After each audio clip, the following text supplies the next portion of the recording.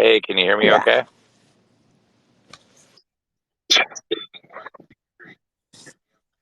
All right. So that's working on the recording there, just in case.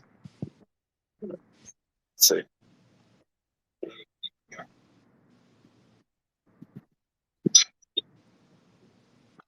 All righty. It's all set. Okay, here we are. Um, Discarded Vet Doc, and this is DVD alerts, spaces that we're holding here. And the alert is basically that not only is our government lying and gaslighting us on just about everything and being, in control. The people really controlling things are the corrupt corporations and chemical companies and petrochemical companies, etc., big banks, and whatever other power of wealth in the world that has grabbed the reins that we don't know about.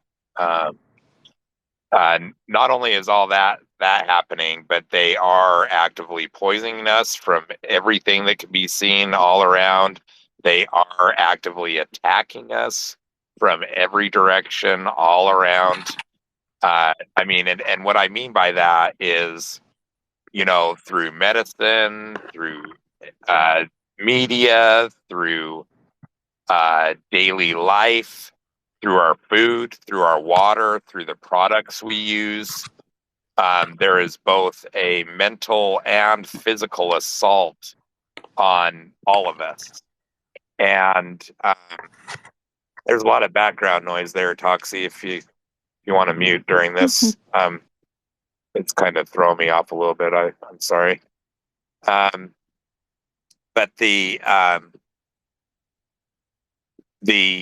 major issue that we all face is right in front of all of our faces.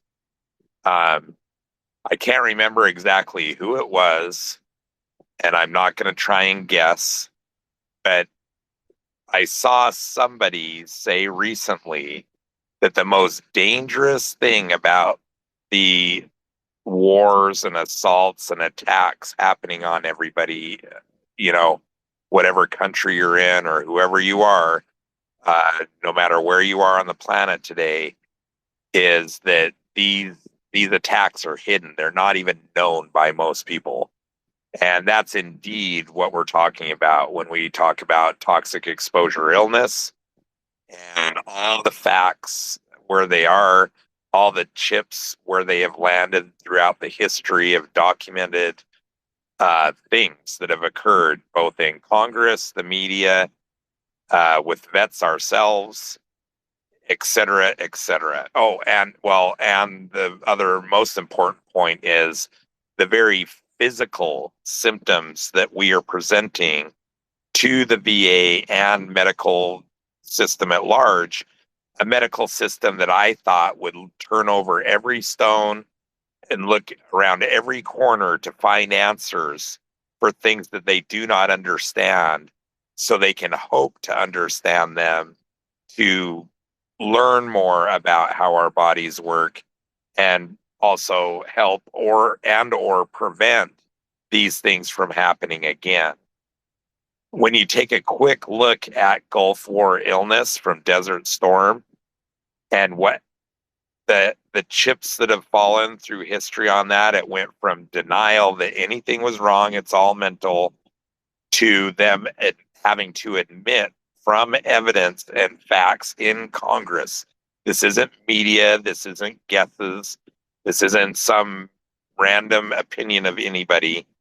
This is on the congressional record that they were forced to admit that they lied, that there's another reality out there, and that there is physiological damage. When you fast forward to today, we are still having them lie and cover up and point to mental illness. Now, that's not what the public sees. That's not what the public heard and saw with PACT Act.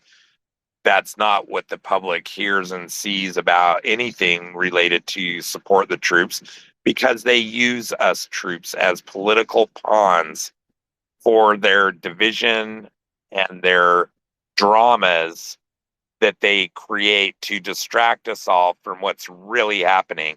And I know me saying those words and those combinations in those few sentences can't be the first time that you've heard those ideas.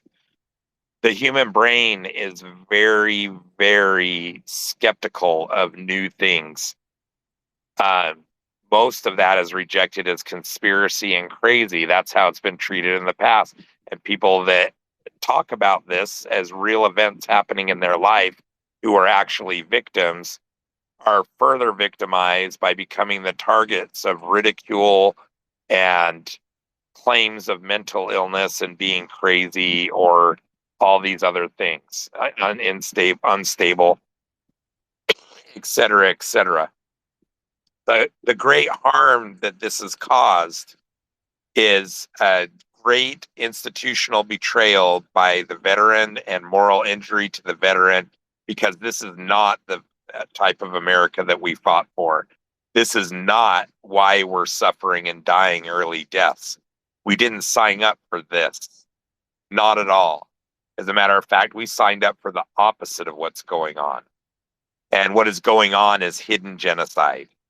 It's the perfect crime. It doesn't show up on tests.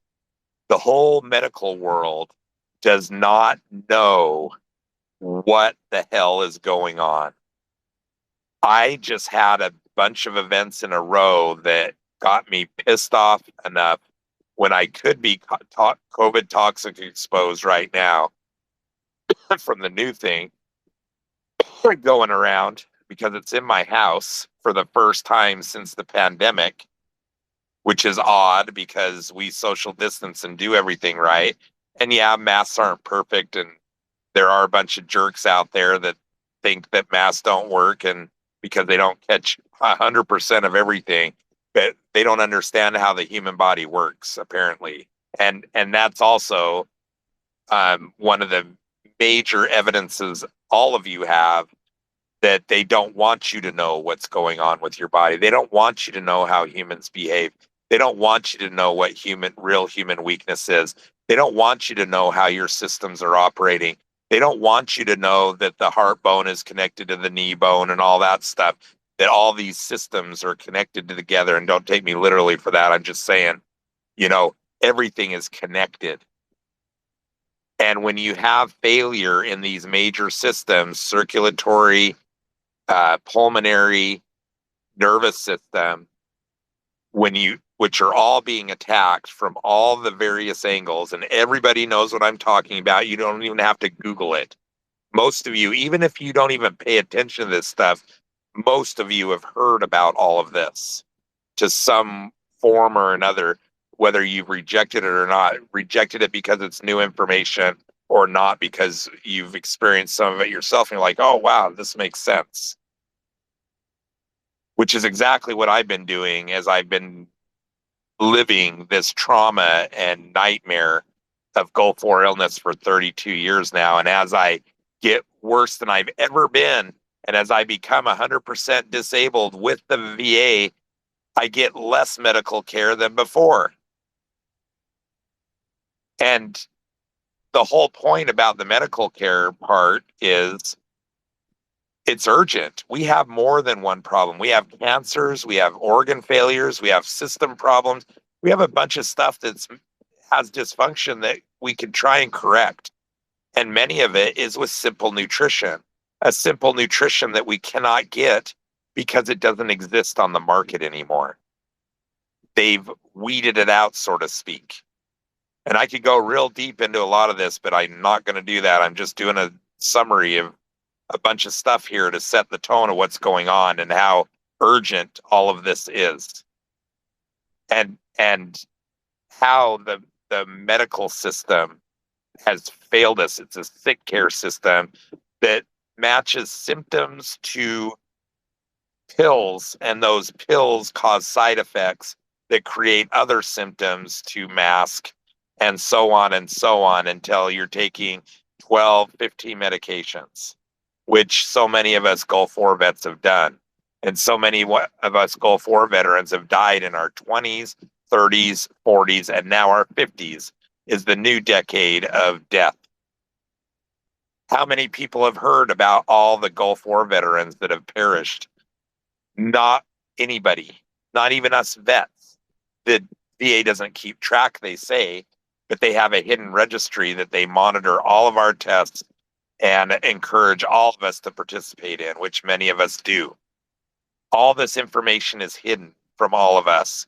All how the body is hidden from all of us. All of the toxic exposures and how severe they are to all of our healths is hidden from us. The danger of not only each chemical exposure being harmful to the human body, but each separate one at frequencies that are every day in most cases for most people at this point. There used to be a time where there was almost zero toxic exposures for almost everybody. And now we're on the opposite side of the scale. And if we stay here and progress further, it's the end of this planet and everything. And we already see that. We don't have to guess. It's already happening. Us long-term toxic exposed vets are the long-term study. We have multiple toxic exposure illness that has created a domino cascading effect of illness and fatigue and pain and early death, suffering until early death for just about everyone. Now, I know the Facebook page says 1 out of 3 approximately, 30%. 250 out of the 750K, which is the admitted number by the VA as of like 2005 or way back then. That was before any of us were going back, beating down their doors for these long-term effects that have wrecked most of our adult lives.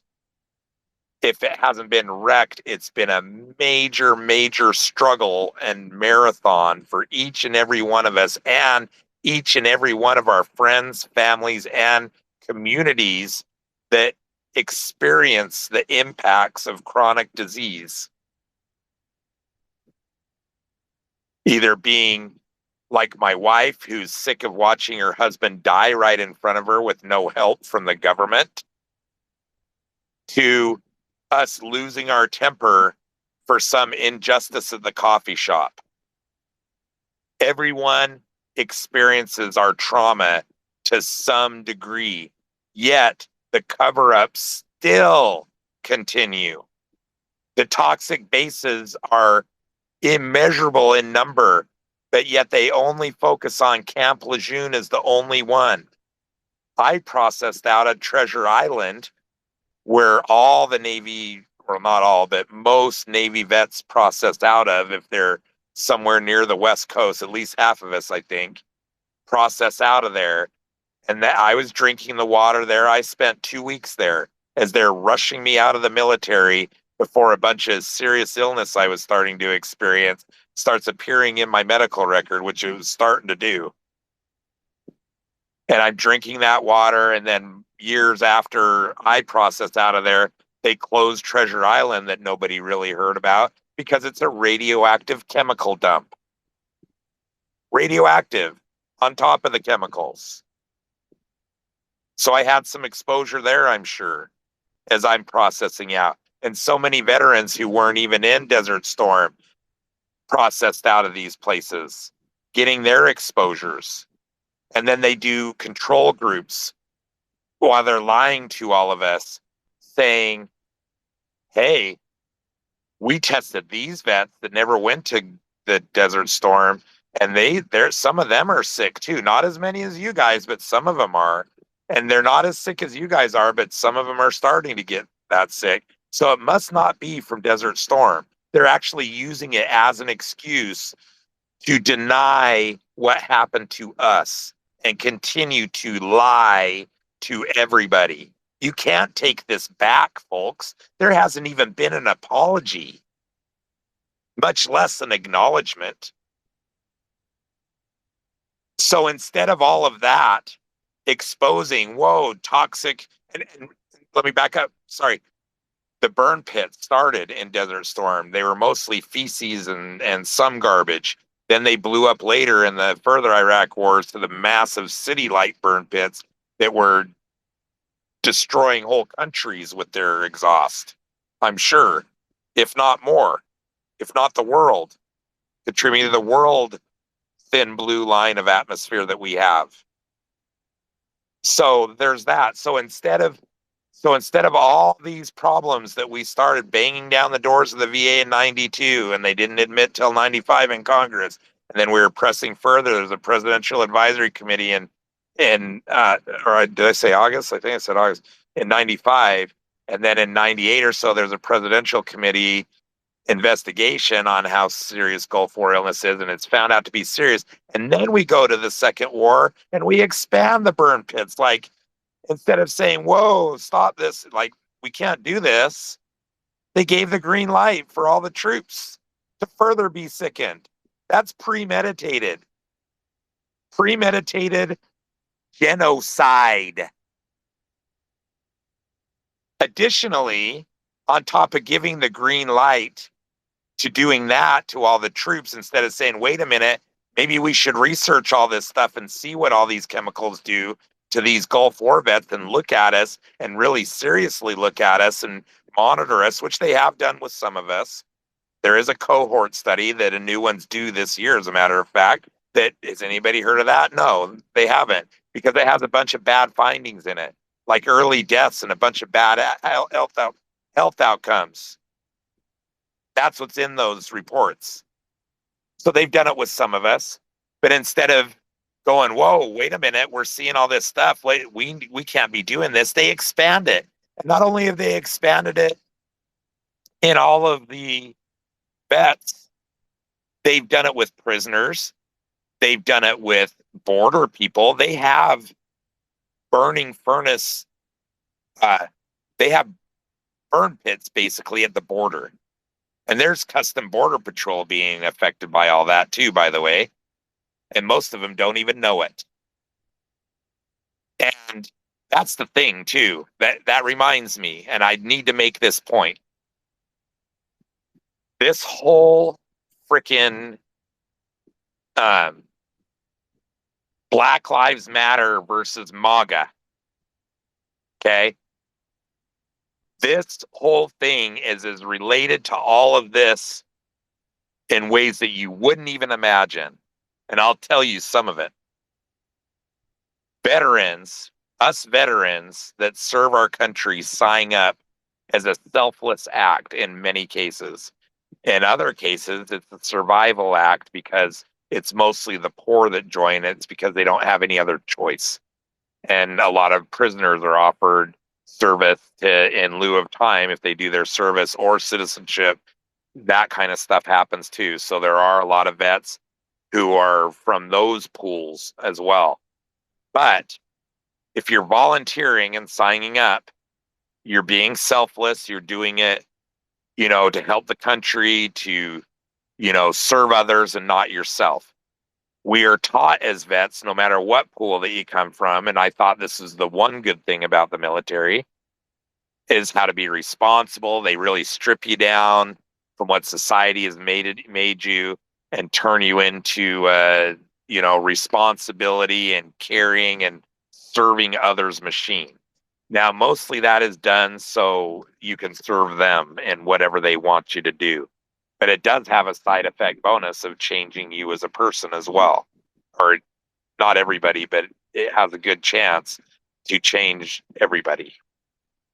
And a lot of us who serve honorably, who learn those things and change because of those things and expand on those and grow on those morals that seem to be vacant from our country now. Those of us who continue to do that, continue to serve our communities after we're out, which is exactly what I did. Before and after my service, I have always been serving others. My whole resume is in service to others, not,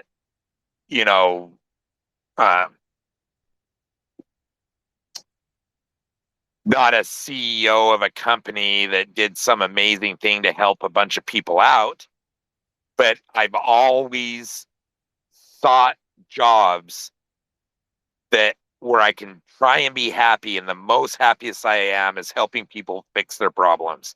So I started in medical, had a weak heart, couldn't handle all the trauma, people dying and getting sick, which is before the storm, which is interesting. It's almost like my brain knew what was going to happen to me, and I wanted to avoid that for now, which I did.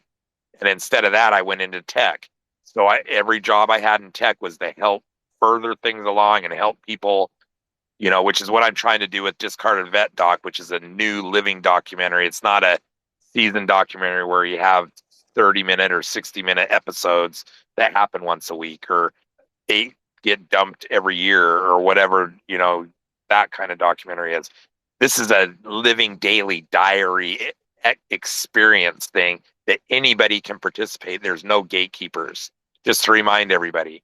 But anyway, I've always wanted to help people. And when I was sick right away, I wasn't beating down the VA for claim money. I wasn't saying, give me my 100% disability and my paycheck. I was going to the hospital asking for medical care. And I got gaslit and turned away. Instead of looking into me to prevent problems, I got gaslit and turned away because they knew exactly what they were doing. That's the evidence of it. And that they didn't want to change anything. And that later on the chips fell where they didn't change anything. It made it worse. And now it's even worse for everybody, because in 95, at the same time where they're admitting that toxins were present when they had lied about it before, they're still restricting all the research to not include toxins, and they're still approving the FDA and all the corporations throughout the country, and all these companies have participated in it, in producing toxins. Most of it from organophosphate waste that was banned from being dumped in rivers, like fluoride, for instance, being one of them. And instead of it being criminalized to be dumped in rivers because it destroys life, they instead made fluoride out of it and put it in our drinking water. Go figure, right? As long as you're not getting too high of a dose. Well, what about us toxic exposed vets that are already overdosed out? What about us? Where's our water supply? I'd like to ask that question. What about the kids who are swallowing their berry fluoride toothpaste because it tastes like berries? Mom, Dad, it tastes like berries. This stuff is right in our faces, everyone, and nobody takes it seriously. Let me rephrase that. A lot of people take it seriously. Most people say nothing. There's reasons why that happens, is because people get attacked. And I've been attacked, and I am under attack even still. And it's increasing, which is why we're doing this space, is to talk a little bit about that. But I have to do this whole overview of what's been going on. And in 95, as soon as they saw that they were getting away with the perfect crime, that these toxic exposures, which now researchers say do not show up in the blood, do not show up in medical tests. As they figure all this out, they turn up the gas and give the green light to mass use glyphosate everywhere for all our food, use all these pesticides, which is showing up in breast milk, right, Toxie? Is that right? Are you there? You might be muted. Are you muted? Yeah, I was. Sorry. Yeah, no problem. Yeah. I don't know the name of the chemical, but yeah, it's in 90% of breast milk in America, right? Like currently. So it 90% of breast milk in America currently. And that isn't even talking about the forever chemicals that have been announced recently that's in everybody's blood. So we're passing this to our babies. We are none of us are safe.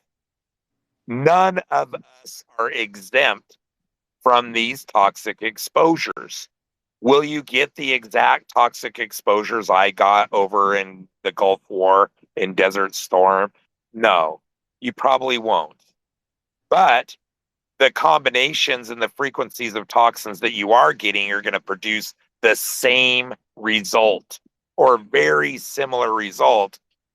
And somebody said this very wisely. It's very simple. A lot, an acute exposure, a massive exposure to these chemicals, these neurotoxins, these organophosphates, uh, that affect the central nervous system, which controls everything in our bodies. An acute exposure to that will kill you quickly, very, very quickly. And a minor exposure of it will kill you very, very slowly. And that is true. It's like torture. We might as well be tortured by ISIS right now, and the government standing by laughing about it and telling ISIS, good job. That's literally what it's like. So, with all that being said, as we suffer, as this stuff is known, and as this perfect crime was realized in 95, the CDC statistics show that every single disease out there, chronic diseases they used to call old people diseases, because only old people got them. Now babies get them. And hearing about the chemical in breast milk, we can kind of figure out why, can't we?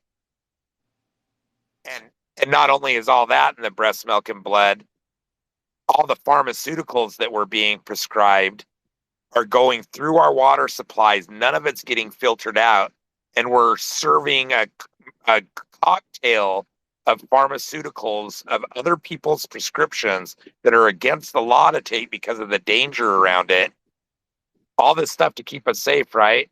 But meanwhile, it's flowing right out of our taps into our water jugs that we're drinking for health. And that's why all this silent thing is the perfect crime. And cancers, neurological problems, diabetes, obesity, new diseases that were rare before are not so rare anymore. Tons of medically unexplained stuff happening, which is mainly what's happening in my body, is a bunch of medically unexplained stuff that the doctors see stuff. It's not like I go in and they see nothing and they go, oh, this guy's a mental case. I go in, they see a bunch of shit. They hear a lot of my experience related to that organ or whatever. They realize everything that I'm saying is true, but then they have no answer for it. So they do one of two things. They throw their hands up and say, I don't know what this is. There are serious issues going on. You need expert help with this. I hope you can find it because I can't help you. Or they go into denial of with their egos and whatever, and they just think you're lying or whatever, or just dismiss it all because they know it's true and they can't do anything about it.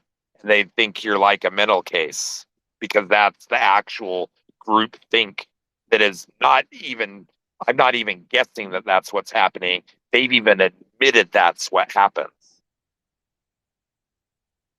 The VA says that it, as of PACT Act, even before PACT Act, but PACT Act was supposed to reaffirm it, that this isn't in our heads. But the clinical guidelines that the actual medical doctors go by when they look at what they are supposed to do and what they're not supposed to do actually say that if stuff isn't showing up on tests and they have all this random weird stuff going on that nobody knows about, it's all in their heads. It's all mental illness. Give them some SSRIs, which have been scientifically proven to make us even worse, and send us on our way, which they do talk about the whole American mental health crisis going on, right? That's exactly what they're trying to pin on all of America, too. as America continues to receive these toxins. And yes, it does have an effect on the brain. Yes, it does have an effect on emotion centers. Yes, it does make it so people can't think clearly. And when people can't think clearly and react and have all these disabilities that they don't even know about, all sorts of bad stuff happens. And then what happens? That person gets caught by the law for doing their bad thing where they snapped or their disability just couldn't handle whatever situation they were in, and they're in prison next. Most of those January 6 people believed in Trump. Now I'll disagree with them because he's a billionaire and he's part of all these people causing this problem, right? But they can have their opinion, I can have mine. But regardless, they all went to jail for him and he's still scot-free. And he probably won't go to jail. He might even be elected president again. Okay? So there's all those people. And then you have all the non-white and poor and allies, educated people who may not have had as much serious trauma as the vets did, that are really looking for anybody to help. And Trump is lying to them and saying that he's there for them, right? Where is he for his driver that he's letting rot in jail right now in Atlanta, right? He's not there for him, right? Or anybody, any of the other Proud Boys. He said he'd carry everybody's legal bills and fight for everybody. He hasn't fought for anybody, right? And so and I'm not even a Democrat saying that, but people will hear this, especially some Trumper vets. They'll hear this and go, "Oh my God, he's a Biden person." No, Biden's just as bad. As a matter of fact, he's worse because he's been working within the government for 50 years, doing what the billionaires. There's a thing called lobbyists that go there and pay the government to do what they want them to get done, and the government says, "Yes, ma'am, yes, sir," and they do it. That's called fascism. That's called not the people having their way and the people's interests being looked out at. That's the billionaires being looked out for. And we can see that all around. So what they do, my whole point of all this, in a long roundabout way when I started it, and I know I went off on tangents, but all the information matters. And there's a lot more information, by the way. That's proven. None of this is opinion. These are all facts, hard facts in documents, Congress, media, where the chips have landed through history. And some of the facts in media is how they lie and participate. Not that they're telling the truth, but the fact is that the media is covering this up too. I've reached out to media. They're not even interested in sick, dying vets. So my whole point is you get all these poor people and Black Lives Matter and Asian Lives Matter and Latino Lives Matter and all these other groups of people that have been pushed to the edges with toxic exposures that are doing things to their brain that they don't even realize. They don't even accept that notion hearing it right now, probably, but it's true. It's in all our food supply. It's in all our water supply. How have you escaped it? It's true if you've escaped that, but you haven't. I'd reckon most people. So all this is happening. Everybody's at each other's throats. The veterans who would care about the most poor, disabled, elderly, children getting mother's tainted breast milk, all the vets that would really care and do something about this are now all sick and unable to even take care of ourselves. That's what's happened, folks. We've been attacked, and that's where we are right now. We're at a point where there's millions of sick vets who've been tossed to the curb, just like Black Lives Matter and Latino Lives Matter and the Chinese railroad workers and the coal mine workers and the agricultural workers and the factory workers that have all been insourced. These aren't immigrants that just come here because life is good. Many of them are lured here. They lure them here because they knew they were going to get sick. They don't want them to be citizens, so they can just throw them away, throw them out into the system, let the system eat them up, throw them back over the border, and let their countries deal with them. One of the two, whatever's the most convenient and least expensive. So they take the vets that are going to care and be selfless and help other people, and they turn us against those folks that are also being genocided and chemicaled and dumbed down and left in the dark about everything. And they are pitting us against each other. There's no Black Lives Matter person that would think that vets suffer less than they have.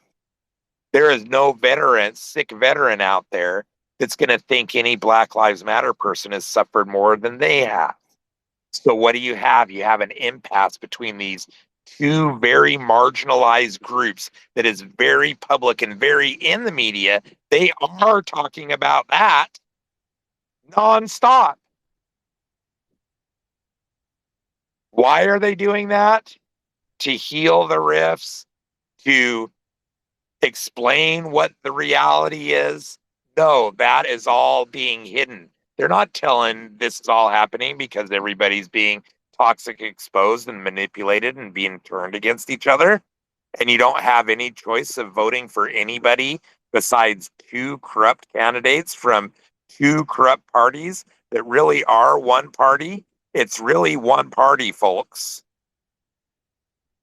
The despotism party. That's who they are, both of them. And we don't have a choice. The best outcome, and everybody knows this too, the best outcome anybody has for any election is getting the lesser evil. The lesser evil.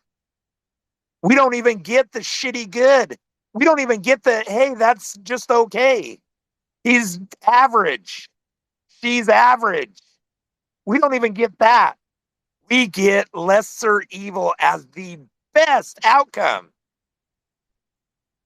And we call ourselves America the best, land of the free, home of the brave. I know I've been talking like crazy, and I'm going to gather my thoughts for a minute there, Toxie. What do you have to say about all of this? Just anything that you want to say, please say it. I'm just in shock, listening. I don't even have anything to say. Just Is this new information to you, or do you know a no, lot of the stuff that I'm talking about? Are you no. shocked because it's new, or you're shocked because I that's just how I've far we've never. actually come without anybody even raising any flags? Like, what the fuck? Warning, warning. Hello, guys. Which? I'm I'm just admiring your ability to how clear this all is for you right now, and I'm just in shock listening. So it's So I'm saying it good. yeah, yeah. Okay. You got Because by some. the way, people, I have brain damage. Okay. Not today. I I have I have very serious brain damage, and it's hard for me to think, and it's hard for me to articulate, and it's hard for me to stay focused. I used to say things so succinctly. I was quick. If somebody tried to bag on me just out of the blue without me expecting it, I would be able to turn right around and whammo. Like, I was fast, quick, succinct, and my brain operated very, very fast. And it does not do that anymore. And so I think that's kind of what she's talking about.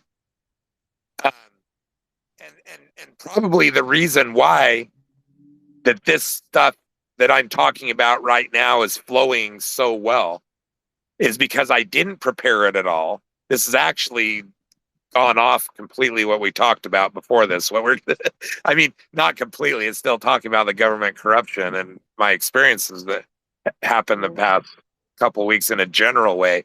But we're not talking about my experience at all yet, which is yeah, just all proof to everything that I'm saying here.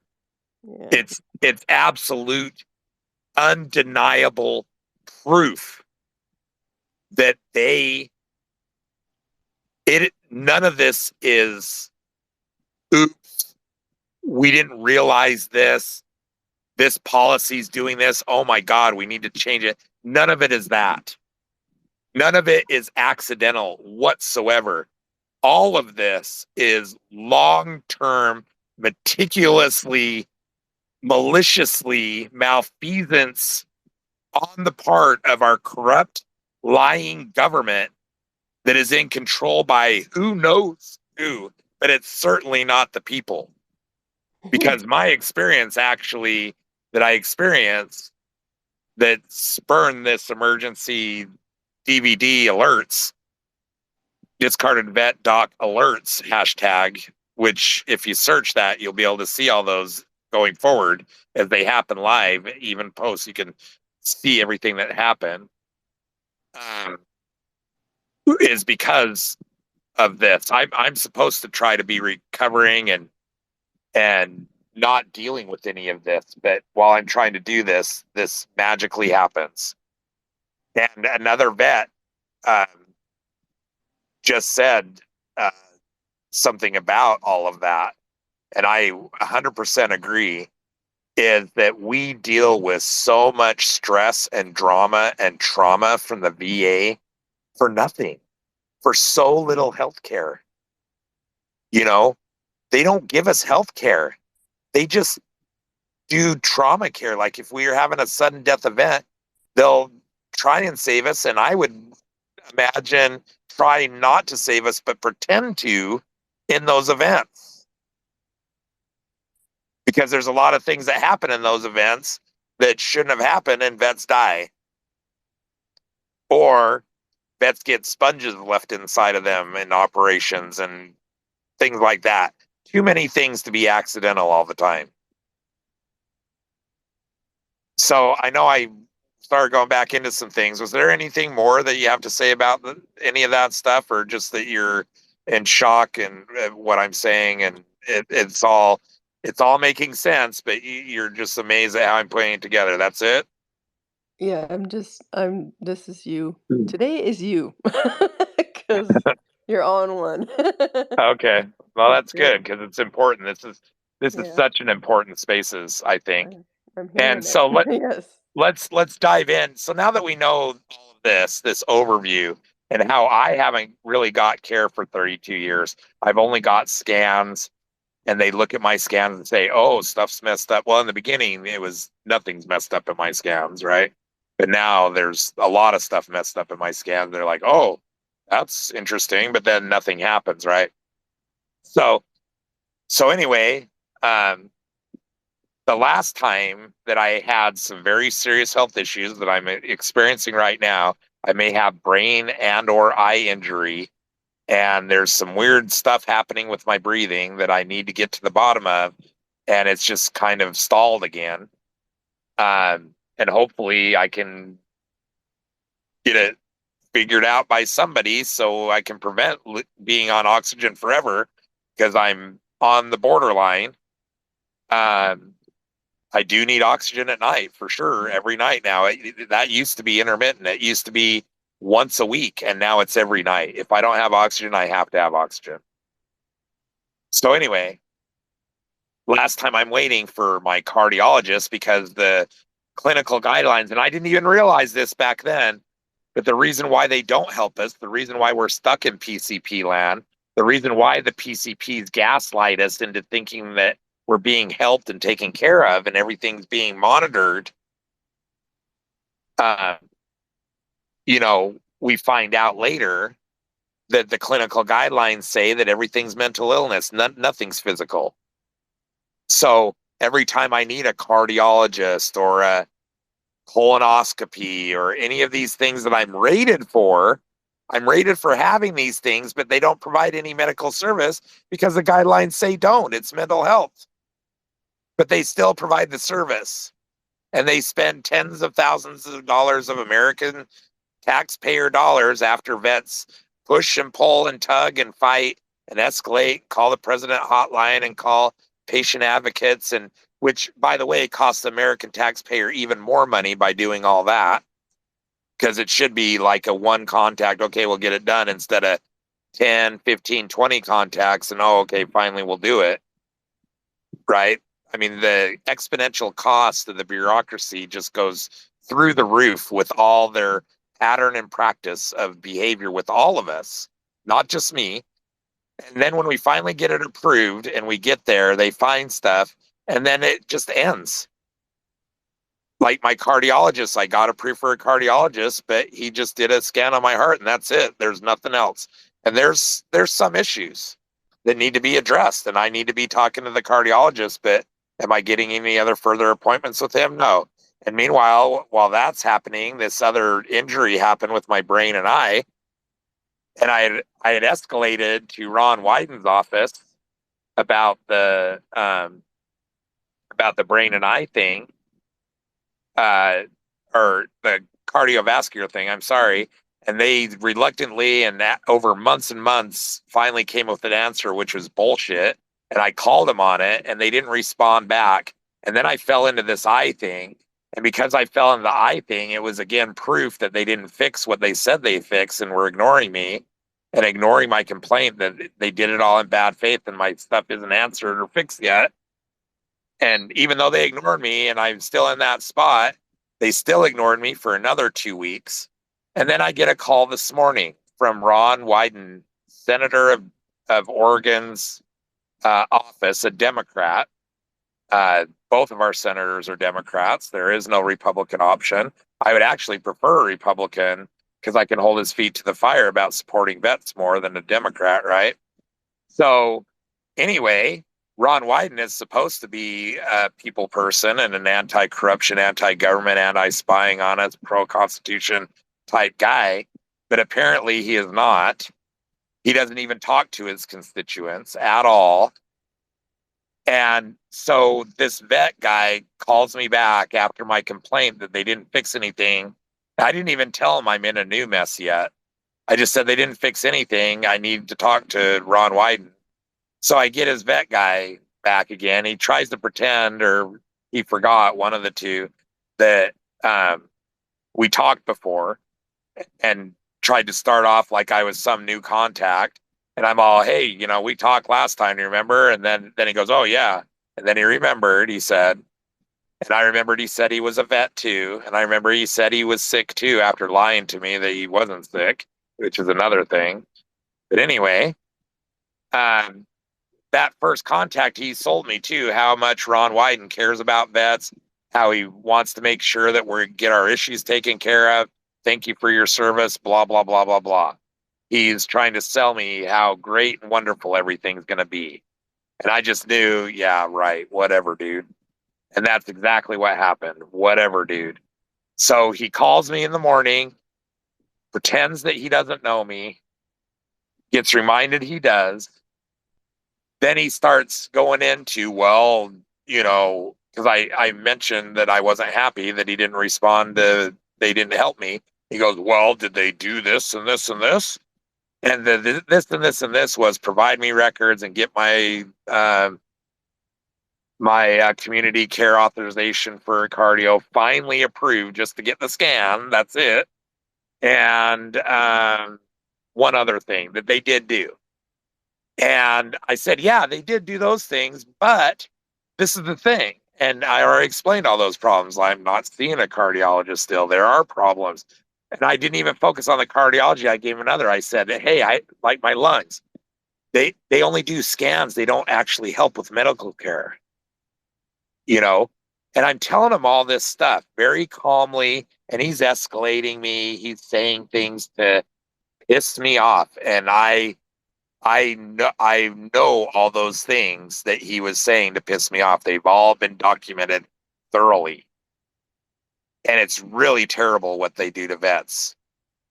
And So he's trying to make me out as the bad guy, basically, is what his goal is from what he was saying and how he was trying to steer the whole conversation.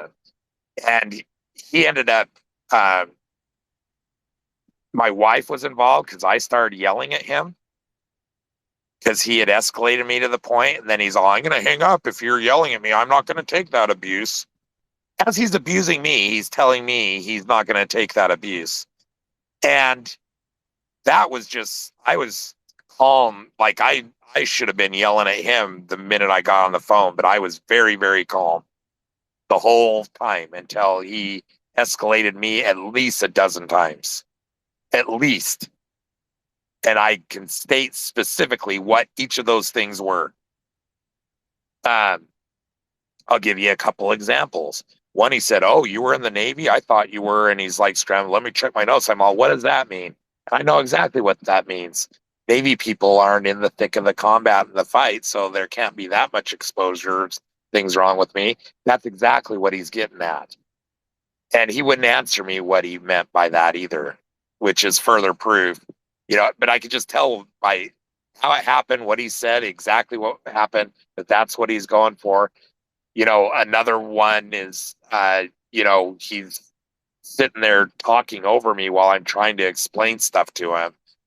And I'm even telling him, you won't be quiet and listen to me. How do you know what problems and information? You're trying to get information from me.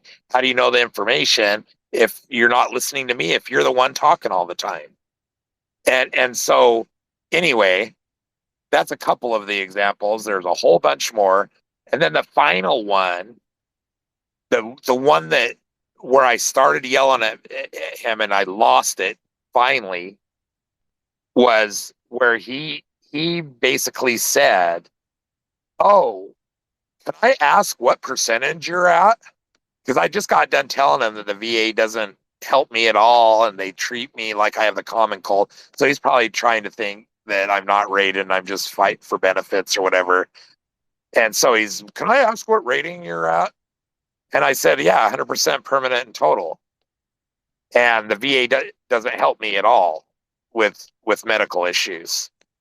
And he goes, well, he's all, with the PACT Act, what do you expect to get if you're already at 100%?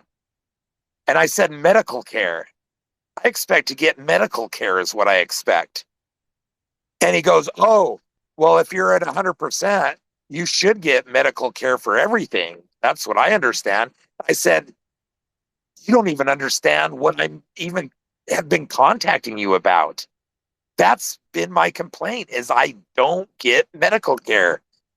The best treatment and medical care that I've got from the VA is hemorrhoid cream for my asshole.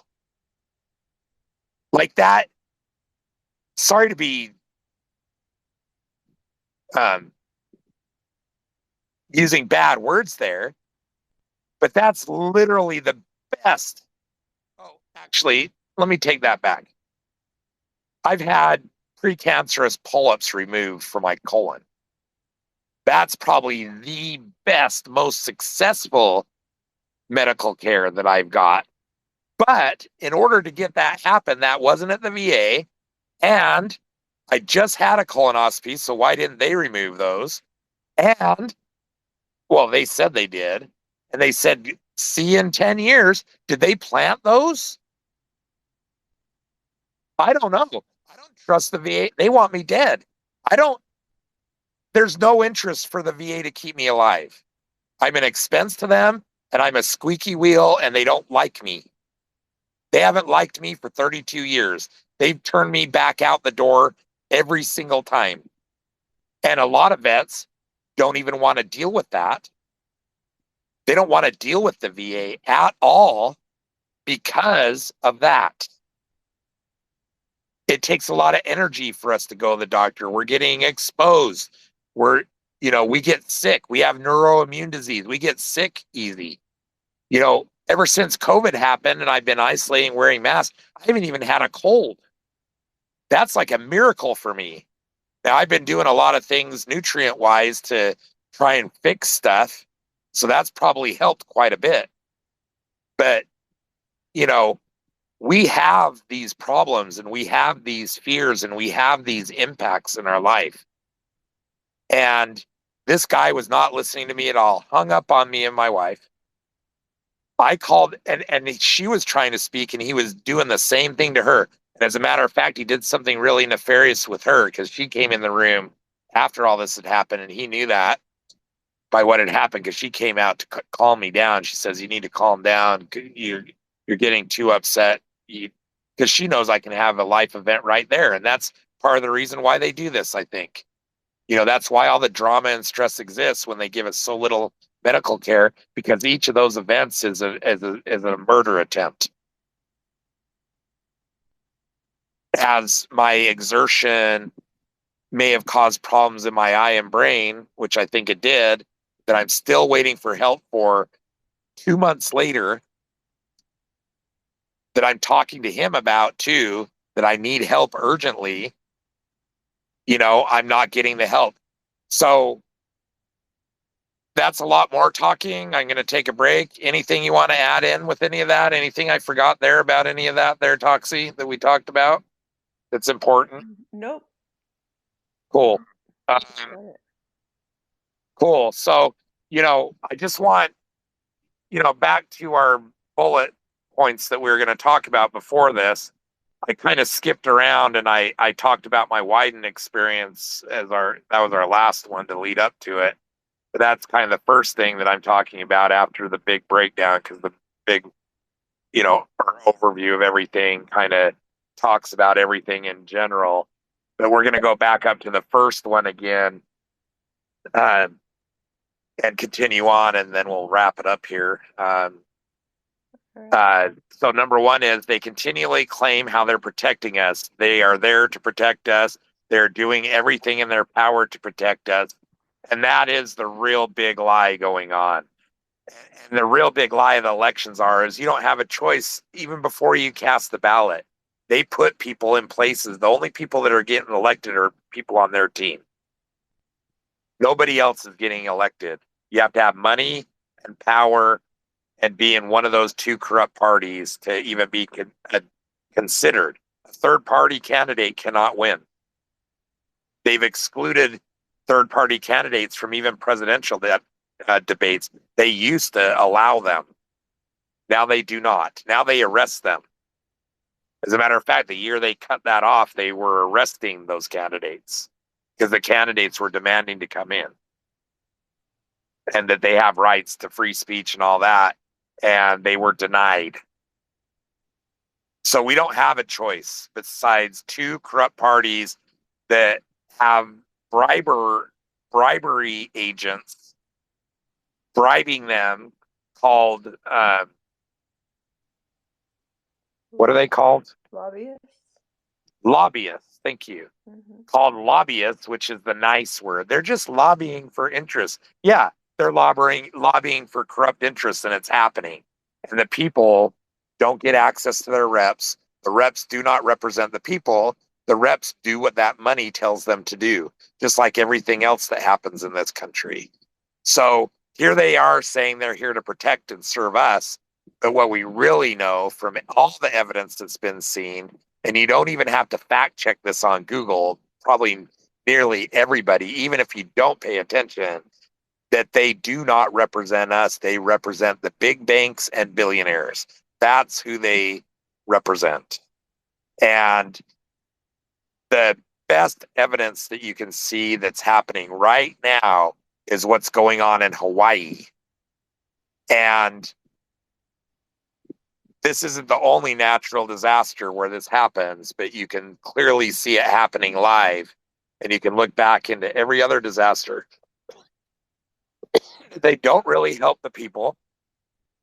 Once the news cameras turn off, those people just are thrown to the curb for their own, or thrown into formaldehyde FEMA chambers. If you go back to Katrina, for instance, that happened. Another toxic exposure that was covered up. Did you know about those, Toxie? No, I did not. Yeah, so after Katrina, there was a major news, like it was all over mainstream media, which was surprising. And they do this sometimes, like they did it with East Palestine. They did it with some of the forest fires this summer from Canada. You know, they do it every once in a while. But after Katrina, there was a major uh, FEMA trailer expose, and I think there was multiple documentaries on it. It had about as much coverage and activism as the Flint water crisis. Mm-hmm. And they were talking about how all these trailers that FEMA provided for people to live in as their replacement housing, and in some cases temporary housing until they can get replacements, were full of formaldehyde and other chemicals that was making them all sick. Oh my goodness. I'll have to Yeah. talk to my friend who lives there. Yep, they could probably tell you a lot more about all that. And so, I mean, that's dating back to Bush Jr., right? Which is, Mm-hmm. you know, that's a Yeah. Republican, you know. I mean, Yeah, and both parties they do this to all of us, man. It's just if you're not rich and white and in their club, just like George Carlin said, and why he's dead, in my opinion, you know, if you're not in the club, you're not getting in. yep. It's one big club and you're not part of it. I think Yep. Yeah, I think those was his that main exact quote. So like, you know, here it is. And Hawaii, they're doing very similar things that they did it starting in Katrina, the very first big disaster post Desert Storm. Um, and Desert Storm isn't a name that you'd want to take lightly either. There's a reason why it's called Storm, right? The desert part is because that's where it happened. It happened out in the boonies first instead of LA, right? But but I view all of this not because I'm a victim of Desert Storm and I want to tie every problem in the world to what's going on with me. It's because all the evidence in the world shows that what happened to me is happening to everybody else now. That's why I'm tying it all together. And all the evidence has the same perps in government for the same decades, in the same circles, doing the same things. And the evidence and the chips fallen are clear. You can't take that back. You can lie before it happens, but after it happens and everybody sees what happens, you can't lie after that. You can just view what happened, right? yeah, Like well, like unless you're what the happened in DA. Hawaii. That's what's happening in Hawaii is Mm-hmm. that one of the big lies is the police chief said that they weren't blocking people in so they could die. Yeah, they And actually and, did. and they keep changing their story, but there's actually and first there was no roadblocks. Then it was they were roadblocks, but they were keeping them safe away from fire when they were fleeing fire, Mm-hmm. right? Yeah. So, I mean, this is how this government protects us, right? They protect us by keeping the chemicals out of the food, by keeping the chemicals out of the water, by keeping the chemicals out of the products. They protect us by ignoring all the toxic exposures in the whole sick care system. And not only do they ignore the root causes of the diabetes, which is caused by toxic exposures, not sugar. Sugar is not the cause of diabetes. Sugar contributes to the cause of diabetes after these dysfunctions are happening in the body that the sugar can't get expelled properly Yeah.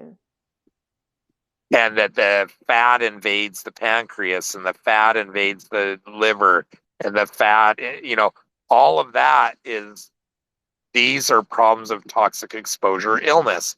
And also on top of that, the nutrient deficiencies that are going on because the food is ever becoming nutrient deficient. They either pull nutrients out purposely to prevent spoilage, or the food doesn't have any nutrients in the first place because it's all in poison depleted soil or livestock feeding on the same. Mm. And so that's literally where we're at. And on top of all the pollution, no matter what you think about global warming, the pollution thing is a real issue. And we are basically shitting in our bed. We are destroying our house. And there's only one that we know of. There's only one. There is no Earth 2. There's no planet B, right? This is it, right? And we already see the effects. We see the danger, and there isn't even a conversation about it. As a matter of fact, the conversation is back into the division games, back along those same lines that they've manipulated people into. When it affects everybody, that's the bottom line, is they're dividing everybody that is affected by all of this. So basically all the victims, they're dividing us all.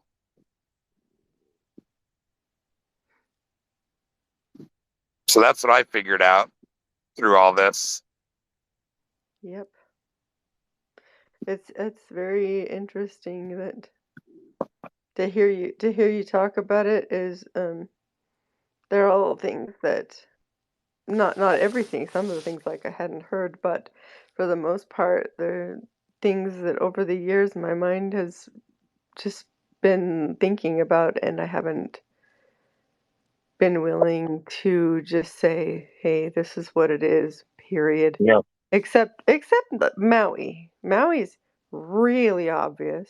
Oh yeah, and the disinfo coming out of there. I mean, and see, that's the thing. Once you experience their tactics on all this disinfo and things that Hmm. they do, you can see it repeat.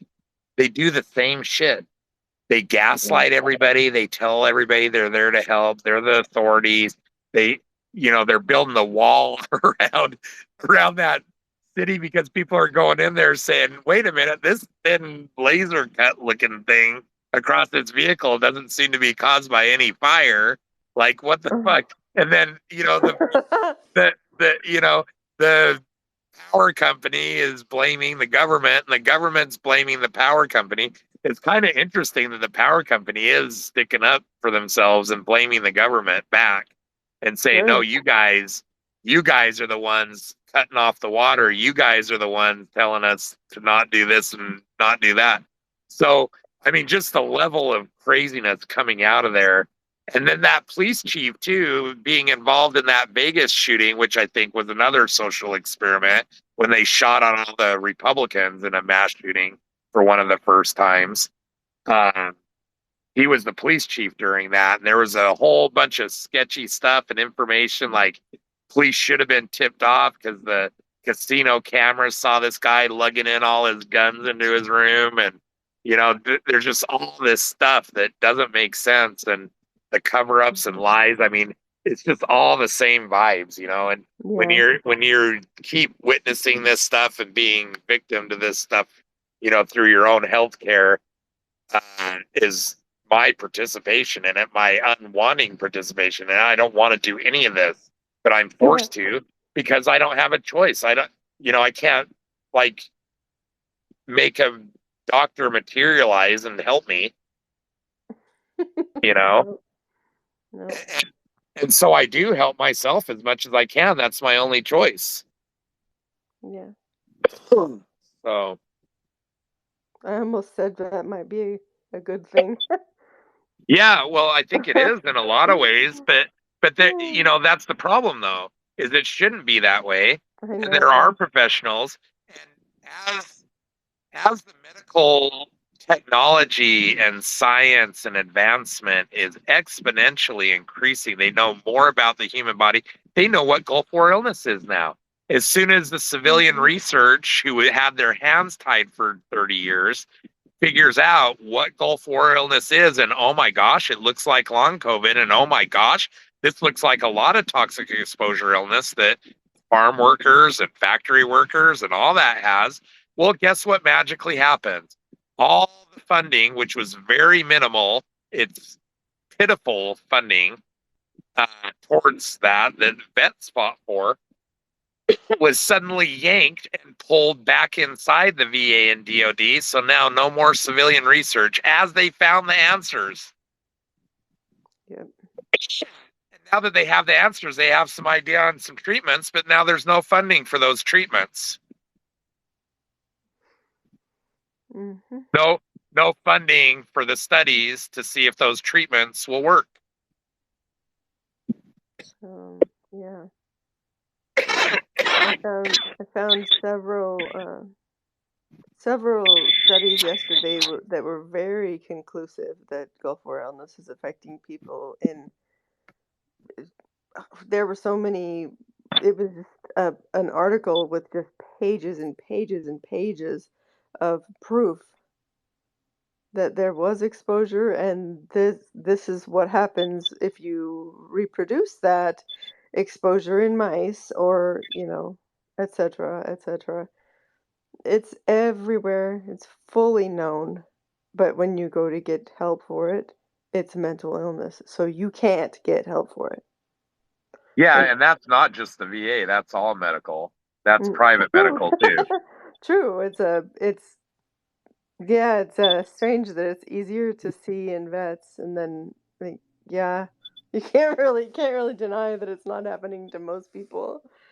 You Well, know. and the thing is, though, too, in the private world, they will go farther with the VA with a non-veteran person. Like they've gone farther with you, and they drill down more. And you do have specialists, right? You have multiple Yeah. specialists, right? Yeah, yeah, I don't have Yeah, trouble getting I have trouble getting help because they're all in the same hospital.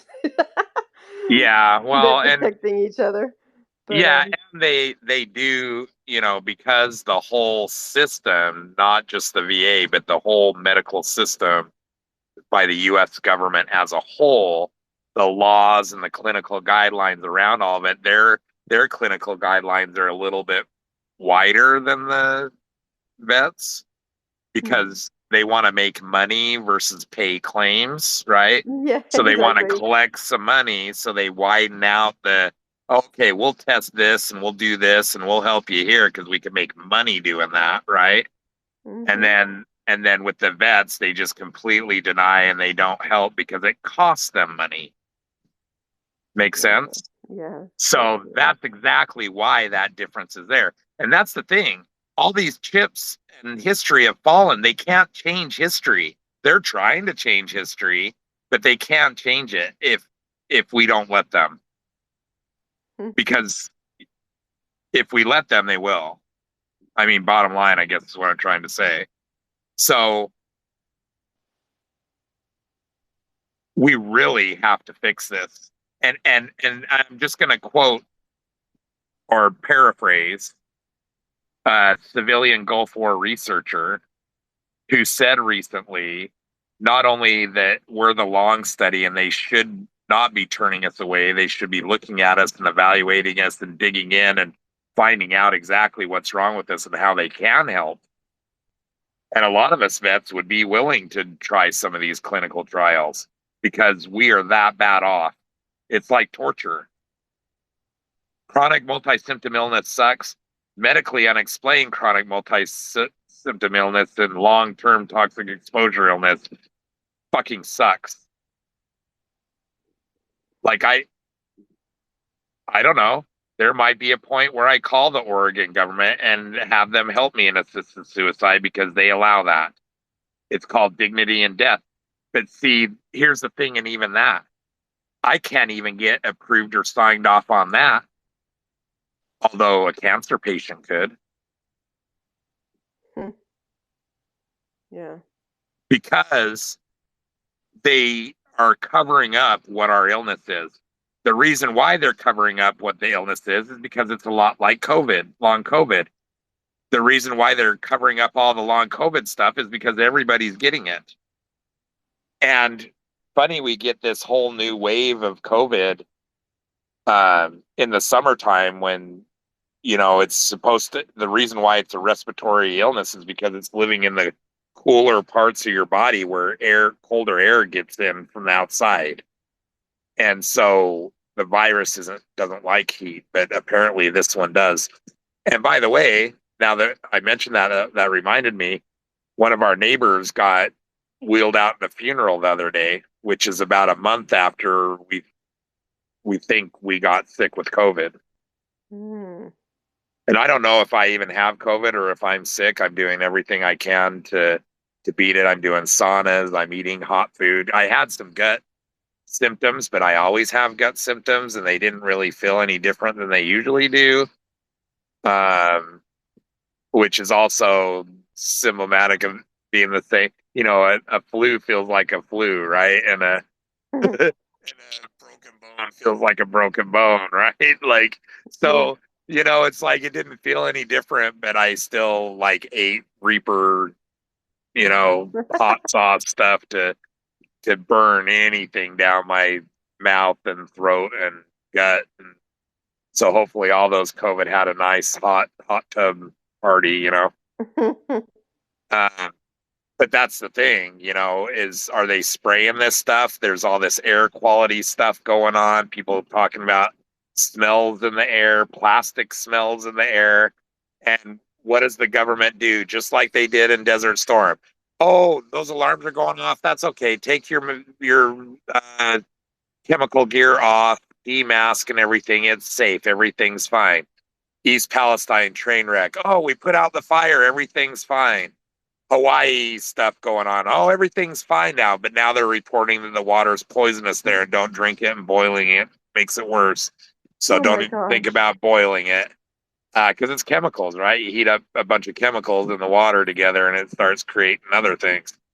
It's like a Yeah. science lab, right? Mad science. Yeah. So, Yeah. so all this stuff. So it's kind of surprising in Hawaii that they're even saying that, right? But that's it. It's Hmm. like everything's safe. Come back, you know, try and recover. Da da da da. You know, do whatever. The workers there. Oh, you're fine. You're safe. Just don't drink the water. So we're making some steps, but the water isn't the only thing contaminated there, right? Yeah. Yeah.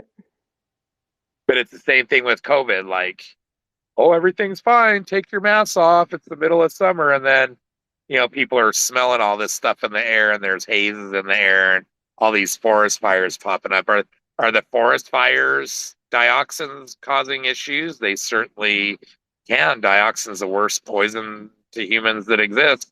So breathing that stuff in is probably going to cause everybody health problems. And America's getting huge doses of that, which is all post cumulative exposures for whatever toxic illness you have as an individual.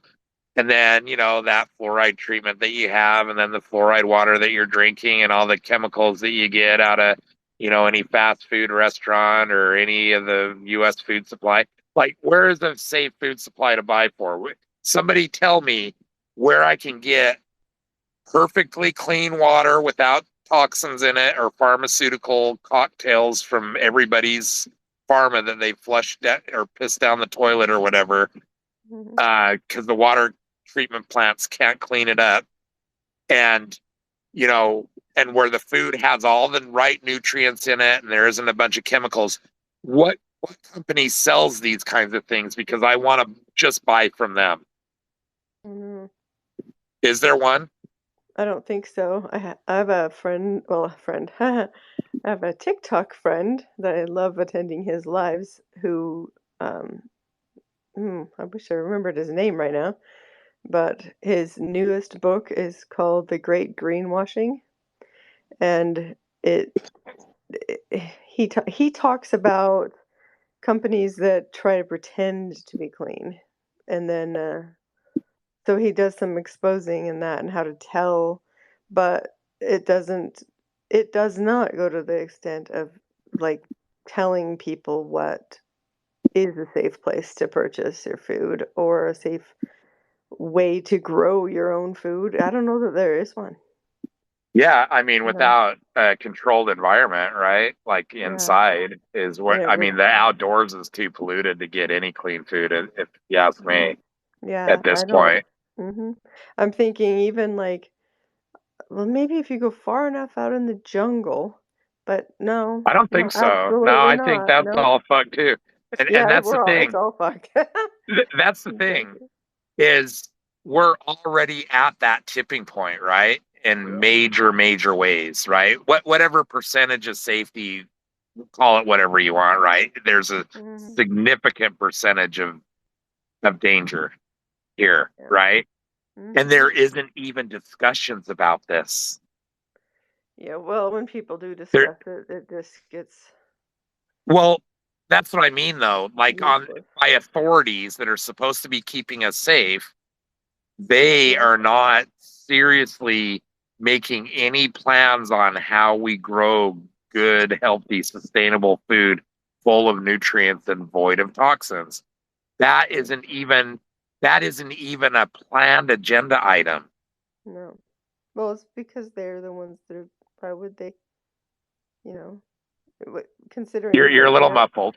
the ones that are doing it to us on purpose. Why would they even attempt Bingo. to? More Yeah. evidence, right? Yeah. More evidence. Because There is no if reason if not they to. weren't behind it and they learn about this stuff, don't you think that they would be rushing to get it fixed? Yeah, you Hmm. bet your ass because they're affected too, right?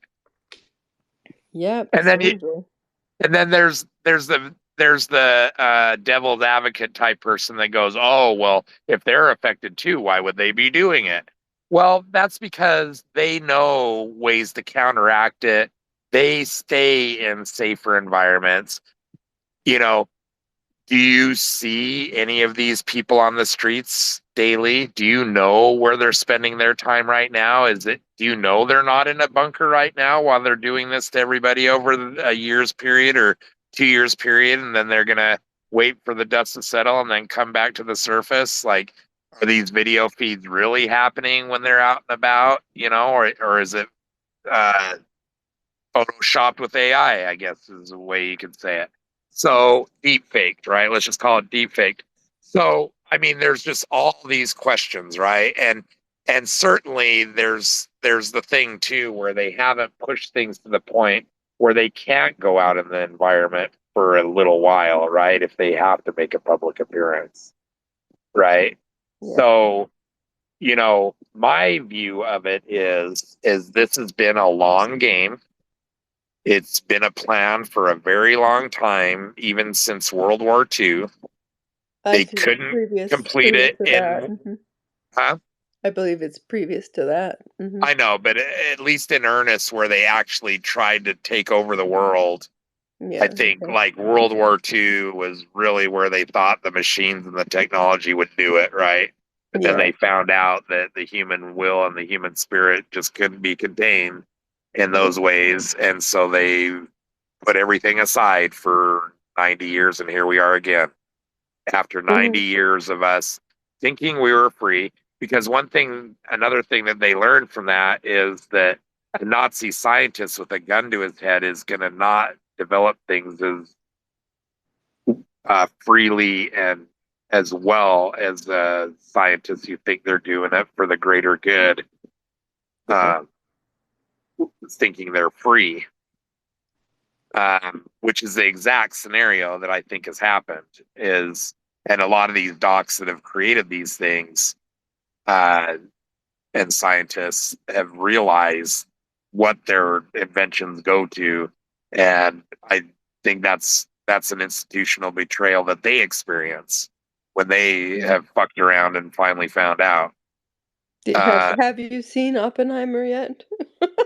I have not. I really You'd have to do. go I to the mean, theater. yeah, I'm That would be a not gonna be doing that. no.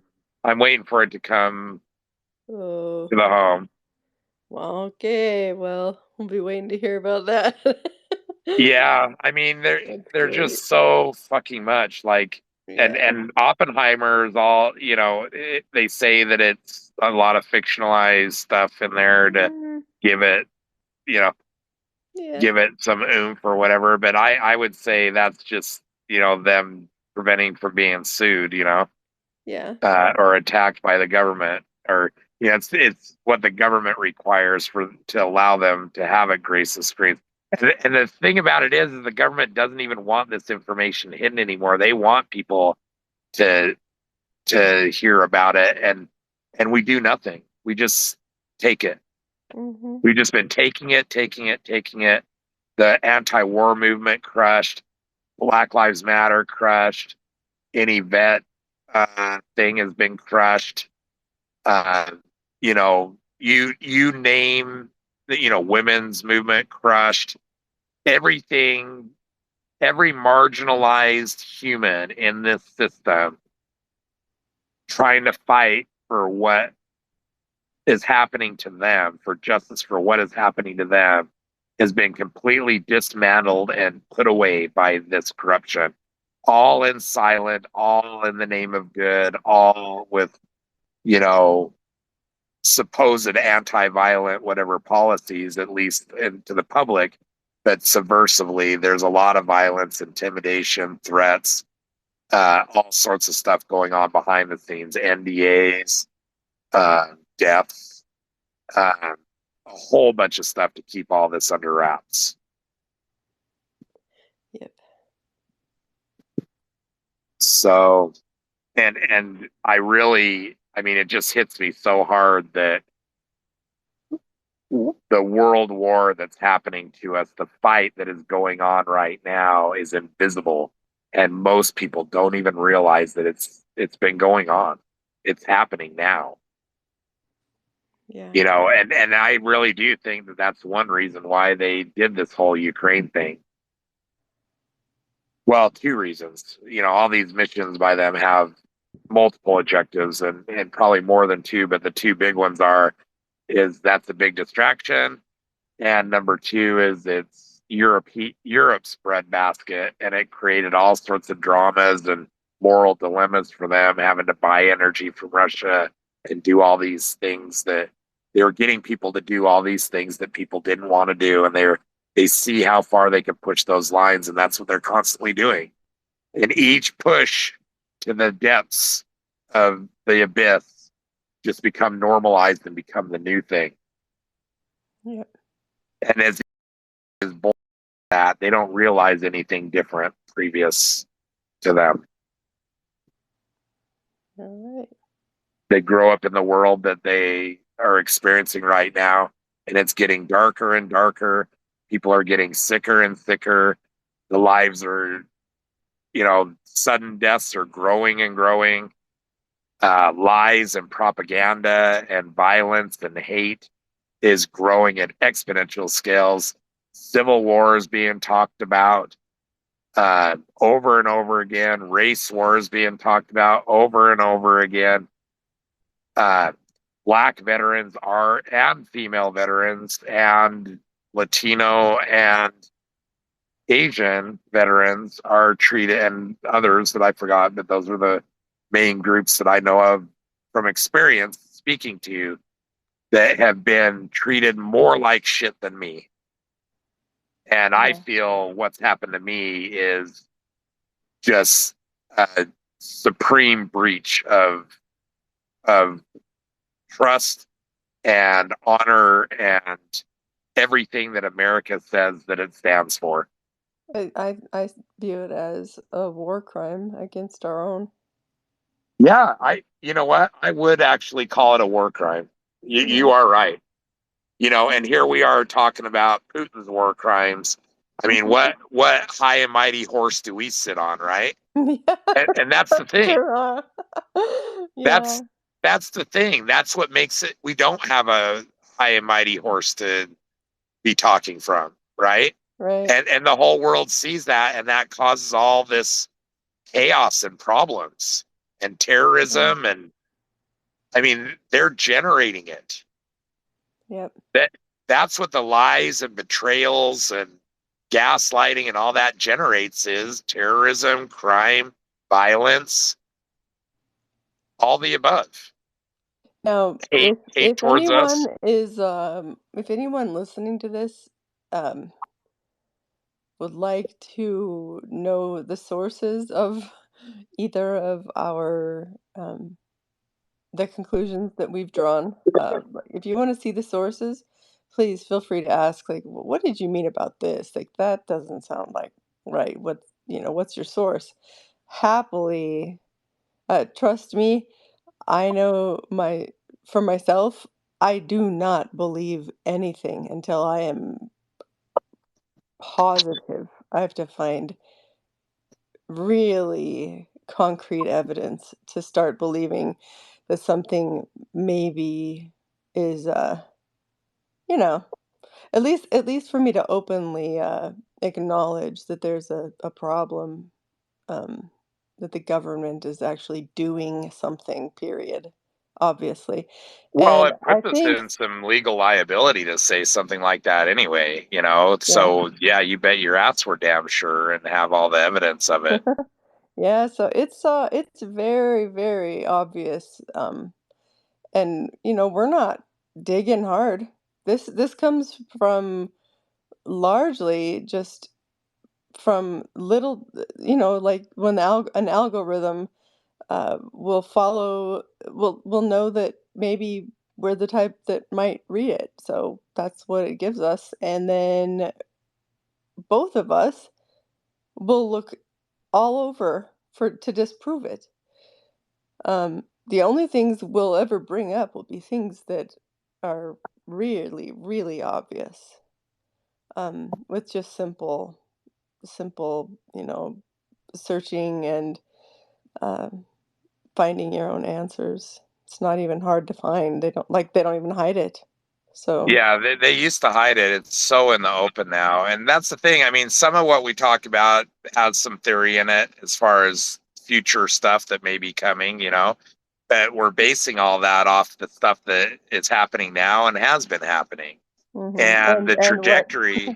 yeah, Oh, exactly. go What go ahead. happens as you were saying it too, the trajectory. It's like we've seen Yeah. this repeatedly, Yep. especially um, you know, well, I don't want to say especially.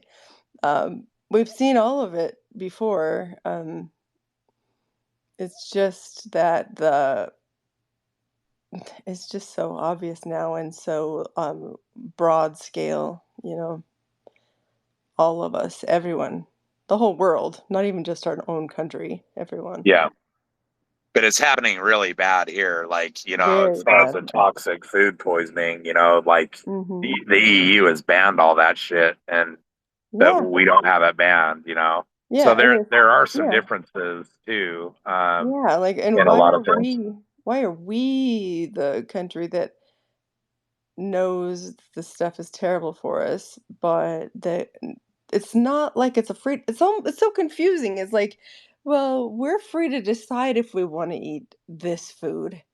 Like the problem is if it's so dangerous that every other country has removed it from the shelves, then we should probably be informed that this is dangerous. But instead, they're putting the things in the food on purpose and giving it to us on purpose and keeping the information from us on purpose. And then when we present with all these mystery illnesses that don't exist on the books that they need to write new definitions for, they call us crazy or no, that's not happening to you, go away, or you know, Hmm. whatever, or oh yeah, Hmm. that's happening to you, but there's nothing we can do, and you know, Yeah. we're not going to look or care or anything. You know, that's the other thing that we get. You know, so we don't get Hmm. help as toxic exposed, you know, long term individuals. uh, and this, see, and that's the thing, is there's many others that have been in my same position. There's many other factory and farm and other workers in toxic environments, you know, coal mines or Hmm. whatever, Hmm. that have very similar type long term, very painful, very suffer filled, multi organ, multi system deaths. But has there been one documentary made on all that? Well, No. I've watched some. Well, I mean, there's been some individual, it's all compartmentalized. Yeah. So, yes, that is true. There has been some made on black lung and, you know, all these other Mhm. things, right? There's Yeah. been individual things that have been focused on, Yeah. but it's all individual and it's all isolated and it's all just these people were affected as the Mhm. primary overview of all of it, right? None of it is stitched together as one major big issue. Yeah. And it really is. It's poisoning us for profit and poisoning us to shorten our lives, poisoning us to keep us dumb and compliant, poisoning us to divide and separate us, gaslighting us purposely, maliciously, lying and gaslighting and manipulating through social media, through all the means, and through the education system, even through all the means. um, they have these systems in place to make us who they want us to be, not to facilitate on who we want to be. Right. And they want us all to be the same. They want us all to listen to authority, to not question it, to believe science is everything they say it is and nothing they say isn't. It's not science if they don't say it's science. Is what I mean. And they're creating the sandboxes that they're allowing us to play in, Mm-hmm. and that is not how it's supposed to be. Right. So, Hmm.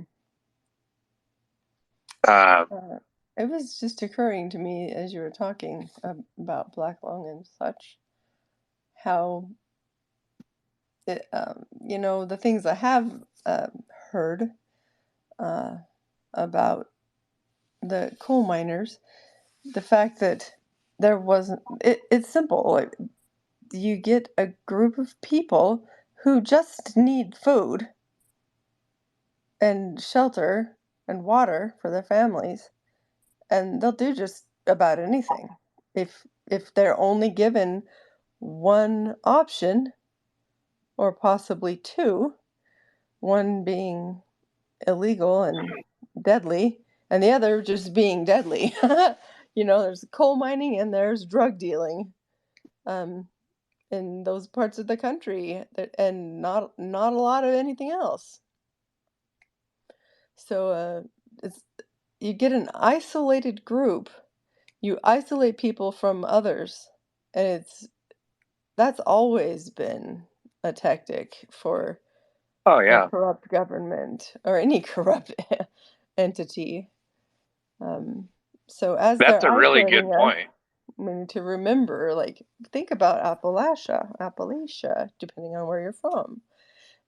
Um, I mean, it's just the way it works, and they're it's like they're practicing on these isolated groups already, and then they see how it goes, and now they're just blatantly doing it to everyone. Um, Yeah, they know exactly what's going to happen. They know that it's dangerous, and they don't care. They right. don't care. As long as it gets done.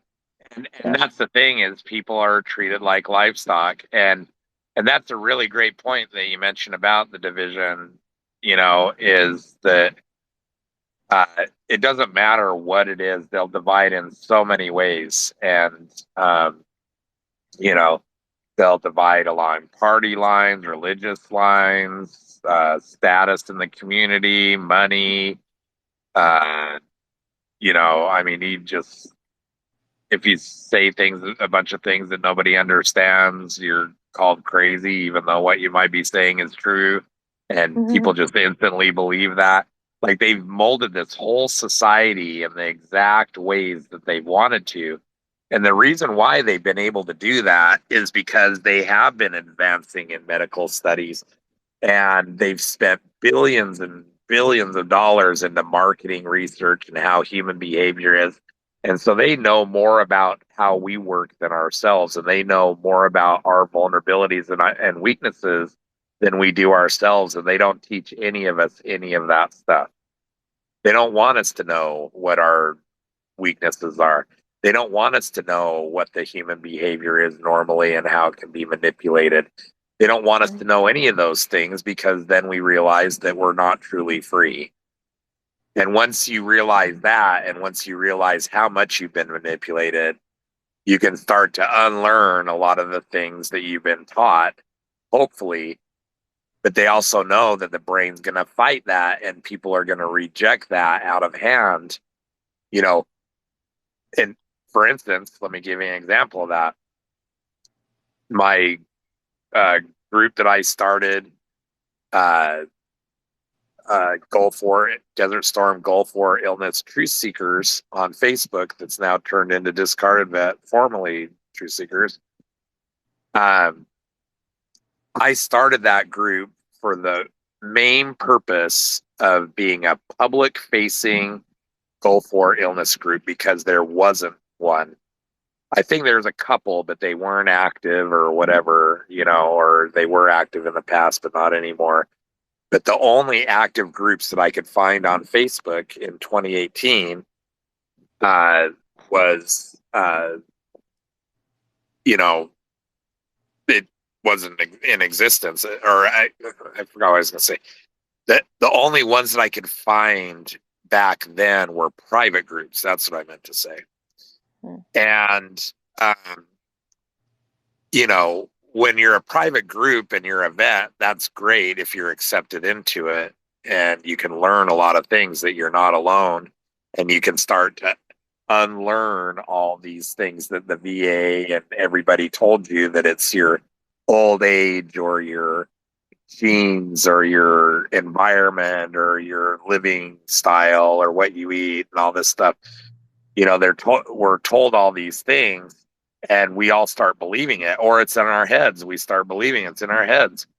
And so people get gaslit into thinking this way, and that's what they accept to believe. And then here comes my page, wanting to be more open about it and talk more about it and uh, not just talk about health problems in private where nobody can see it, but to share it with the public to show that we're not being supported. So that's the whole, oh, no, there was that reason. And the other reason that actually got me to do it, because I was too sick to do it and I was just having trouble keeping up with I was bedridden at this point. And I've gotten out of the bed since, which has been a fight for my life, literally. But um, the other thing that happened is I got banned from the biggest private group simply because I was saying that long COVID is a lot like Gulf War illness. And the admin of that group decided that I'm full of shit or whatever, and I'm a trouble, or he didn't like me, or he didn't like talking about COVID or whatever, or didn't like me comparing Gulf War illness to COVID. And he erased me from that group. Well, erasing me from that group basically made it so I couldn't see all these other vets' posts that were really helping me out at the time, and I really needed to do it. So that gave me the impetus to start the group, and that's the main reason why it actually got started. But I also, along with that, said, hey, this is why is we need it public so nobody can be kicked out or banned from the information, so all this stuff is out where people can see it instead of behind these walls that are talked about privately. Mm-hmm. So, you know, ever since I did that, the group has a following. There's way more people viewing than participating in it on the stats. There's not enough people coming to the group that I think should be coming to the group. And part of the reason why is I'm talking about all these alternative things that people don't understand, they've never heard of before. But I'm farther down the road than they are in all of these respects. I've had Gulf War illness since the beginning. I've almost died many, many, many times if I hadn't changed things, if I didn't learn about things this whole time, I would have been one of the ones already dead in the 20s, 30s, or 40s.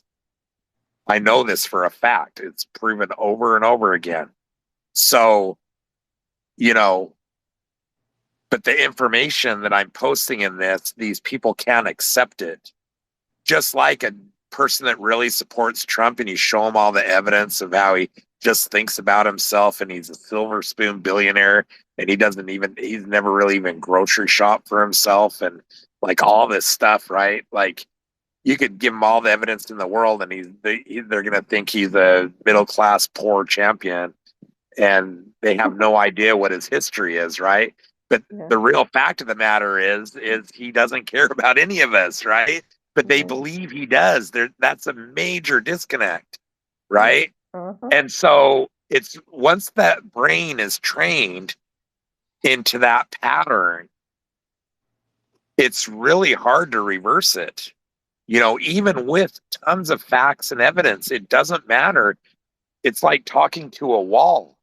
And they figured out how to cement a lot of shit in like that with that vulnerability of the brain, takes information and it compares and then there's the moral connections and all the things that they assume, all these facts that they think are true that aren't really facts, they're really just ideas or, assumptions. And, they just don't have all the hard facts, or they know most of the people, I would reckon, don't know much, right? Because I Right. didn't even care about any of this shit until I realized that if I don't care about this shit, I'm not going to get any help or know what's going on Mhm. with me. And that's the only reason why I ended up there. Yeah. I could have been along with everybody else in this ride right now, denying everything that I'm saying right now, poo pooing it, saying, no, the government's corrupt, but it's not that corrupt, or, that kind of Mhm. stuff. Like, it's just, it blows my mind that people do not understand that manipulation, lies, gaslighting, blocking help,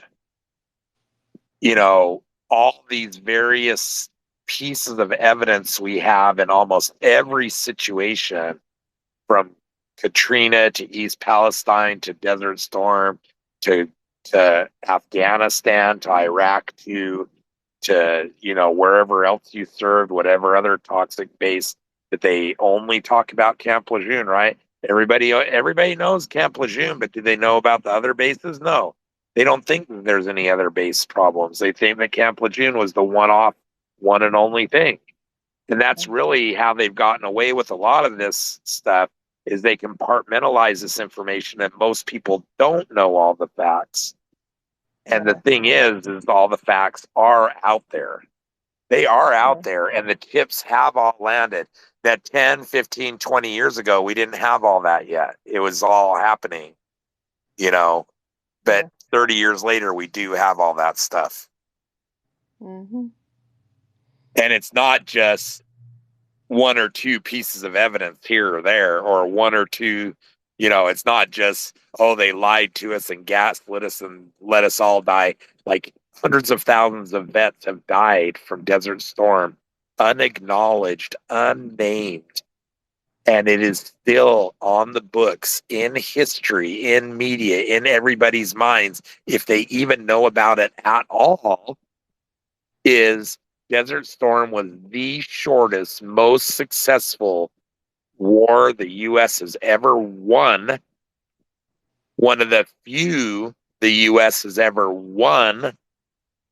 And every single conflict should be modeled after it. Mhm. Yeah. Hundreds of thousands of U.S. deaths, suffering, torturous deaths, living with institutional betrayal, families and friends being repelled from them all, going homeless, jobless, and suicide, or just organ failure, sudden death event, all unknown, unacknowledged, most successful war that should be emulated. Every future U.S. conflict should be just like that war. Makes you wonder if that was even meant to be a war on it, Well, you know? I think they might be serious that that's the outcome that they want. They Uh-huh. want mass chemical and or biological exposure. They want mass death, unknown, perfect crime. And yes, they are all still getting away with it. Some of the main players are already dead from their own Gulf War illness, for the people out there that say, well, how can they do this if they know they're doing it to themselves? Because those people were gaslit too.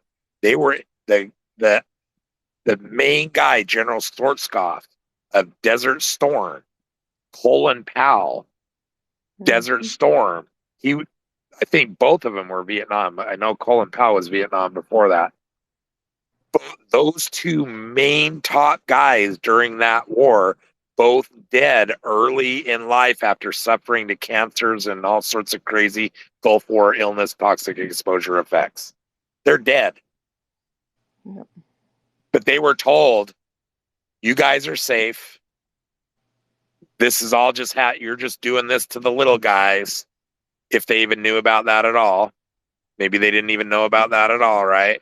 All this compartmentalization stuff. Mm-hmm. And they weren't even probably aware of how their own health and lives were going to be affected. And here we are. They're dead. Mm-hmm. Yep. So, Alexa, how old is Colin Powell when he died? October 18th, 2021. 84 years old. He lasted till that. Those were the guys. Those were the guys that were in the airtight rooms, and they didn't get as much exposures to us, but they still died early of exposure-related illnesses. Hmm. Because they came out later, and it wasn't fully safe. I'd imagine. Yeah. Hmm. I mean, there's so much evidence and information that hardly anybody knows. I mean, there could be total encyclopedia volumes written just on all the BS that happened during Desert Storm alone. And all the, where the chips have fallen now, and all the government lies and restriction of research, and they, the whole time they're saying, oh, we just need more training, we just need more research, yet they're restricting the research, and they're purposely not training people that it's physiological, that it's all mental illness. So I mean, just everything that they do is just so terrible, and all this evil that all of us are being dished is all done in the name of good. It's all for good, right? Well, they pretend, yes. Well, I don't I know mean, how they say, convincing they are, even anymore. yeah, but you know what I mean, though. They Yeah, they they try pretend. and wrap it in like they're the authorities, they care, they help, and oops, if they have to say oops, Yeah. if they're forced to, from evidence and people not taking their shit. And that's the problem is, though, is they're even getting control of that. Like that's my point, Mm-hmm. is we are normally all hell would be breaking loose. Like if my grandpa Johnson, who is a World War II vet, if he knew like even 1/3 of these shenanigans, as he would call them, are going on, he would be going to DC with a tank himself, and Yeah. all his buddies, Mm-hmm. losing it, Yeah. ready to fight the government to defend everybody. Yep. Those of us, the Gen Xers, who were fortunate enough to be very close to our grandparents, who were the World War II era. Um, oh man, like we see things through a different lens. The things that they experienced, that being you know, well, before Vietnam. Oh my gosh. So before Vietnam, um, in Vietnam, everyone already knew, like, people knew before Vietnam that it was a hoax. Um, I don't know how they got their information because they didn't have social media. I'm, that has blown my mind how information must have traveled then. And, then 20 years later, things started coming up. It was like, oh, that really was a thing. So here we are, though, after Desert Storm. It's been 32 years or something, right? Yep. Yep. And it's so strange how, if someone wants to find proof that it exists and proof of all of the damage it does, you can find it. Yeah. You can find it's all over the place. You Um, know, you just but reminded me about that. totally about what my grandpa Johnson things he said to me that are very, very similar to a lot of the things I'm saying. You know, not the same scenarios and exact issues, but things like don't believe the press, they're liars. You know, don't believe what you see in print. Investigate it for yourself. Find out what the real truth is. Things like that. Exactly, Like 'cause that's they knew propaganda like the back of their hand. oh yeah, like and at the time he's telling me that, you know, being a Wow. teen, Oh and boy. I just blew it off. Like I'm all, yeah, whatever, Grandpa. That's old times. We've progressed so far since then. Oh, You know, oh yeah. like, did you do that I too? mean, yeah, I Kinda, I or guess did you believe him? I just was like, okay. I mean, like that's ever gonna be a problem, you know? I'm glad I don't ever have to Yeah, I deal with mean it. that. I just blew it off like it wasn't like it's something that maybe used to happen, but that's never going to happen anymore. We have a check and balance, and there's so much Mhm. media everywhere that that can never happen again. Yeah, like the thing. This is a perfect example. So my grandmother was at Stanford when the Japanese they were having to do blackouts in the Bay Area in California because the Japanese were off the coast. Yeah, And and now once again, now that's common knowledge. But when she was going through it, like her dad didn't believe her and her dad was just some, like inland 100 miles, you know? Um and he was in government. So, uh yeah, so it's so strange those things that like that would be the stuff that they'd be trying to cover up now, and they'd do it differently because we have all these tools to communicate. So they try to scramble us, so yeah, we're not like all gathering on TikTok in one place.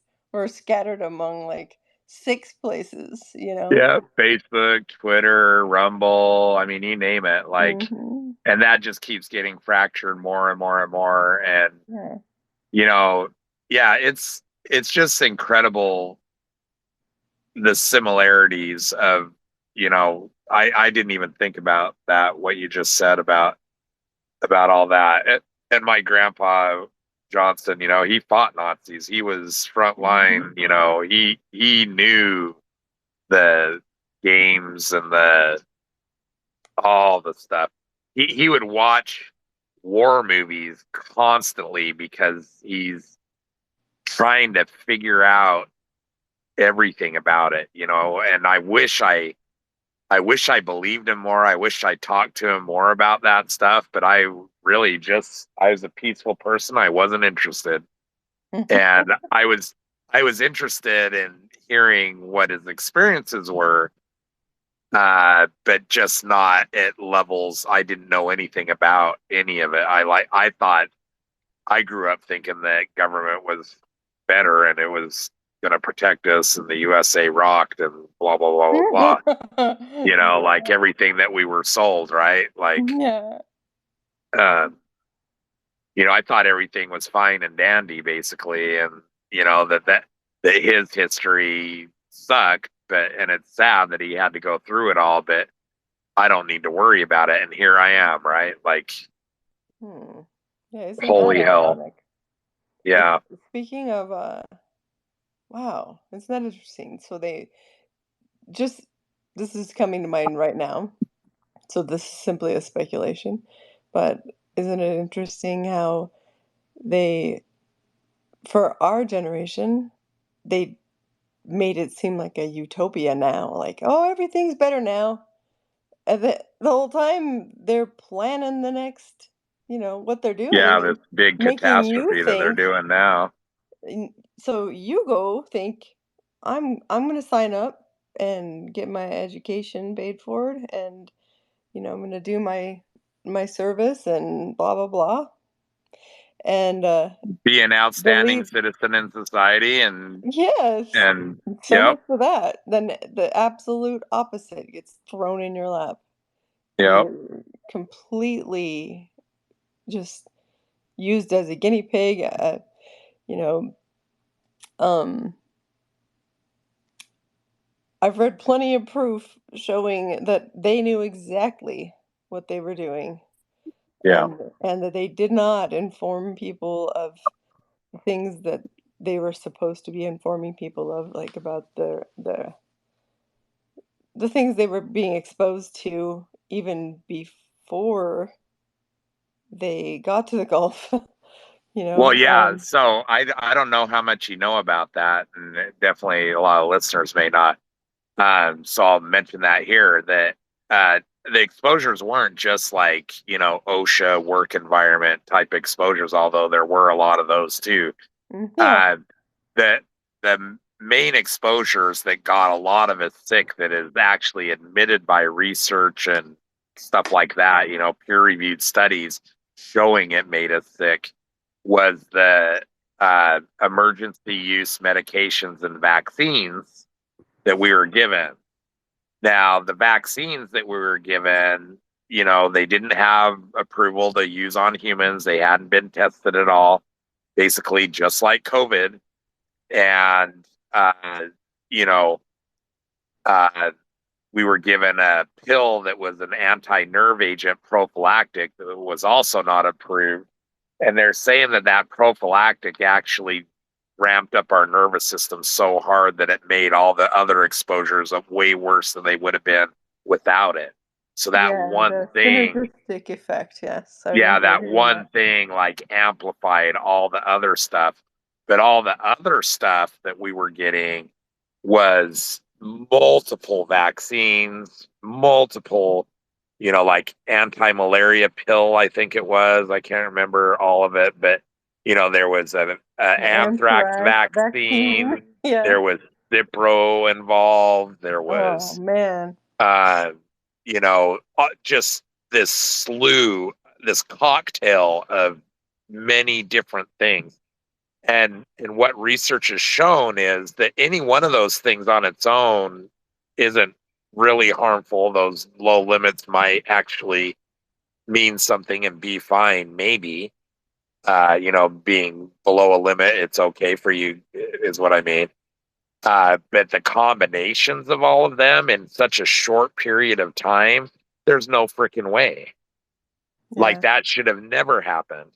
So people And were dying and sick before they even got to the Gulf because of those right, because this immunizations was and all done in preparation because they yeah. they were saying he may use chemical weapons. Which chemical weapons you say? Oh, the ones we gave and sold him. Those chemical weapons. Exactly. Exactly. And, and That's so oh, and so that was all done in preparation for that. And that's why some who didn't even get on a plane and leave the States are sick. And they actually use those people in studies as the clean control group. And they're not clean at all. They got the anthrax vaccine and the PB pills and all this stuff. yeah. So that's the thing is, and that's what they're saying even about babies now too in recent research is babies have a bunch of problems because they get like 10 vaccines all at once. Yeah. And that causes a lot of problems for babies in the modern day. Yeah. And that's exactly right. Like when we were kids, we didn't get that kind of cocktail We got so something close like together. 12. By the time we were in kindergarten, we had like 12 or so. Yeah, Um, and that's 12 spaced out over 5 years. I yeah. had 12 like in 1 or 2 days. Yeah, and yeah, and now children before they start kindergarten, oh, I don't even know if it's something like 65 uh I before they start kindergarten. That Yeah, it's many just an immunizations. astrological amount of number. And Ugh, the thing is it's not making us any more healthy. There's no no. scientific evidence that any of us are more healthy. As a matter of fact, all the scientific evidence is pointing to us exponentially getting sicker, which I didn't get to finish that point. At the Mm, same time that the VA is saying in 95, ooh, we lied. Sorry you caught us. We're sorry. This is physical. They're still not changing it in the real world. That's only yeah. on paper and in law, written Mhm. in law in Congress that they no, we won't do that and we'll help vets. And here we are in 2023, it's still all mental, right? So they're Mhm. lying. even still. And while they're doing that, I did say they gave the green light to all the glyphosate and all that kind of stuff. Mhm.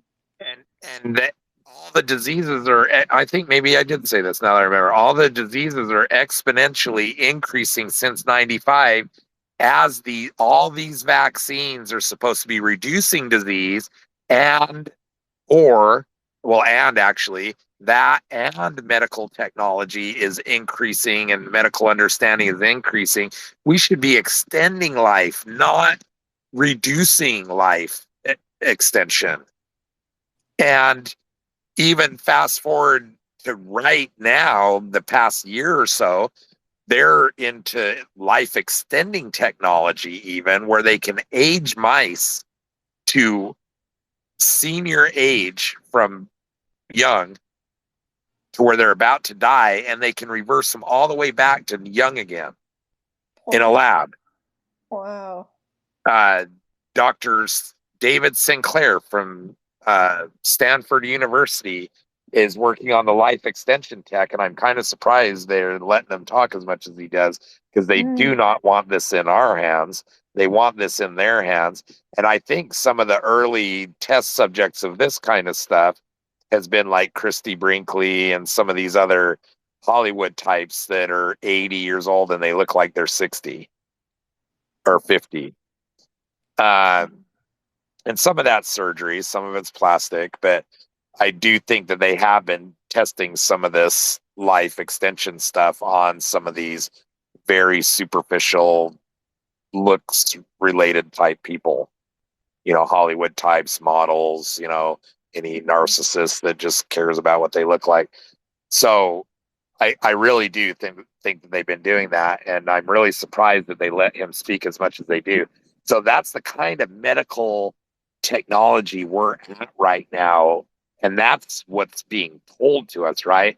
And you can almost assure that the top secret stuff is at least 20, 30 years into the future, just like they knew exactly what was going to happen with their perfect crime setup and their premeditated perfect genocide crime with Gulf War illness, which, I'm not being a libel or whatever for any of that because the evidence is clear, and it's still ongoing. So show me any proof that that's not the case. That's what I would like to see.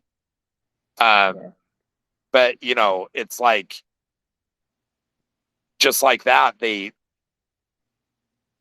were ahead of the knowledge back then because nobody knew anything about toxic exposure illness back then. But I'm pretty sure they did, just like you mentioned, that there's just so much evidence. And a lot of that has actually been released by Jim Brown, who's a long-term Desert Storm Gulf War vet. And in his groups, he has some public groups with those documents. And they talk about this stuff in their documents that have been FOIA'd and released. And some of it's redacted and some of it actually isn't. And that's where you go to the point of, they're not even trying to hide it. That's right. There's some documents that pretty much spell out what they've done to us. And those are out in the wild and nobody has seen them. There's my recording of a whistleblower during the RAC meeting in DC when I spoke about being a discarded veteran. And my speech inspired this VA employee whistleblower who happened to also be a Desert Storm vet to whistleblow. And he said he had to quit his dream job because of all the unethical things he was asked to do and witness at the VA, stuff that would make us flip, which means murder to me. Because I know that they've tried to murder me a couple of times. And they don't do it with guns and knives and violence. They do it with policies, delays, and bad procedures. And I can't stress that enough, that the conflict of interest between the VA healthcare and the VA benefits, that if we're alive, they pay our benefits monthly plus our medical care, which works out to be more than our monthly benefits if they're actually giving us a third of the appointments that we need. Uh, what benefit does the VA have and the government have to keep hemorrhaging that amount of money for little old me? And how does that scale out to the millions of vets who were affected? And how does that scale out to all those families who were affected as well? And the widows of vets who died in their 20s and 30s because of toxic exposures. That stuff doesn't scale, and they know this, which is another part of the cover up. So the only question I have in my mind about any of this stuff that I don't know the answer to, that there isn't enough evidence, and it could go either way, is, are they doing this on purpose because they're just that evil and they want to kill everybody? And that's what they're doing? Because that's definitely what's happening. Or everybody being killed, that is, sick and killed. Or have they made so many mistakes along the way and they keep trying to cover up those mistakes? You know, you make one lie and then you have to lie to cover up for that lie, and then you have to lie to cover up for that lie. And then it just becomes a giant web of lies, right? Is that what it is? Is it just that so many mistakes are made that if they revealed to everybody the truth of what happened, that everybody's going to flip out and not be able to handle it? Is that what it is? Or is it they're evil? That's the only two. I don't know which it is. But I'm kind of leaning on they're doing this all on purpose because they want to kill us all. They think it's their planet. They know it's being destroyed. They actually blame us because we are the mouth feeders, they call us. The mouth breathers, mouth feeders. And it's interesting they call us mouth breathers because that contributes to our illness. The toxic exposure creates us as mouth breathers because our nasal passageways become inflamed and it's hard to breathe through your nose, especially when you get stressed out. So you start learning how to breathe through your mouth because you're short on oxygen anyway because it impairs your breathing. And there's this whole mechanism going on that nobody even realizes is happening to them. Currently and historically, opposed and so they call us feeders and mouth breathers, but they care about us and they want us safe and they want us healthy and they want us to have a society that is morally sound and where everybody has rights and freedom and has the opportunity for success. Where's even the opportunity for success anymore? Tell me where that is. It doesn't exist. You go to college now and you end up after college with this massive debt that you can't pay off because there's no work for you. And that situation's about to get a whole lot worse too, because of AI, because of new pandemics, new disasters, wiping out cities and communities everywhere. Like it's just going to go on and on and on. And all that stuff that I'm talking about that's going to keep getting worse and go into the future, that isn't guesses. That's actual facts. That is going to happen, period. The only thing that we don't know is how severe the disasters and the chaos is going to become. That is the only thing that is not known, is the severity of both of those things, because the disasters are going to create the chaos, and the chaos is going to make everybody's lives unlivable. Hey, Jason, discarded vet. Yes. So there were 31 countries in total involved in Desertstorm as well. Yes. Am I right? Something like that. Huh? Yeah, so we are one country. Right. The others, do you know of any database or anything of what other of the vets from the other 30 countries are going through? Yep.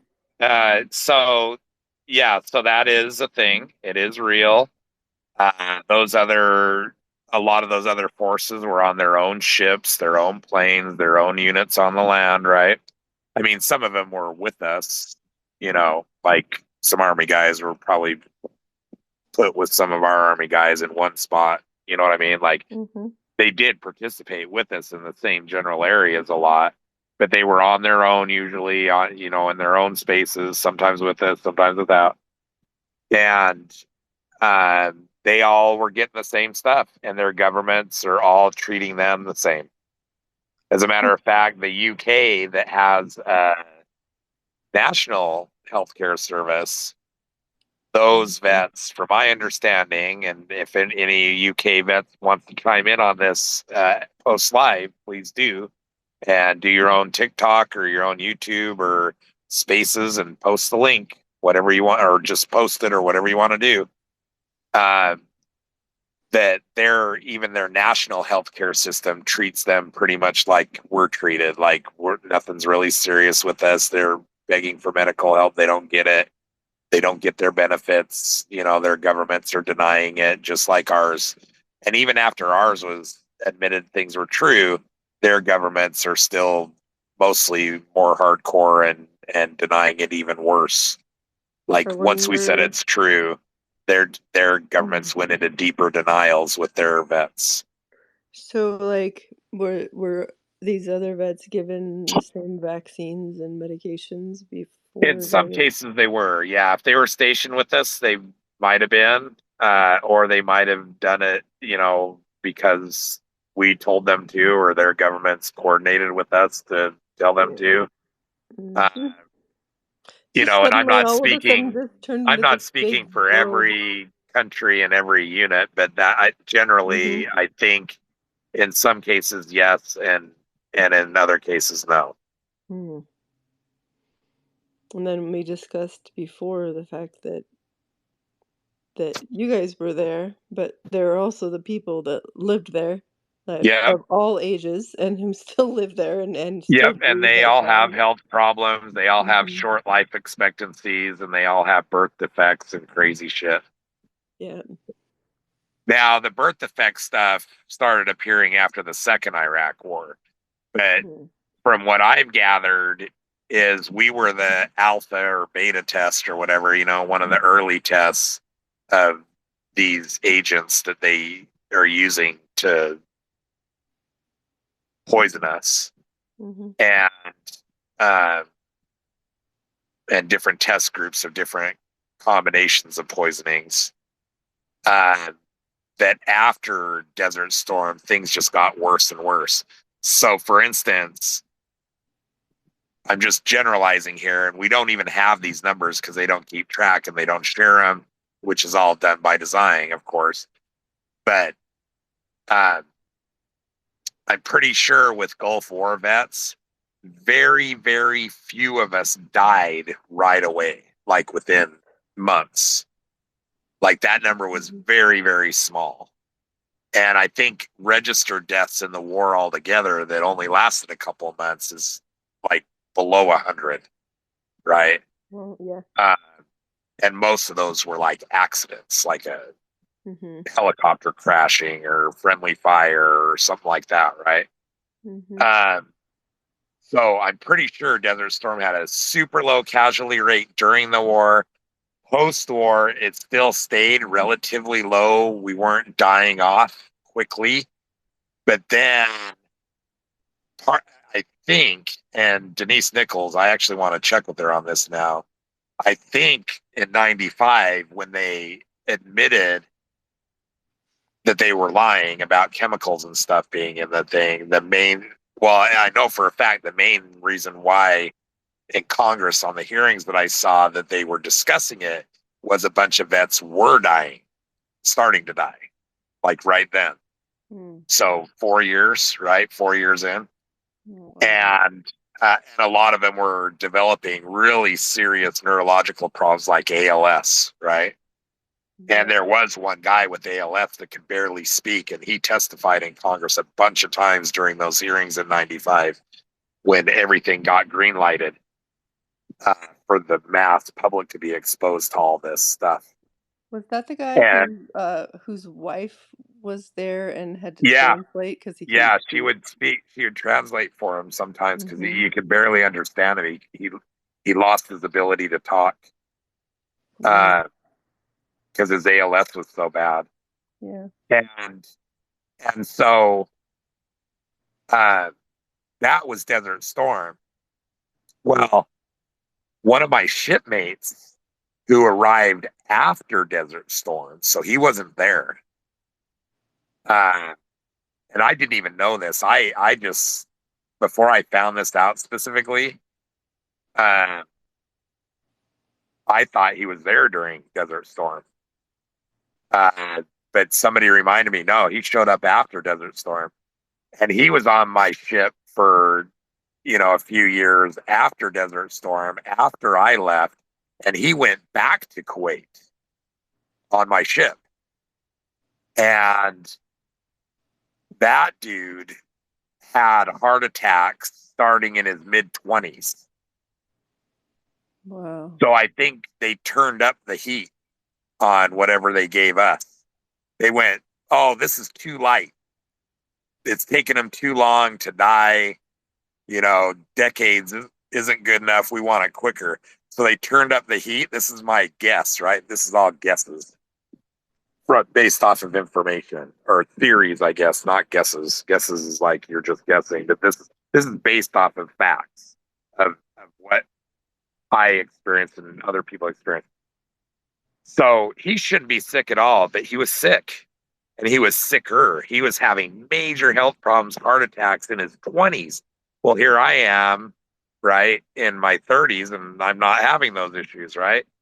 So I think they turned up the juice on that. Well, guess what I got word of just the other day, as a matter of fact? He's dead. Oh, man. Now, there's other people that were on my ship that were dead in their 20s and 30s and 40s and early 50s. But it's very few of them, and each one of them were working outside most of the time, not the inside guys. The inside guys with the filtered air and all that seem to be doing better off. So what operation was that he would have been involved in after? There wasn't an operation, so but that what he is going back to do, they're helping with cleanup and making sure yeah. Saddam wasn't like coming back and all those kinds of things. Cleanup. But yeah, exactly, right? Clean up what? Clean up the evidence, I guess, right? Yeah, clean up the evidence of the toxins, and no wonder he died. So exactly. So that's what I'm saying is that they're turning up the heat on this stuff. They're back in the test playground, the sandbox, right? The literal sandbox. Yeah, they're back in the test sandbox, and they're turning up the heat. He's getting way more sick quicker, and he's dying.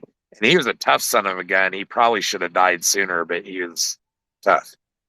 And so anyway, fast forward, that's like right after Desert Storm, right? A few years after, still in the mid 90-ish areas that he's like 93 to 95-ish, that happens to him. Then you fast forward to the early 2000s, Iraq too, and those vets are having heart attacks and dying like in theater. And, and they're getting way worse. They're having these sudden heart events. Yeah, I mean, they're having all sorts of issues. And see, this is the thing too, is back with me, it seems like they gave us an early out because they wanted to keep all our symptoms out of the medical record, because back then they didn't want to pay out a bunch of claims and have everything service connected. But now, like, vets are getting sick. They're getting all sorts of shit in their record, and they're still getting out and still having troubles with their claims, right? Because they've even rigged that to be fucked up for them. So, but that's the thing, and that's exactly what I was getting at earlier that I might not have finished, is that instead of learning from, if they were a good government and caring government and protecting us, instead of learning from the Desert Storm issues and not doing them ever again, they just kept turning up the heat. And these new vets, these Iraq and Afghanistan vets, a shitload of them are dying early. Who is behind this? I mean, I don't think anybody knows that. but it's not the. I would say that the government is, even though they're the ones actually pulling the levers and writing the documents and forming the policies and ignoring laws and ignoring us. Someone They're the above ones them. actually doing it. I don't think they're ultimately deciding that. I do think there is another power, whatever that is. You know, the corrupt corporations, the oligarchy, the rich power. There's and see, that's what I mean by I don't think anybody knows. We don't know. We don't know who owns the Federal Reserve. We don't know who is telling our government to cover up toxic poisoning and poison everybody, and to allow the FDA, who's supposed to be a check and balance and keep poisons away from us and keep us safe and keep food and water and drugs safe, that they're doing the opposite. And all the other stuff that they're doing to prevent any sort of information of this coming out, such as, you know, something else a Gulf War researcher, civilian researcher said recently, is that that it's really hard for them to understand that as they have been kept away from what's causing the issue, and they finally find ways to, because they've known all along that it wasn't just mental, but as they finally find what the actual physical symptoms are, and they even know some treatments that they can work on to help, that it's just too convenient. Like they said, they don't know if this stuff is just bad policy and people making mistakes and overlooking things or not. But the end result of every single thing that's been happening ends up that we are all just screwed. Yeah. You know? And so whether they're doing it on purpose or not, the point is they're not catching the problem. Right. They're either not competent enough to catch the problem and prevent it from happening and keep us safe, or they're purposely sabotaging it. And she said, for her own, I said her, I tried to keep it more anonymous, but you know, she's speaking very clearly and factually, because she's a major doctor, right? And so she can't like come out and say, you know, hey, this is being done maliciously. But I mean, what else can it be? You cannot screw up this much, right? You can't. And if you are, we need new people helping us and taking care of us, because the ones doing it can't do the job. Yeah. Bottom line, it doesn't even matter if they are doing it purposely or not. They need to be ejected, and we need real, honest, good, competent, scientific, caring people with morals running our country, not what we have now, which is the exact opposite of that. Yeah. Yep. That's what I do know. For facts, like, you know, and who it is, hopefully we find out, and hopefully we eject them from the driver's seat ASAP, because we need it to happen ASAP. Yeah. And we need new food, we need new water, we need new protection, we need new society. New air. You know, that everything. Yeah, I mean, all of it. We need to start working on these problems. We need to make an economy where preserving the earth and life and health is the main number one, that becomes just as important as the dollar is right now. If we can do that, which I think we can, because the society that we're living in is based off of 200-300-year-old hierarchy and ideas coupled with modern propaganda, disinformation, and manipulation. And for a few people's benefit versus most of our benefit. And so we need to focus on making life and health and preserving our planet the number one feature of our economy.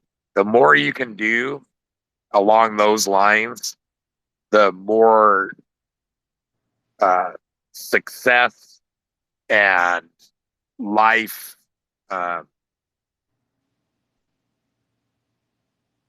life tools and living, the higher standard of living that you should have, the more you do that. That's what it should be based on, Mm-hmm. in my view. Agreed. Mm-hmm. I mean, and there's already examples of this. I don't know if have you heard about resource-based societies? Well, I have not heard it referred to as that, but it sounds, yes, I think. What have you heard of? I've heard of communes. Oh, communes. So And it's like kind of fun like things. that, but Mm-hmm. see, that's the thing, and that's where they get everybody trapped in this whole division game, right? Is Mm-hmm. Call it what? is that's all old ideas, right? Like Right. every society that's existed to this point is based off of old ways of governing people before we had all the knowledge that we have now, and uh, power corrupts, and absolute power corrupts absolutely, and that's what all that is. Yeah. And the point is we have come a long way. We've experienced a lot of things. We can take all those examples. We can take the good things out of each system that worked and throw away all the bad things and then throw in new things that we figured out since then. And we can make a form of utopia is the word that they called, right? We Yeah. can actually do that. We have the technology. We have the smarts. We even have AI that's smarter than us, that can help us get there and be used for good purposes, not war and killing. And which is all that's being used for right now, by the way. And, control, power, and war. And so if we use all these tools and science and knowledge to create a society that works, where the human is the capital, as far as, we are what's important, not the dollar, not that we are to be traded on a market or anything, because that's currently what's happening, but that we become important enough to preserve at any cost. And we have the technology and ability to provide everybody a free education, free medical care, and free housing, the basic needs, and food, free food. We have the ability to supply that to every single person. And then once those needs are taken care of, you moving from a survival mode to a thriving mode. Mm-hmm. And if everybody's in a thriving mode and their basic needs are taken care of, then the contributions to society and knowledge in the human race is going to be exponential, because everybody is going to be able to do what their passion is. And their passion is where we all want to be, and where we'll have the most success. You want the person passionate about helping others get better and feel well and cure their illnesses to be doctors. You don't want somebody that just wants to be rich and drive a BMW and prescribe medications for every ailment, and have his customers have his or her customers keep coming back to them, because so they can pay their Porsche payments. Yeah. So, this is where the conflict of interest is just horrific.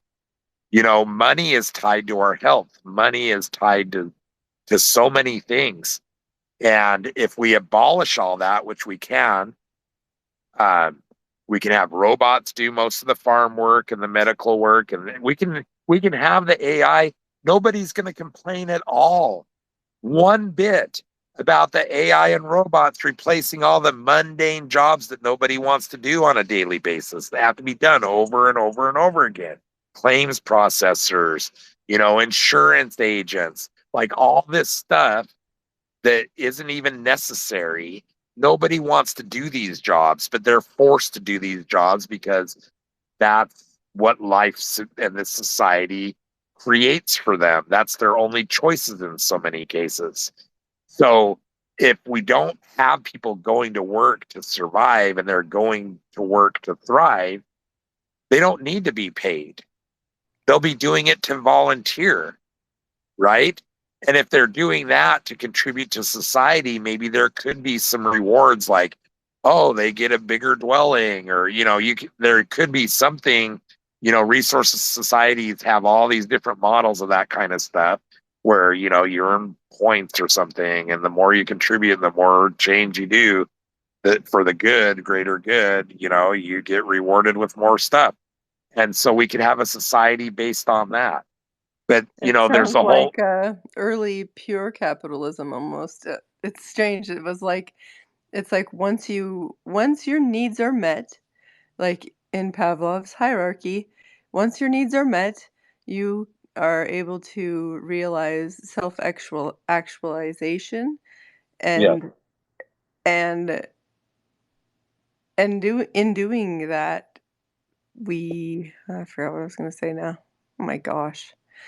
Um yeah, Thriving, I something guess about I already thriving. said it. I was just trying to wrap it back around. Yeah.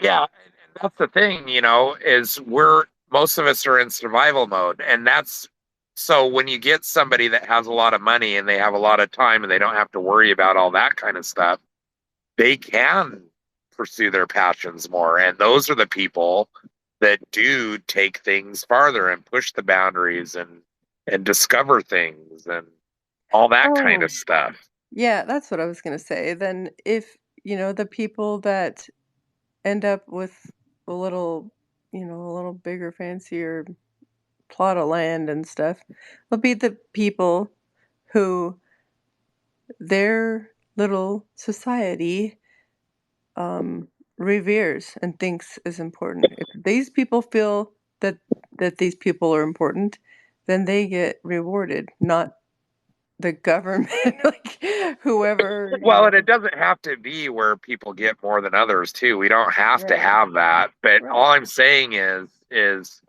But I mean, that's just one one way. thing along those lines. We've dug ourselves so much into a hole, and we got to repair there so much that we shouldn't be producing 1,000 different models of fans. We shouldn't be Yeah. producing 100 different styles of vacuums and all this stuff. Right? There's all this material and inefficiency and waste. We Uh-huh. should decide which ones are the best, which ones are useful, which we don't need plastic monkeys that go, we don't need any Yeah. of this stuff, right? Yeah, it Mhm. was fun in the past, and yeah, it's everybody's freedom to create this kind of stuff, but we have a resource problem and we have a toxin problem. All Mhm. these plastic toys are creating plastic toxic problems. All these various inefficiencies in products are creating extra waste and resources because you got to buy this new thing because it broke down because it was a piece of junk compared to the other thing that's built well and lasts forever, right? So we Mhm. really need to start making these decisions because like Earth doesn't expand out like the universe. We can't continue to rape it like we have been, to be blunt. Yeah. And if we continue to do that, we're going to find out how quick it rapes us back. And it's already starting. So Mhm. if you want to heal the trauma and everything that's happened, and especially the pollution, I mean, like I said, global warming or not, whether you agree with that or not, you it's undeniable about the pollution. And the pollution does affect the weather, the the food chain, you know, all the oceans being poisoned and all the plankton in the oceans being poisoned and all that plankton is starving, poison plankton, dead plankton, and all that is starving the fish. And it just, or they're eating it and they're becoming toxic poison. And then the next one eats it and it goes up the chain until we're all poisoned. And fish is poisonous now. And the ocean's overfished. The ocean fish are poison. They're now getting radiation from Fukushima on a massive dose. They've been getting it for the past 10 years on a minor dose, but now they're dumping lots of radiation in the Pacific Ocean. So there's all these things that are they're called consequences of our bad behavior that we think is freedom and da da da da da.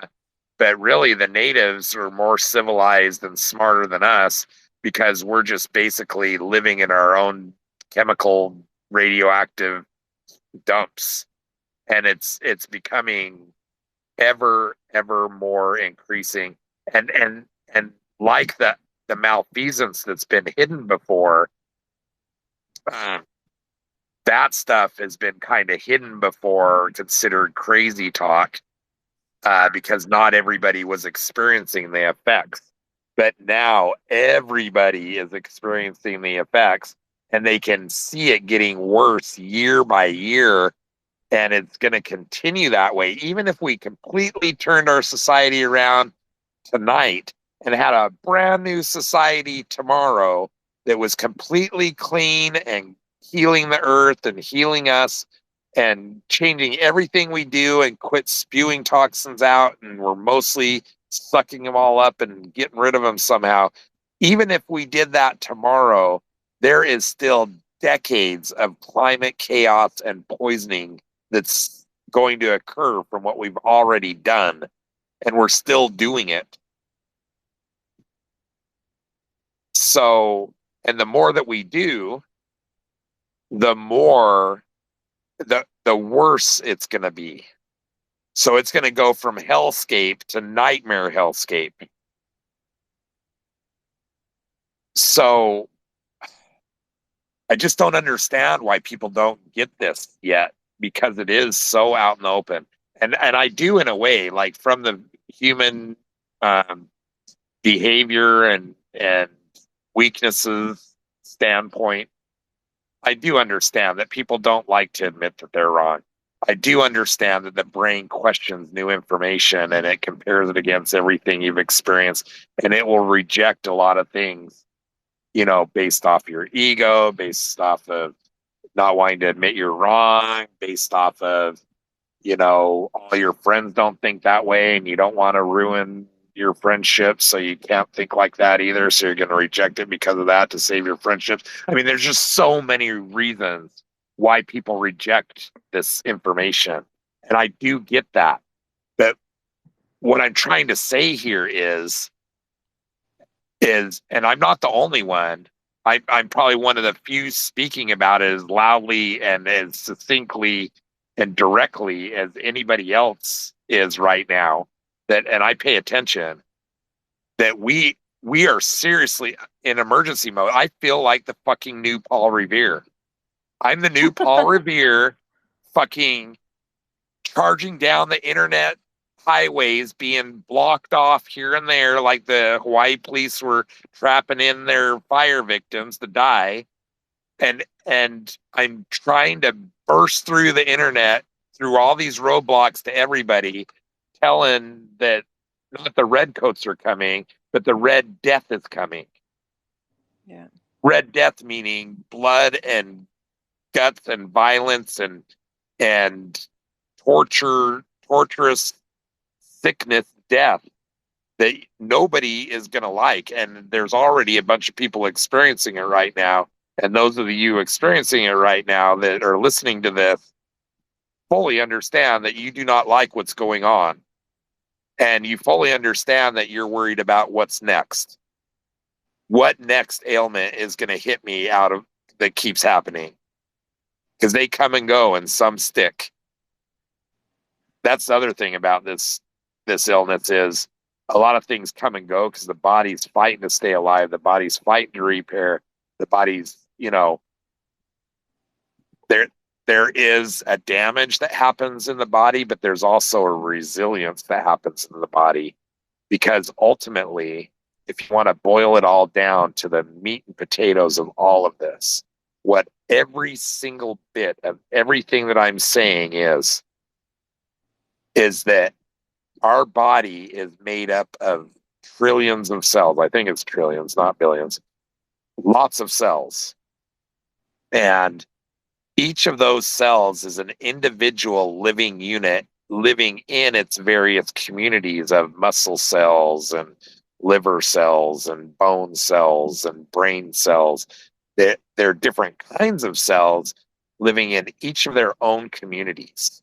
And then you have our gut food tube from mouth to anus, which is its separate kind of organism in a separated tube, which this illness creates leaks in that tube. So the two environments are intermingling when they shouldn't be, which is causing a lot of the medical problems, the on and off stuff, because stuff leaks out of your gut. You have all these emergency symptoms and problems, and then your body works to take care of it and get it out of there. And by the time you're to the hospital or whatever, it's taken care of and you're feeling a little bit better and whatever. Or sometimes things last days and they go away because they're harder to fix. But there's a resilience that's created as well. So, and that's kind of a double-edged sword because it does keep you alive, but I think it keeps you alive past the point where you should be dead. You wish you were alive. Yeah, you wish you were dead. Yeah, That's like if you were an animal, they'd put you out of your misery. Exactly. Like it gets bad and you don't want to live that. I promise you, if you don't feel it now, if you're just feeling a little bit sick and you can handle it, especially you vets out there that haven't hit that wall yet, you haven't had all this stuff fail big time in your body yet. And you're getting disability and you're not that worried about your health care right now and you're fine with them not paying attention to it right now. Wait till you need it and then it's not there. You don't want to do that. I promise you. You want to help change this system now. And same with you civilian people that aren't getting any answers from your toxic exposures and doctors don't know how to help you. You go into the doctor and you don't get help. That's not normal. People go to the doctor and they get help, right? Mm-hmm. That's not the case with this stuff. And the good news is with our sick care system is there are actually a whole bunch of doctors that are starting to become sick of this stuff too. And one of those, I'll just name him because he's my favorite doctor right now until I find the next one, is Dr. Living Good. I'm sure he changed his name, maybe not, who knows. But he's sick of the sick care system too. He wants to help people. He's asking why doctors don't know the basics. Why don't they, put somebody on, help them with their magnesium deficiencies when that's what's causing the problem instead of putting them on this drug or that drug, things like that. Like he said, it's like we're at the top of the ski hill and instead of we're warning, most people who aren't advanced skiers to not go down the Black Diamond, to go down this other safe way. And, that's what he'd prefer doing than what society is doing is just having everybody go down the Black Diamond and they're waiting at the bottom with ambulances and stretchers to try and repair the damage that was done. We want to prevent the damage before it happens. And pills. And pills, yeah. Stretchers, ambulances, and pills to fix the problem. And we don't want to have a problem and fix it. We want to not have a problem so it doesn't have to be fixed. And nobody's healing from anything with the ongoing exposures. You have to stop the bleeding first. You can't just keep being exposed to toxins and expect to climb out of a toxic exposure illness, SMUCME, or CMI. MUCMI or CMI, which is medically unexplained chronic multi-symptom illness or chronic multi-symptom illness, with all of it being medical explained. There's two of them. And most of us, especially long-term, major toxic exposed, that we should have probably died, but we didn't for whatever reasons. And we're still living zombies. My cousin calls it zombie organs. That's what he thinks my organs are, zombie organs. You know, I forgot what I was going to say. Maybe you knew what I was getting at, but No the idea. whole point is that, you know, we need to stop the damage. And I just have no hope without a good food supply and a good water supply. I mean, I feel it. I'm the alarm. I'm the alarm going off saying, alert, alert, alert. You may not be feeling these toxins. You may just have food coma. You might eat this nasty pesticide-filled, chemical-filled, nutrient-free food and have a food coma and want to take a little nap after lunch right now. But that's going to turn into you waking up exhausted, wondering how you're going to make it through the day because you didn't get any rest. And I figured that out too, because I had those food comas quite often, more often than my office mates had through my career. And I remember joking because food coma became a big thing after the storm. As everybody started getting it, it kind of got out there in the ethers that, you know, oh yeah, it's normal to have food coma after lunch. When I was a kid, I remember I ate lunch because I was starving to death and I needed nutrients because I was so active and playing tennis and doing all these things. And after I ate, I was right out there doing it again. I remember being told, don't jump in the swimming pool right away. You're going to get cramps and maybe drown. I'm like, I'm ready to jump in the pool. No, you got to sit down and relax and digest a little, you know? Like, I don't remember food coma. Do you? I certainly don't know. Never at all until, yeah. 2000s, Well, right? probably 2000-ish. for me, the early '90s, but that's when I. So they started prepping you guys early before we, like, as we're coming back. Yeah, So, well, I lived in the Central Valley, you know, oh, the yeah. So agriculture. that's why. Yeah. So Yeah. you're in a minor test zone before they started making it white. Mhm. Because that's what they did, is they tested this in small areas like Bakersfield and other places, Mhm. you know, early on. And then once they got the green light in 95-ish, I think, I mean, 90, and it probably was 93-ish, right? Because when they gave the green light, um, and because there's always a lag, right? And people Mhm. take a while to get sick and, you know, go to the doctor several times and find out, oh shit, you know. And so, um, but that's very telling on those CDC statistics. They're just all right around that era that 95, you look at every single disease went from a flat line from clear back as far as they know, where they dug people up and figured out how they died of this and that, however they do that. There's no cancers, like all this crazy shit. As a matter of fact, by the way, there is a current modern hunter-gatherer society, actually several of them, but there's one in particular that I just heard of recently that they haven't been introduced to the modern diet at all. They're still hunter-gatherer. They still live the way they always have. I think it was in Africa, somewhere in Africa. It could be South America. Don't remember for sure, but I think it was Africa. And they've done studies on the microbiome of these people because they're one of the few left that are rural enough and live the old ways like nobody else does, that these researchers are very, very interested in seeing what their gut microbiome's like, because ours has changed so much with all these chemical and fake foods. So as they did the studies on this village of people or whatever, this area of people, they don't have cancers, they don't have diabetes, they don't have obesity, they don't have any of the shit. They don't have any neurological issues. None, nothing.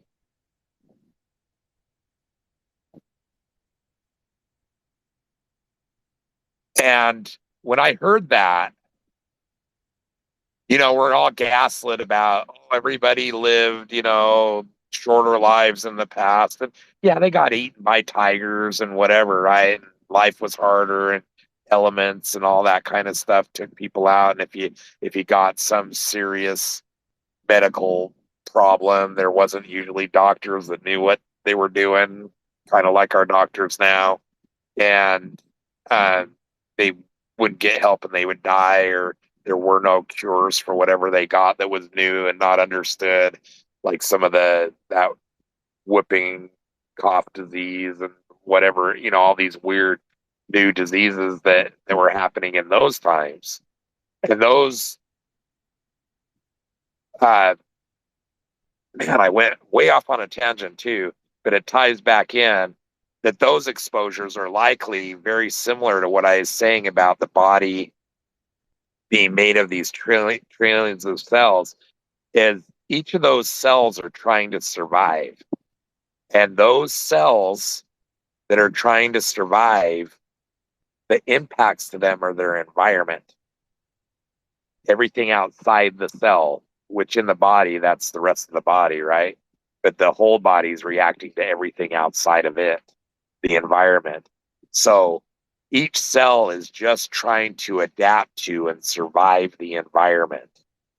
And so when we keep changing that environment to be different than what our cells are used to, we give our cells all these major challenges that they have a hard time adapting to, especially as quickly as our fake food is entered into our diets, which is why all of our gut microbiomes are becoming destroyed.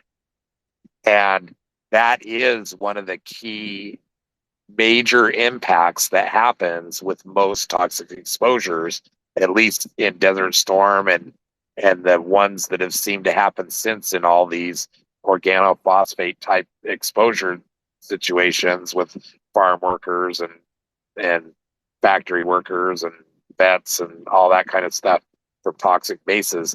Even though the chemicals each one is subjected to is different, and different combinations and different lengths of exposures, they all seem to hit the gut first. Even COVID's hitting the gut first now. The brand new COVID, it used to be mostly it hit in the lungs. Now they're saying it's mostly hits in the gut. And do you know what the gut is? Do you know what the function of the body of the gut is there, Toxie? Um, well, be kind of like processing the fuel and distributing it. Okay. Um, Anything else? mm, well, that's just the picture that came to my mind. Like it, That's all you it, can think it of? creates things. It creates an environment where our bodies can. It makes it so that the fuels and the nutrients can be absorbed by the body and can be used, and they And what are can they used for? for like fueling the mitochondria and It's for um keeping us alive in the moment yeah. with ATP from mitochondria and having all the Mhm. cells get energy like they're supposed to. Mhm. And it's also use exactly what you said. That's the main function, is to take those nutrients and stuff and create things in the gut that the body uses, as fuel to function.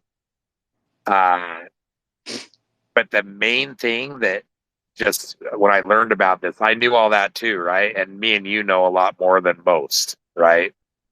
That's why I was curious of what your view was, because I figured you knew about as much of it as I did, and I was still shocked by this, and I was wondering if you knew what this particular thing is. It is key for the immune system. It is the immune system. It runs the immune system. Did you know that? I did not.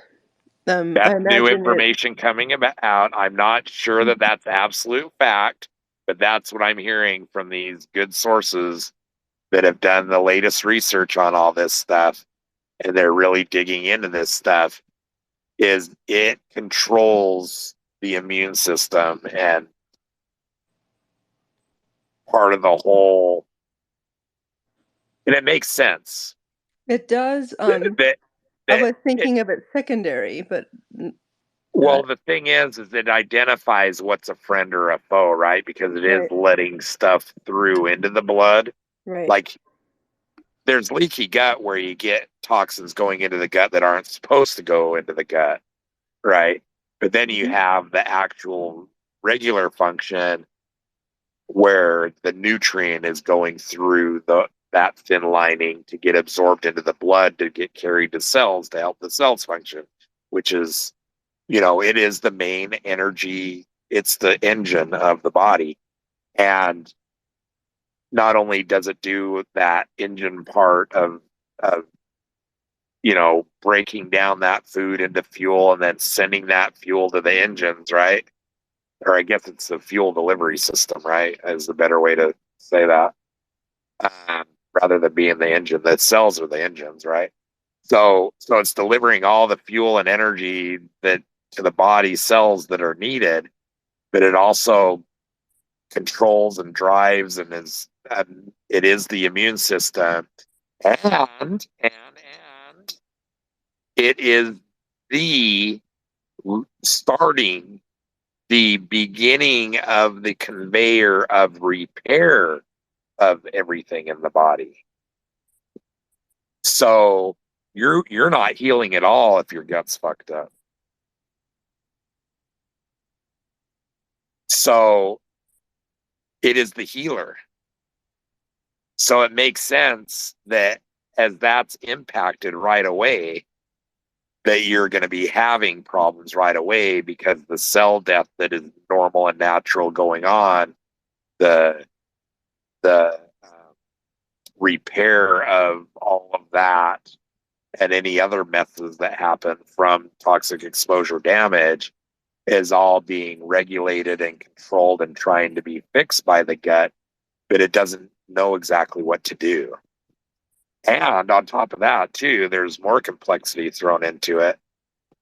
It's not even the human being deciding a lot of this. It's the microbes that are separate beings. They're not even human, that are living in our gut in symbiosis as we're hosts to them.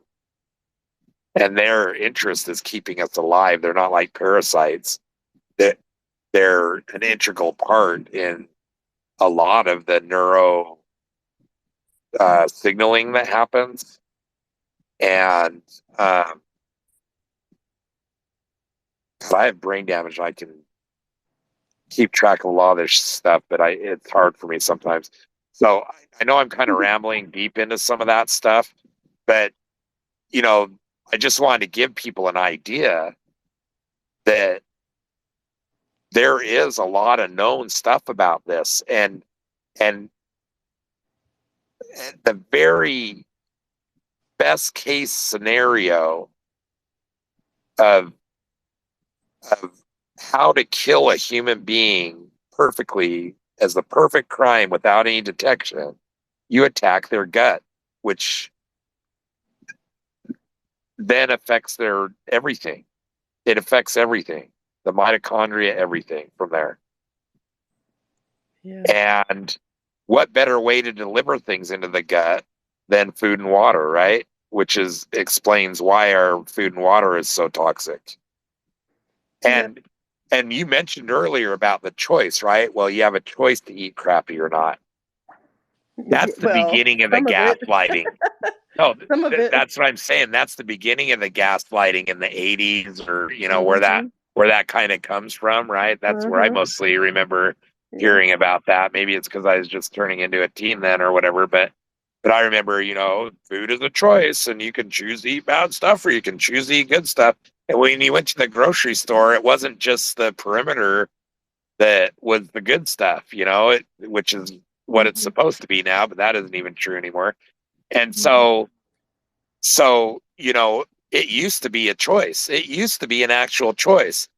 But like you just said, laughing, it's not a choice anymore. Where's the good food? Where's the good option? Where is it? I want to know where it is. Where's the meat that's been pasture, fed and grazed, and that they're not lying or grain finishing it to beef it up so they can make more money, and they're lying about things, or I mean, Mhm. there's just no, we've lost all truth and moral everything. You can't trust anything. Even when you're trying to get better, you can't trust what you're being told, even though it's absolutely correct to say eat organic fruits and vegetables because you won't get the pesticide as long as everybody's being honest about their labels and how they're actually growing the shit. That's absolutely true. But what you find in so many cases is that the organics, they're finding out in research of studying these foods now, at least the current organics, are void of a bunch of nutrients because of soil depletion.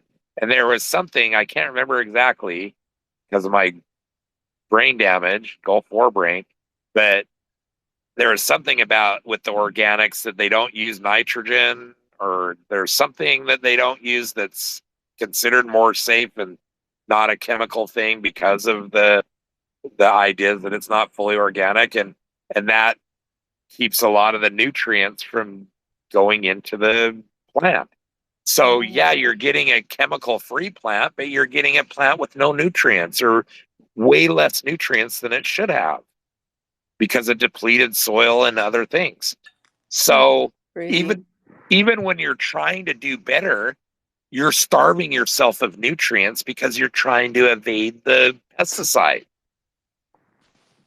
And they pull nutrients out of some of these foods with GMO and still call it um, organic to prevent spoilage. So you're getting all this really pesticide free stuff, which is awesome as long as everybody's being honest, but you're not getting the food that you need. So is that really the better choice? Well, yeah, probably, but you need to be getting those nutrients from somewhere, Yeah.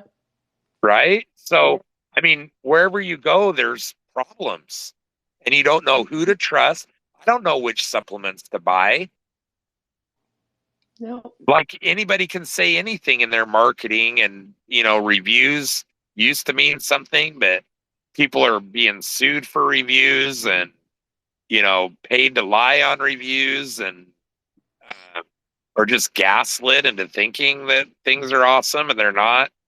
Like, it's so crazy. And we need to, I mean, for society to head down all this stuff, all this, all these lies and divisions and misinformation, that alone makes all of our futures bleak. And we have to do something to change all this. There has to be a greater discussion happening more than two people in a spaces, on Tuesday night at 10 o'clock your time, 9 my time. So I don't know what to think, Toxie. Like, I don't either. That's what I was thinking this whole time. I've been like, Okay, this week I want to talk to you about what the hell are we gonna do? Because we got a lot of like, here's the problem, here's the problem, here's the problem, and now I'm like, very it's all very Well, raw at the moment. I know the answer, and the answer is actually very simple, but Mm, it's also impossible at the same time. And that means everybody getting together, get off their asses and take things seriously yeah, and that's start like rattling some chains to me that's non-violently, okay. right? Okay, that Non-violently. works real well. Um, Um, but yeah, I'm but not. that's actually a question I've heard in a lot of these, you know, dissent of government and blah blah blah blah blah. You know, when is it self-defense? When do we have the right to use violence? When should we use violence? I'm not a Mhm. violent person. I don't want to do that, but I understand that these violent, evil people are probably not going to be talked out of what they're doing, Yeah, and it's them or us, you know. they're going to be continuing to do this and denying everything that's being said here, and they're going to probably attack me and try and remove my benefits or kill me and do all that whatever for even doing this. But you know, when is it self-defense, right? When Yeah. do we have the right to defend ourselves? Because we literally are under attack. Mhm. Half my left lung is collapsed. I Mhm. didn't do that to me. Right. Um, my whole adult life has been ruined. It could be a lot worse. I could be already dead right now. The only involvement I had in changing any of that is making things better for me, Yeah. and not even necessarily for the people around me because I'm suffering, and people don't want to be around that. So I haven't been able to fix that at all. But, well, maybe now I have, at least for the small group that's around me now. But, the thing is we didn't do this to ourselves. We didn't say, hey, go ahead and poison us for Right. profit. Right. That's We've been poisoned, people. It's not, hey, they're going to do this. Look out. It's, hey, this has happened to you. Wake the fuck up. yeah. Like, and that's going back to what I'm saying earlier about the thing that's so nasty about this is people don't even realize it's happening. But there's a caveat to that, or whatever you call it. They do know. They do know how corrupt things are. They do know how much shit is in our food. They do know how much sugar and salt's in our food. They do know how many toxins are in the air. They do know all of this stuff, Mhm. but yet we just keep going and going and going, expecting either somebody else is going to change it, they're going to get the corrupt evil at the top is going to get busted and thrown in jail. None of that shit's going to happen. It's up to us. That's the solution. It is up to us. And you see how well that's doing. I even put the word out for this. This is an emergency thing about me being denied my representative. As a matter of fact, did I mention to you what he said specifically when I said I want to talk to Ron Wyden directly? Did I tell you Yeah. about how he told me, have you ever got a representative on the phone talking to you before? Yeah, he did tell me that. Mhm. That's literally what he said when I asked him that. Have you ever got a representative to talk to you on the phone before? You ever called one and they popped on the phone? No, they don't. Yeah. They have their gatekeepers and their liars and their damage control artists working for them. A damage control artist. That's a good word for it. DCA, we should freaking call it that. We Yeah. should just call it DVD DCA and call them damage control artists. DVD being discarded vet doc exposing. So Yeah. and the reason why I do DVD in front of everything, by the way, anybody's listening and wondering, is not for me. I'm not discarded vet alone. The reason why I chose discarded vet is for all of us. Yeah, That I everyone is chose that discarded. name.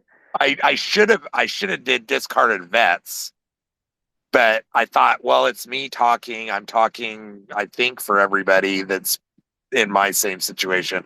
So I'm just doing it as that, and I can't change it from there. But I actually want to call it Discarded Vet Doc on Twitter now.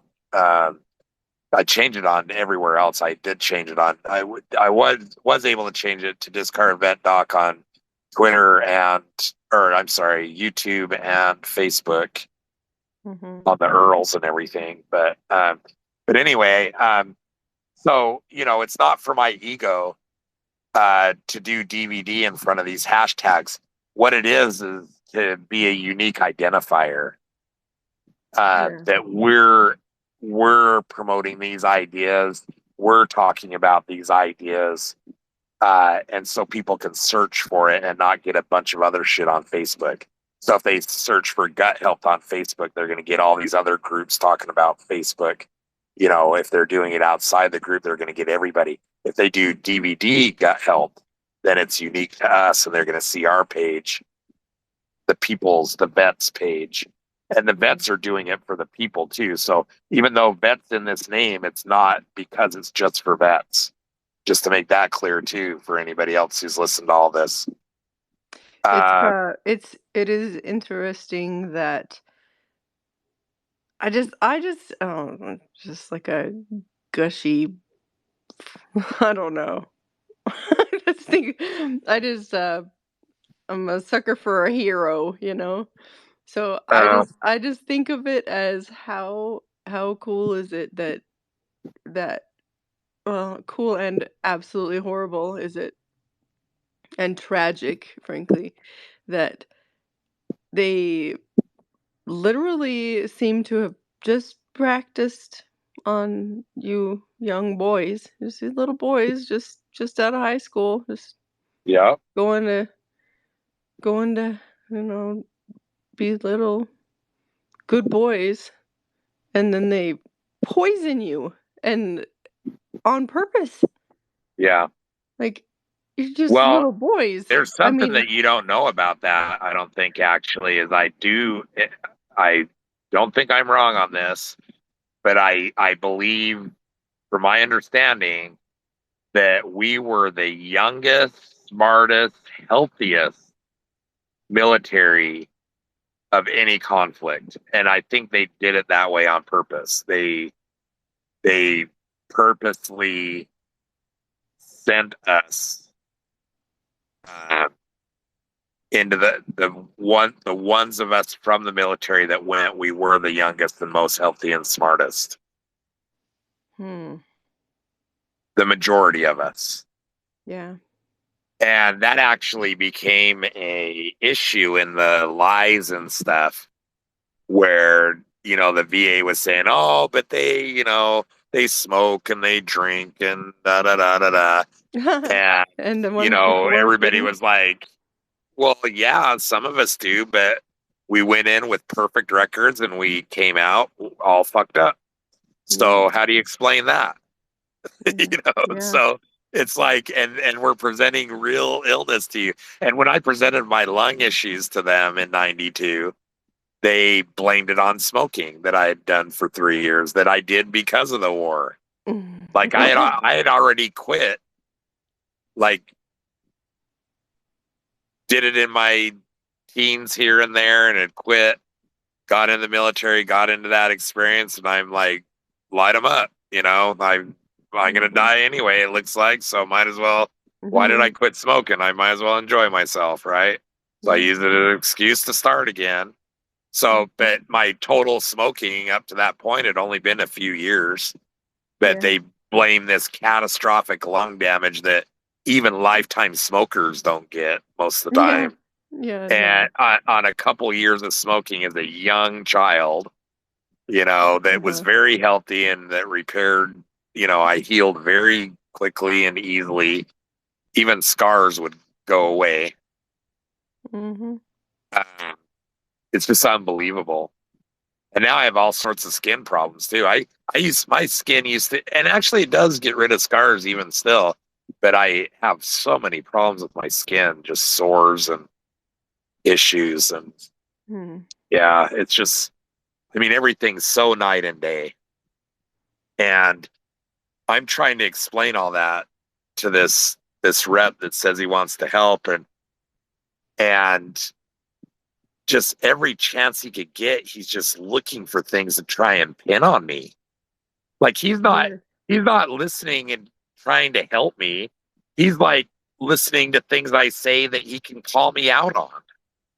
Like, for So instance, strange. when I said I was in the Navy and got out of Treasure Island, he's like, "Oh, you were in the Navy? Oh, let me check." And I'm all, "What does that mean?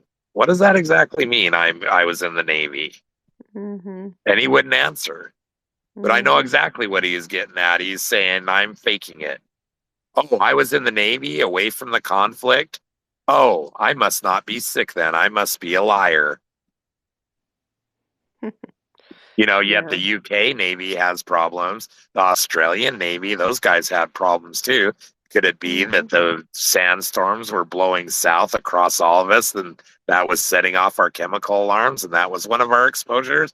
Could it be all those vaccines that we were given, just like the guys on the ground too?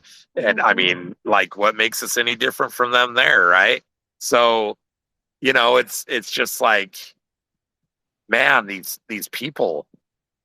And the saddest part about that, aside from being denied to speak to my own rep and being told, like, you know, don't you know that you have to win the lottery basically to speak to a rep? Has that ever happened to you before? Have you ever heard of that in reality?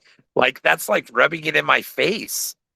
And as I'm telling Mm-hmm. him, you guys don't serve the people, you serve the corrupt corporations and big banks and chemical companies. He's telling me I'm all conspiracy theory and he doesn't know what I'm talking about. And everybody knows that stuff. That's basic knowledge now.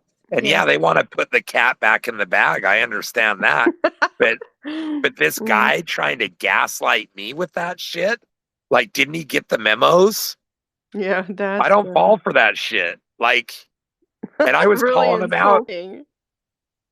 I was calling him out on every single bit of it too. And he just kept, like, non-answering and backtracking and trying to escalate me and say that I'm this bad guy instead of actually listening to what I'm going through so he could write his document to the VA. And Mhm. and which didn't work before. And when I contacted him, because the first one was the cardio thing months ago that wasn't, they didn't help. They might have helped with those three things in the moment, but that was it.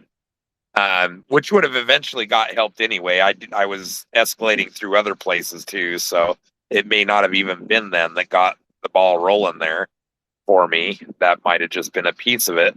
But, um, my overall thing was this is just one instance of many that I've had previous to this, and I probably will expect to have after this, and I want it to stop. I can't heal with all this stress. And it's not like it'd be one thing if the VA was actually treating me and giving me medical care, and I actually had specialists that were helping me.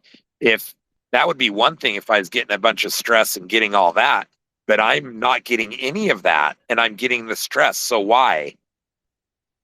Mm. Why are they almost purposely, intensely, very specifically attacking me with this stress that has nothing to do with helping me? They're not helping me. Where are the advocates for the vets? That's what I They want to know. haven't. They have That patient advocates. I've talked to yeah, how does that patient work out? advocates. I've talked to every patient advocate along the chain, from the front line call and talk to a patient advocate person who answers the phone, to their managers, to the regional managers, to the VA uh, secretary, veteran experience people that are responsible for our experience, to the White House complaint line, My wife has called the White House complaint line on her own, talking about what she goes through because of my health and how it impacts her, and she needs them to help. And I I've been to congressmen, several congressmen. I've been to the other senator, didn't get any response from him, so that's why I went to this one, because I thought the other one was less busy, because Ron Wyden's a bigger name, he's on bigger committees and blah blah blah blah blah. I figure, well, the other guy would probably have more time to help me. Zero answer from him at all. And then this weak ass horrific experience and denial of talking to my representative. As a matter of fact, it wasn't even just denial of being able to talk to him. He was actively mocking me for even considering that I would be able to actually get the privilege to experience his lordship. I mean, that's literally fucked up sideways. Fuck these people, man. Like, Ron Wyden, I think, was in while I was over there. He's part of this problem. That's why he doesn't want to speak to me. He probably knows exactly some of the things I'm going to ask him. Yeah. And he doesn't want any part of that. I've asked, because the veteran experience, actually that veteran experience thing, I mentioned the congressman thing and all this stuff, and that the White House escalation and this and that, and I'm tired of doing it. I don't have time to do it. I don't want to do it anymore. I want to heal. I don't want to fight the VA anymore. I want to heal. I don't want to fight the VA anymore. I want them to stop. I want them to act like normal instead of murderous, genocidal tyrants, which is their actual label. And I want it to stop. And I want to talk to the Secretary of the VA directly. And I said specifically, because look at this bullshit response from the senator. Look at everything I've been through. I'm still not getting medical care. I have MUCME. I have Kansas plus Gulf War illness. I've been evaluated by the War-Related Injury and Illness Study Center, who says I have dysautonomia and a bunch of other shit. And dysautonomia is serious enough on its own. I mean, that diagnosis alone, nobody wants that diagnosis. I fucking guarantee you. My temperature doesn't even regulate my body. Yeah. Did I tell you about my temperature? Yeah, I have new watch. Dysautonomia too. My new watch goes down to 87. It measures temperature while you're sleeping along with oxygen. It drops down to 87 while I'm sleeping. It's only supposed to go down a couple degrees. It does cool while you're sleeping, but it's only supposed to go down a couple degrees from what I hear. And it goes all the way down. It just keeps going down. This is on your wrist. Yeah, so the longer that I'm asleep, I would imagine it just keeps going down from what I'm seeing. It just keeps trending down and down and down. So I could actually maybe even sleep myself to death. Because if it drops down into the 80s or something like that, then what then? Like low 80s. It does actually. The lowest I've seen it is like 86. Almost 10 degrees cooler. Yeah. That is really strange. Yeah, and I wish I wish like the oxygen it would measure it all throughout the day. I wish. I need to talk to Samsung. I need to talk to so many people. But anyway,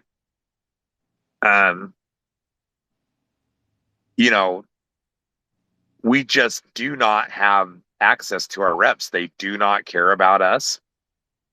If I was a lobbyist for some major company that was bringing millions of dollars into their pockets, I'm sure I could get a meeting with him, maybe even tomorrow morning if I wanted, at from Yeah. if I called them at 9:30 at night tonight. Exactly. It's absolutely. You'd probably hit me So at midnight. Yeah. this is how they honor their pact act.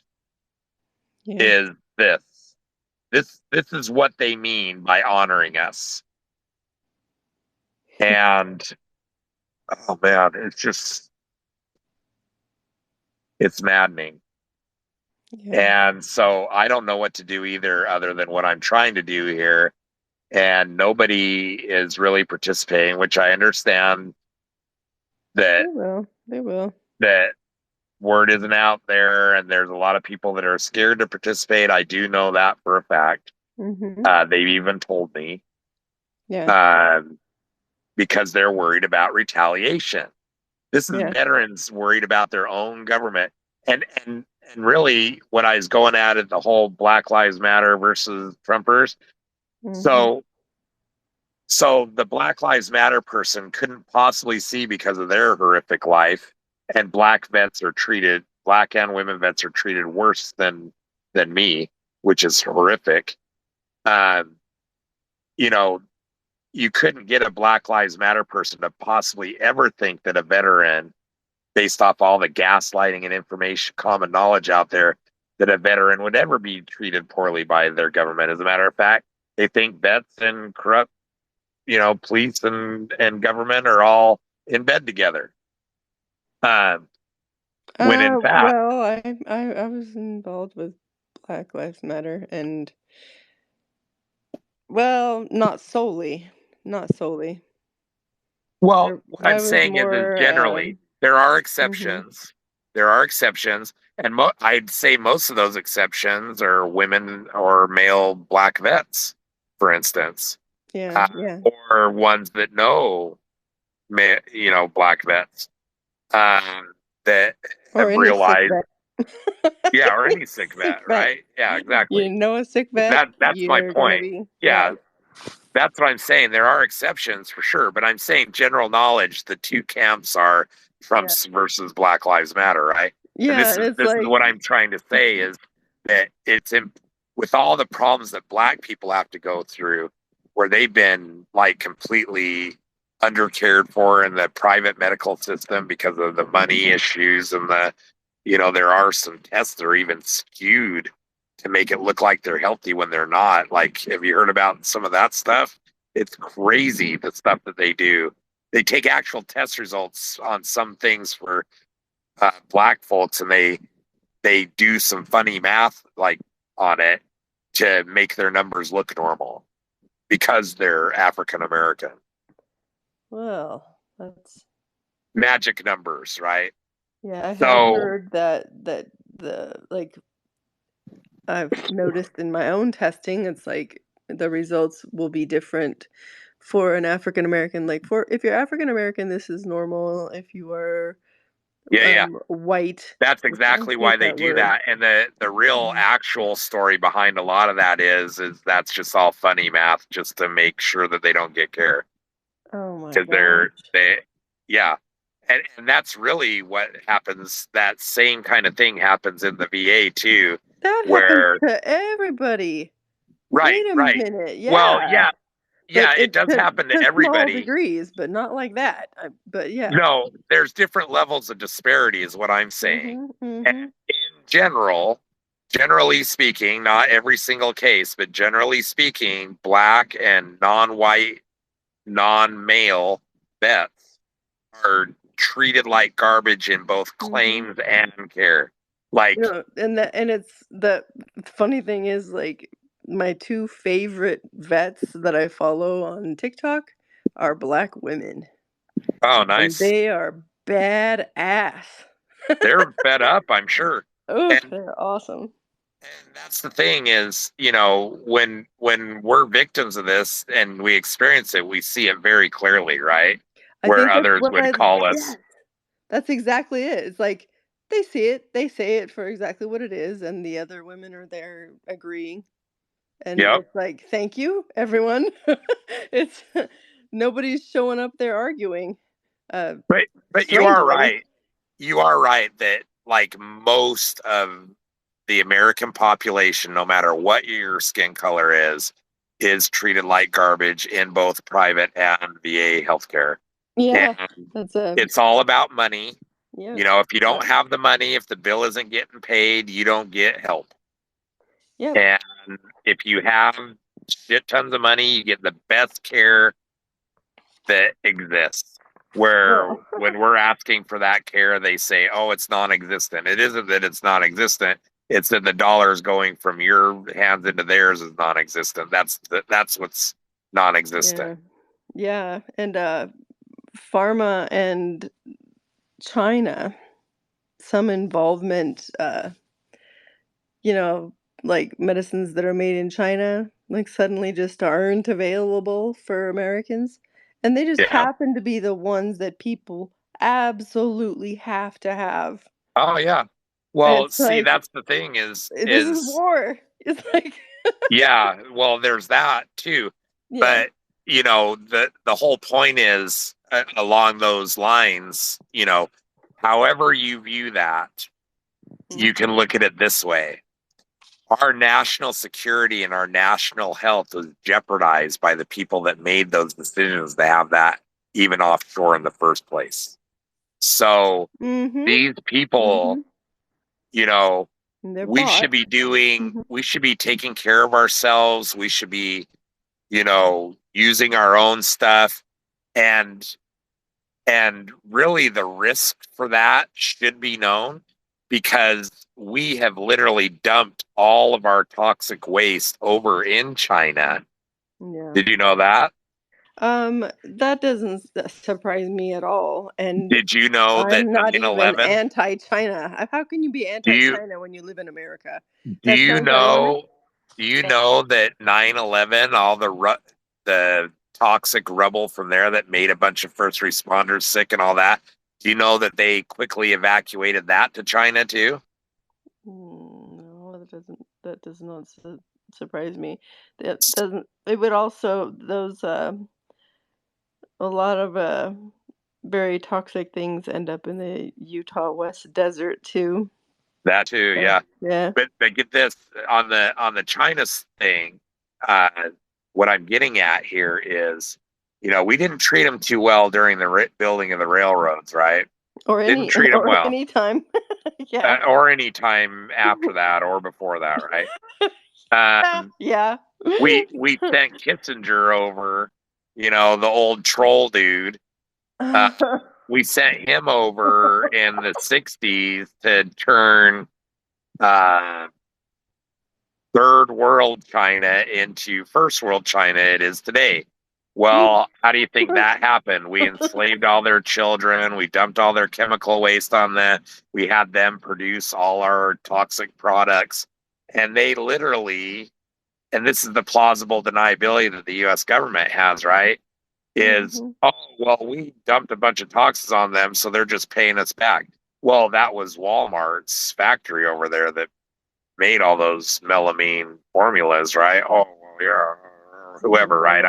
I not to be sued by Walmart or anything, right? That may not have been them, but just that kind of stuff. All these business. Oh, was that Apple enslaving those children where they're committing suicide and they have to install nets all around because people are jumping off the building to die? Like, was that Apple? So you could have your latest iPhone every year doing that? Oh, it was Mhm. okay. Yeah, we're really great, aren't we? Yeah, and Um, who's paying for I remember when you could get a car for the price of an iPhone.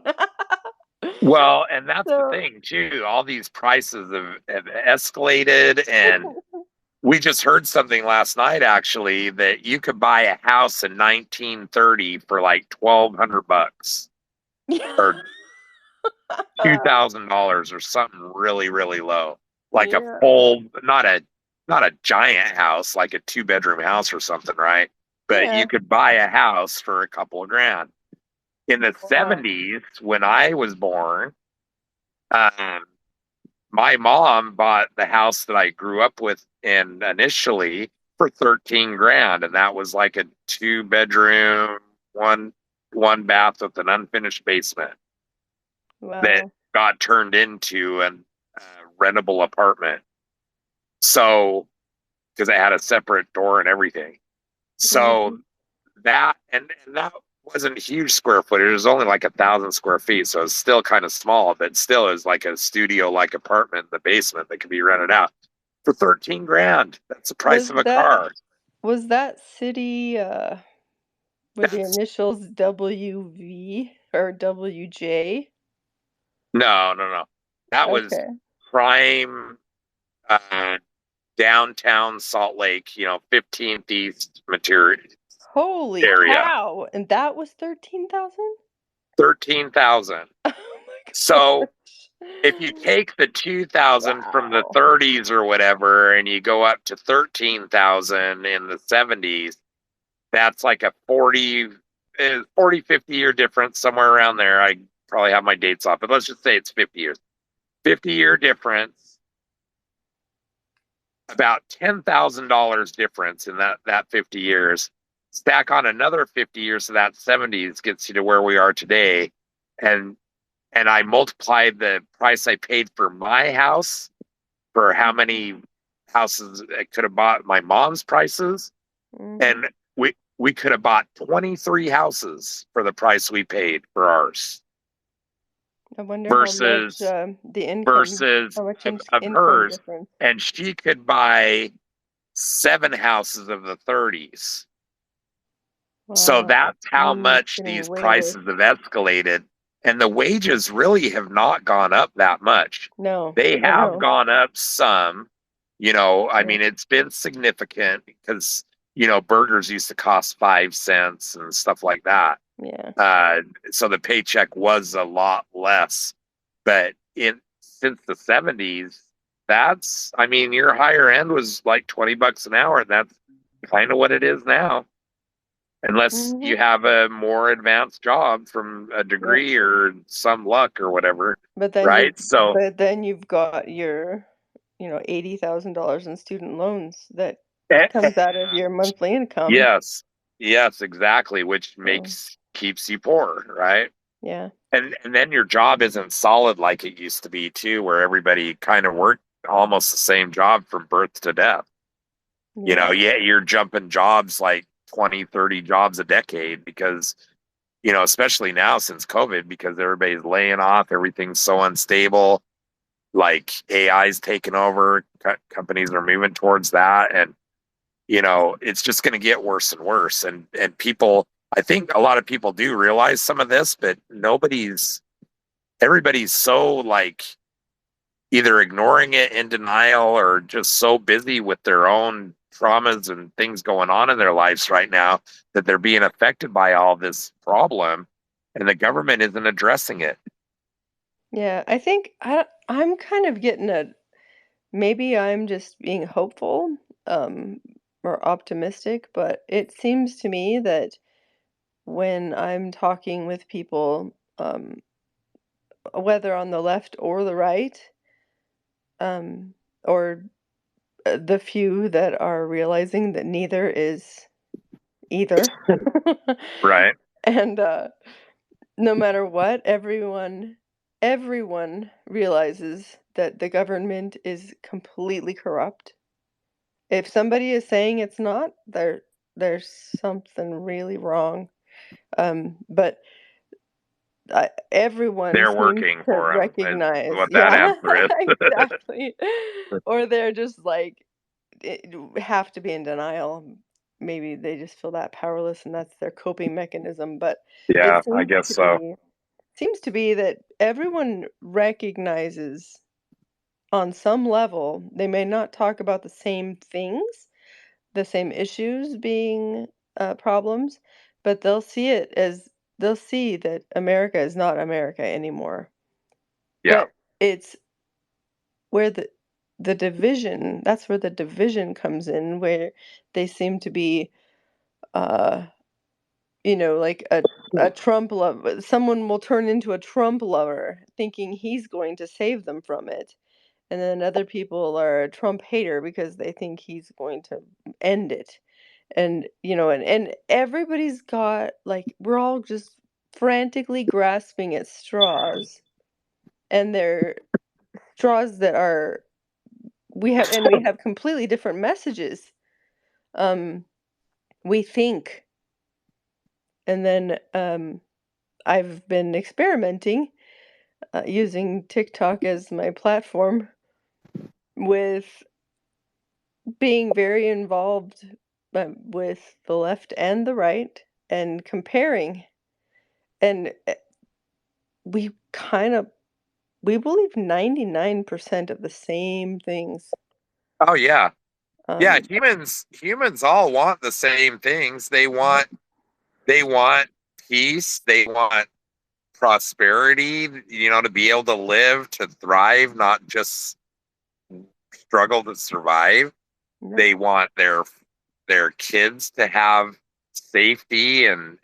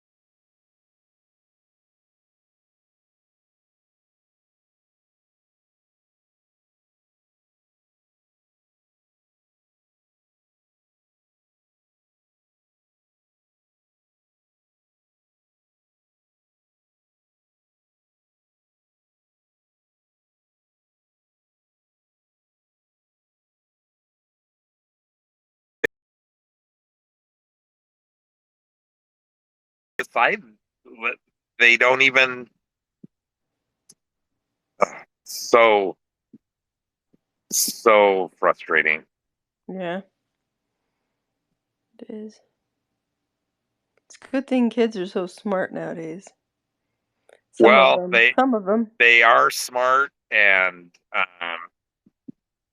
you know the Yeah. problem They're is still kids and they're that vulnerable and they have that ears. yeah, well, the problem though, the main thing that I see, even though they're smart and they seem to know a lot more than we did about a lot of things, Mhm. is that they a lot of them don't know what to do either. Right. And And they're right because there isn't anything. well, there is, but see, Mhm. that's the thing though, is the the the corruption is made sure through all their division, through all their indoctrination, through all their manipulation and their mass media, that the chances of us getting together and agreeing on anything to get justice and accountability from these people is the chances of that are one in a bazillion. They Yeah. know that.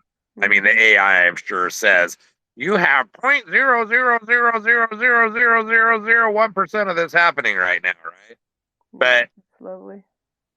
what we need to do is we need to change that, because it is very simple. There's all those pictures of the Monopoly board and all the bankers like smoking and whatever on the Mhm. Monopoly board that's on top of a bunch of people's backs that are crouched on the floor, crouched over, and the board is on the back and it says all we have to do is stand up and their game is over. And that's literally what it is. Yeah. And I haven't seen and that, but that's beautiful. and the thing is yeah, when we stand up, there might be a confrontation. Not for long though. Well, there and this is this is the thing why I think it hasn't happened yet. We don't know Is who our that damn people enemy know, is, for one. well, people know there's going to be a confrontation, Yeah. And people know that they have all the money, resources, power, and laws. Mhm. And people know they've seen how the government wrecks lives. Mhm. Like, for instance, back to what I tried to say earlier, and I sidetracked off onto something, my fault with my damaged brain, right? Or their fault for my damaged brain. Um, you know, that, oh, God, I thought about that. I lost what I was saying. Um,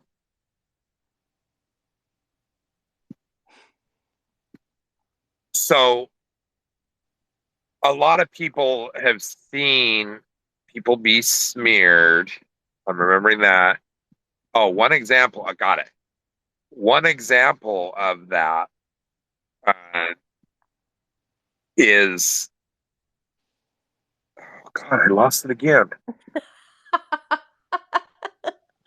Sorry, Ah, it's just getting late. okay, no. I mean, I'm trying to. So I try to say this stuff so many times, but I can't get it all out. It's like they have a beam on my head saying erase, erase, erase. So, so that you get the veteran, the toxic exposed sick veteran who's been fighting the VA for 30 fucking years to get help. And their friends and their family have all left because they don't understand what's going on. They believe the gaslighting that it's all in our heads. And even our friends and family think, oh, there's nothing physiological here. They're just mental cases. And everybody shits on homeless and mentally ill people. That's the thing in America. We're fucking Mhm. proud Americans, but we know how to shit on our disabled and fucking homeless people, don't we? So Who else did that very well? I don't know who else Oh, did that. fascists do Oh, that okay. Well, very, that very makes well. sense, right? Mhm. You know, the corporations control our government, not the people, and so that's fascism. So that makes sense. Yeah. So we Yeah. shit on disabled and homeless people or drug addicts, right? They're all just Mhm. worthless people to be shit on and stepped on and blah blah blah blah blah. Yep. And so you get this, toxic exposed veteran who's trying to get help and they're battling this thing and they're losing their friends and family and they're losing their jobs because they have all these health issues and they're calling in sick and they're, having cognitive glitches and memory problems and communication problems and maybe some, damage to the emotion center in the brain. These are real physical things that are happening that the Right. vet doesn't choose to do, but it happens because life happens.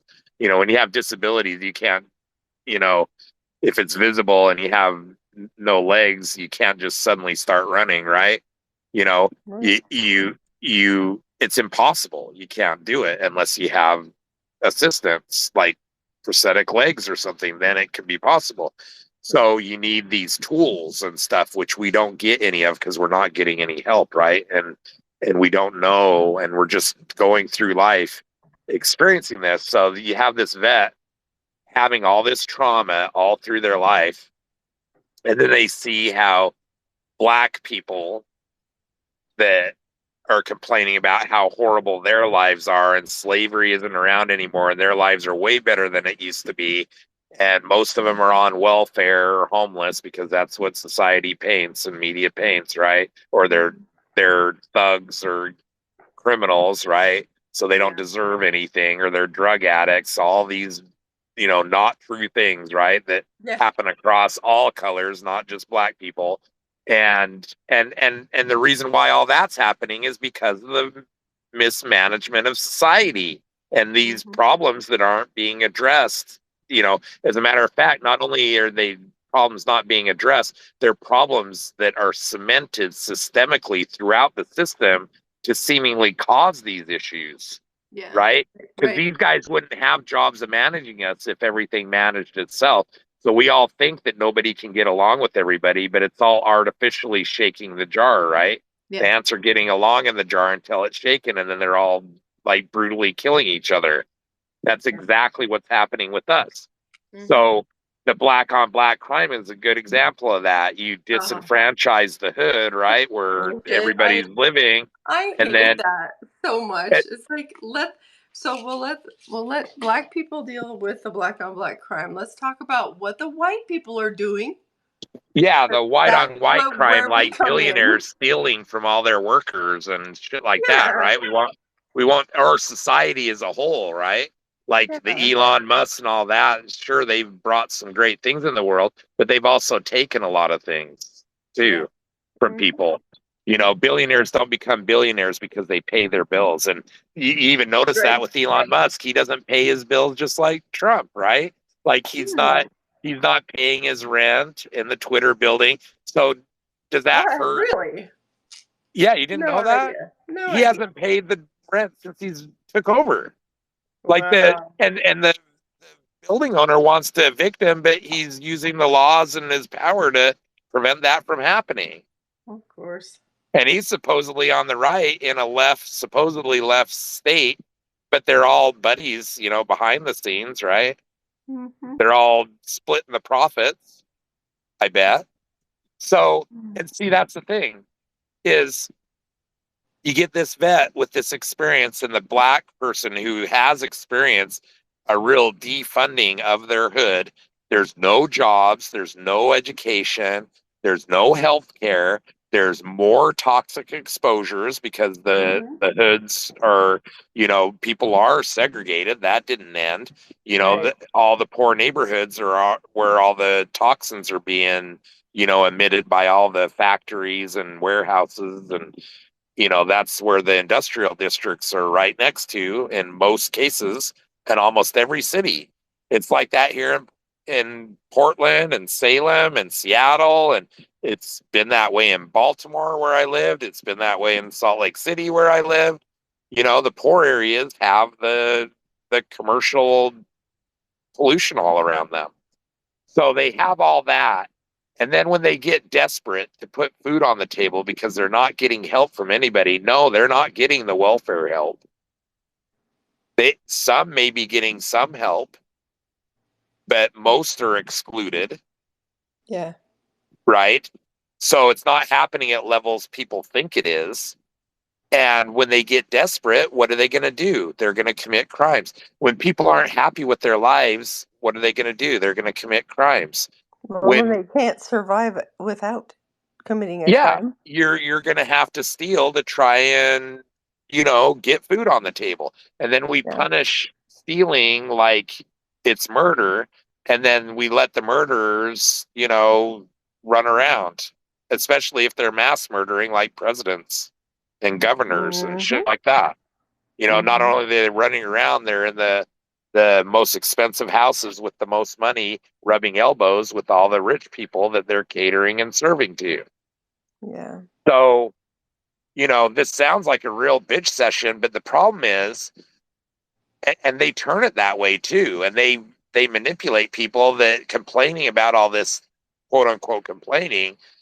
It's not even complaining, it's stating facts of the reality that we live in, and it's affecting us all negatively. That is the facts of strip away all the jargon and the bullshit. That is what's happening.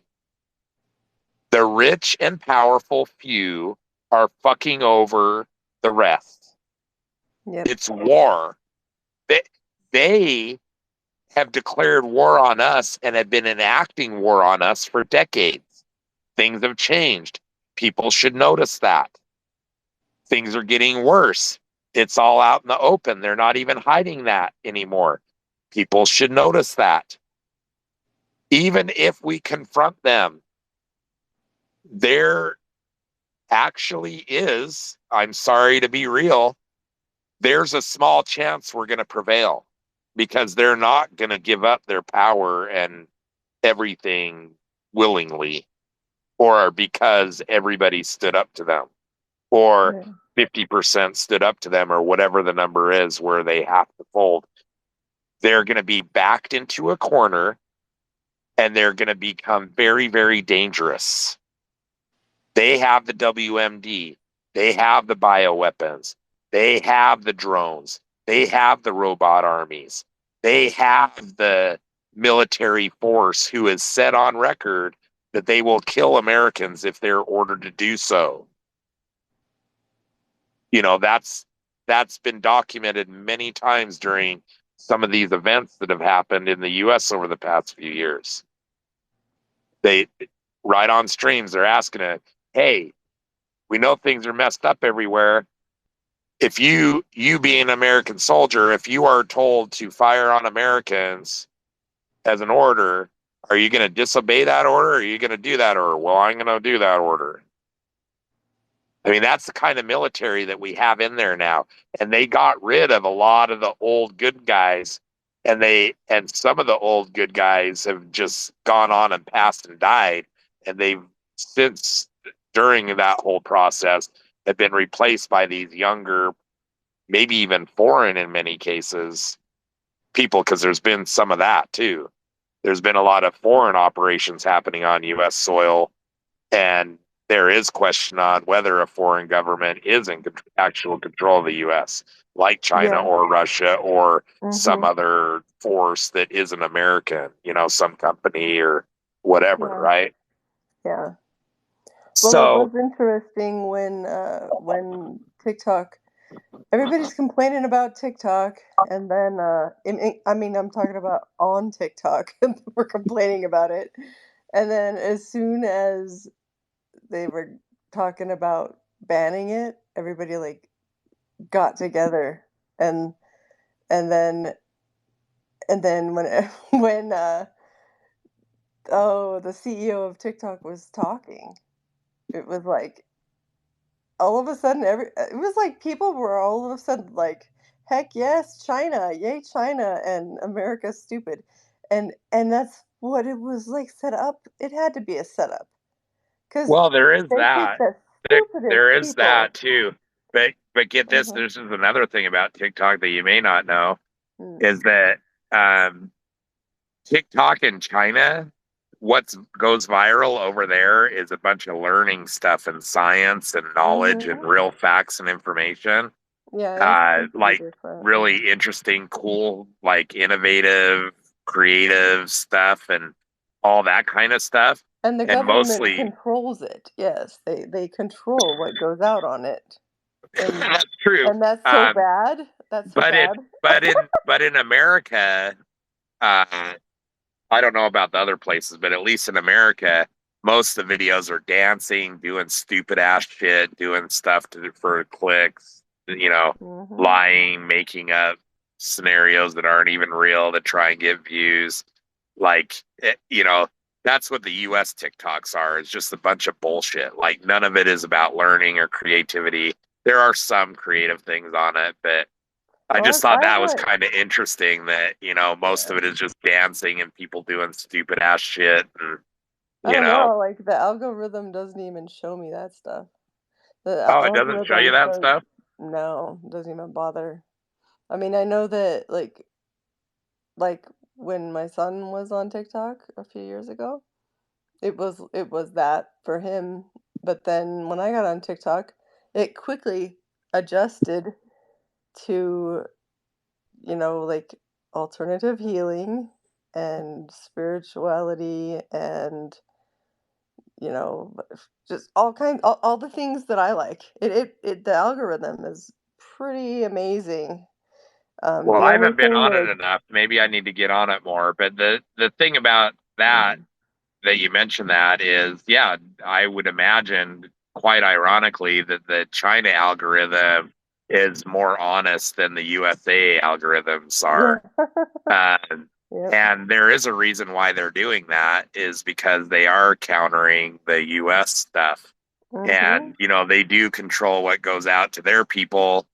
But it seems like it's all pretty much wholesome, like good stuff.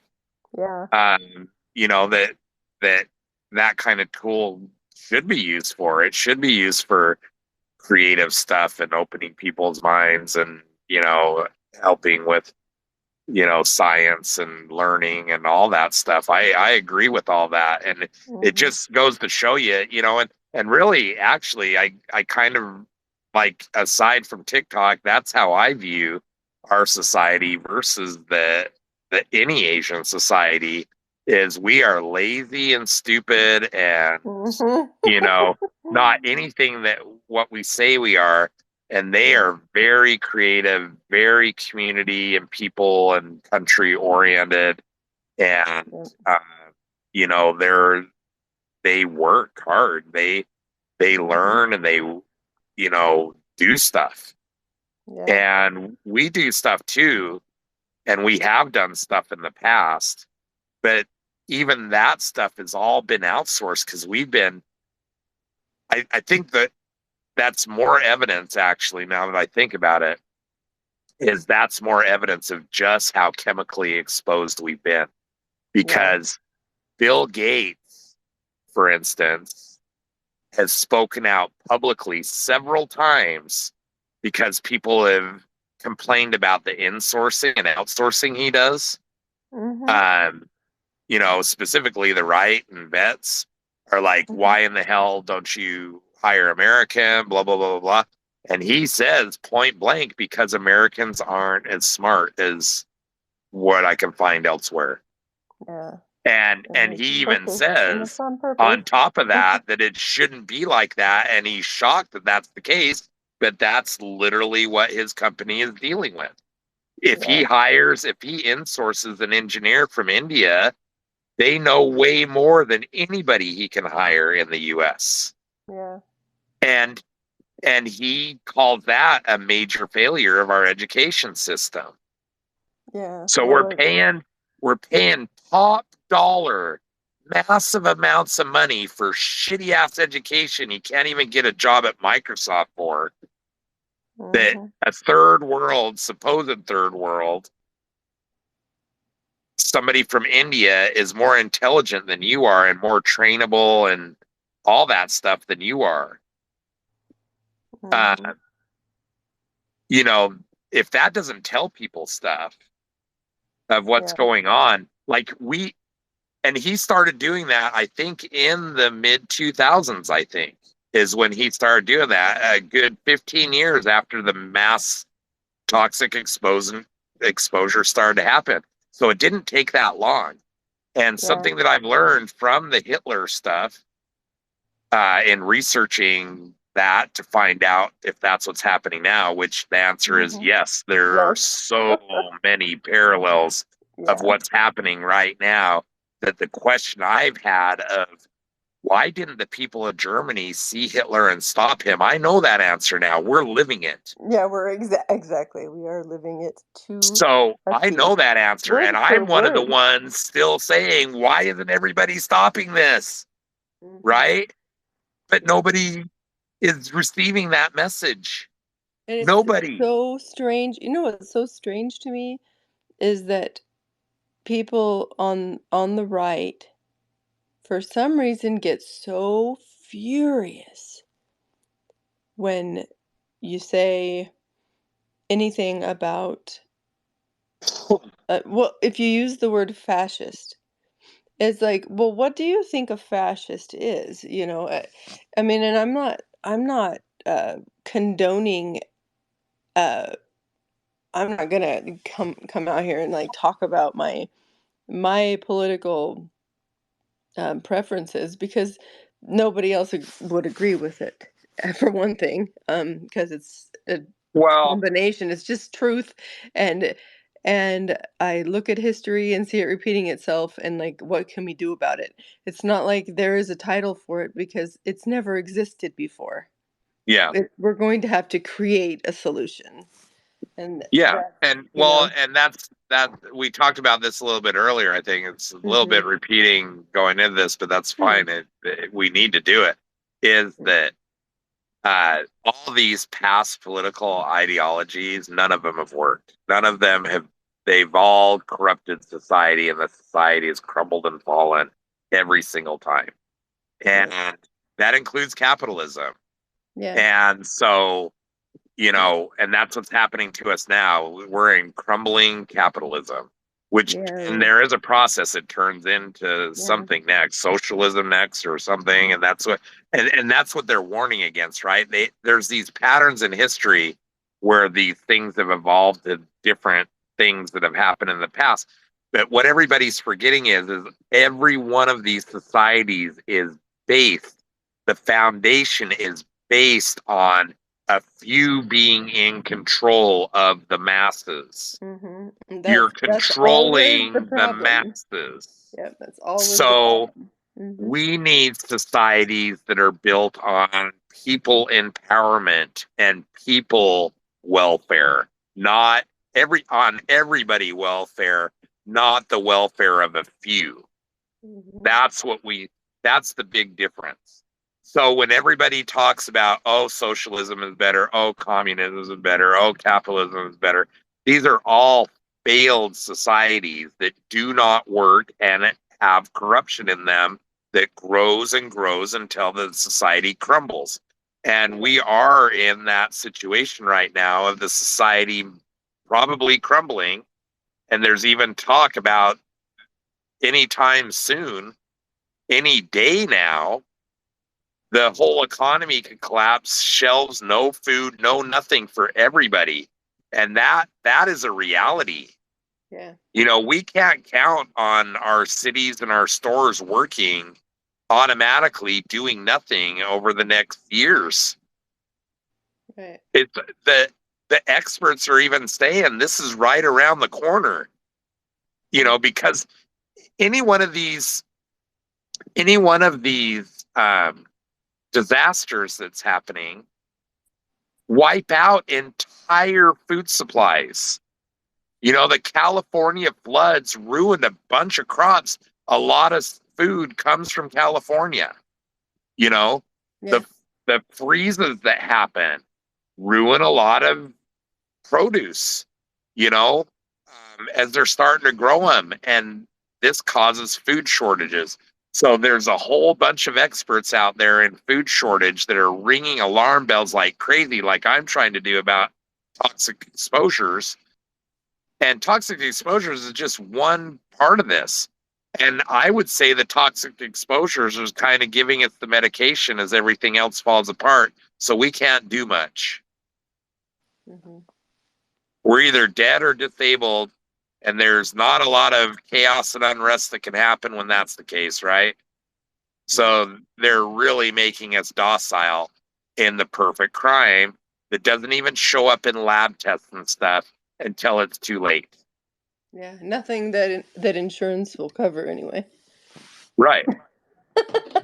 They can find all Which is kinds of stuff all, if I they mean, would that's look. more proof that it's all designed this way, right? Because the Yeah. insurance industry is supposed to be separate from the heart bone and the knee bone, and all this stuff's Yeah. supposed to be disconnected, right? It's Yeah. not. No. It's not disconnected. The media, the corporations, the government, they are all in on this. And our government may be in on it with all other governments.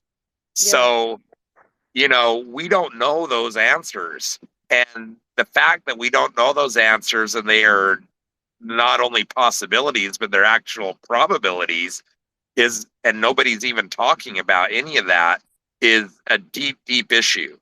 And, you know, whatever you think about Trump, you know, if you still worship him, I'm sorry, you're so fucking brainwashed that you think this guy gives a fuck about anybody but himself, but you are wrong.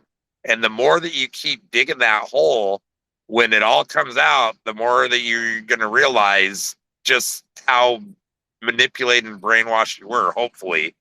But you got to snap out of it, man. None of these billionaires care.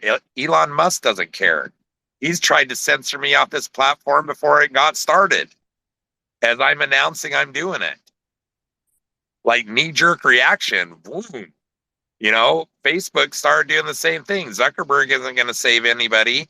He's not providing a town square either. All these algorithms and shadow banning, and you know, you have to have a subscription for anybody to see, even have a chance at seeing your posts.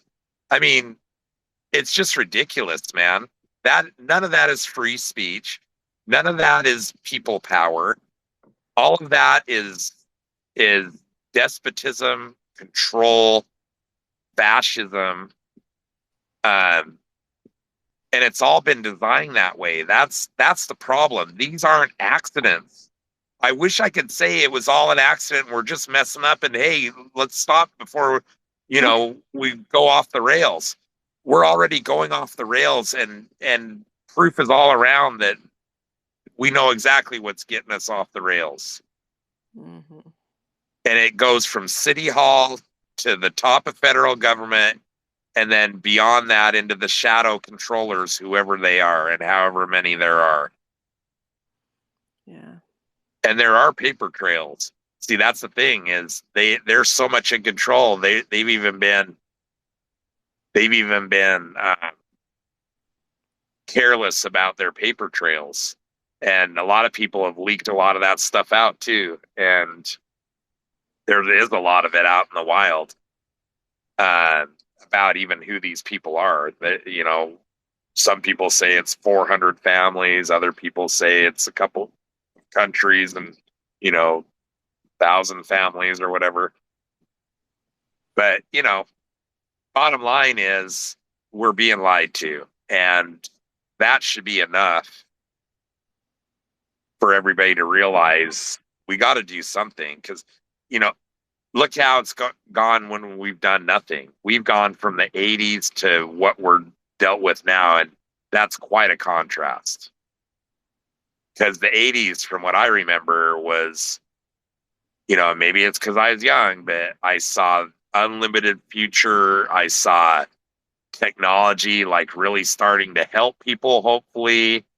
I saw, you know, prosperity and people caring about each other still, at least mostly. You know, there were fights and stuff, but they were few and far between. And everything is going opposite of all of that, just in a short 40-year time frame. And every new kid being born into this doesn't know anything different of how it was before. All that is lost, just like everything with our grandparents are lost, right? Mm-hmm. Once that generation, the 40 years goes, that those new generations don't know anything different. And so they're living in that new normal closer to the abyss. Yeah. So Yeah. anyway, this has gone super, super long. I can't believe it's been 4 hours and 20 minutes. I know. It's like, how am I Right on the supposed to bring nose. this up? So we probably should end this right now. I did want to talk more about my actual experience with my lungs and, you know, some of the stuff there. I'll just be really brief with that. I had a really great lung doctor. This also happened this week, which, you know, fueled my anger. But I'm out in the community exclusively to try and get help away from the VA, because I have been getting better help, even though the VA only pays them pennies on the dollar for it, which isn't conducive to good health for most of us. But I've been lucky to get some people who are more awake and do care and do have bad experience with the VA, you know, providers in the community, and they're really helping me find some answers. But so I got this really great lung doc, and he did a bunch of tests, did a bunch of things, sees impairment, has a prescription for oxygen for me during night, not during exertion in the day, even though I need it, because he just doesn't know enough or have enough evidence. Nobody's helping him. He referred me back to the VA for help. And I'm leaving the VA because they were worse than him. So, like, there is no help. And, you know, he doesn't know that there's no experts in the VA and they're not helping. He thinks that there is somebody I could go to, which is a problem. That's more of the gaslighting going on, right? Is everybody thinks all these things are true, that the troops are supported, we get great help, blah, blah, blah, blah, blah.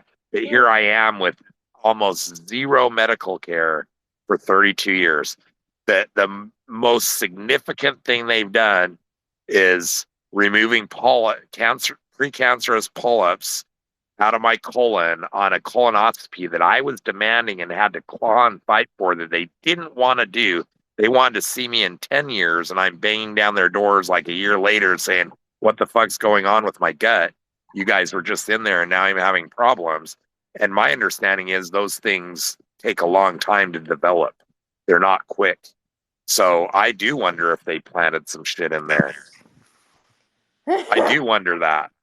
Yeah, or just, if they found out you had Or cancerous saw that I polyps, had then that some would there that be, were potential to grow that way, and they're like, okay, leave those in there and clip the others. So we at least have some record that we removed some polyps, right? yeah. And then, there are lots of reasons they could be deciding not to do something. Right. You know, Exactly. And they were all kinds of deciding not to, nefarious things.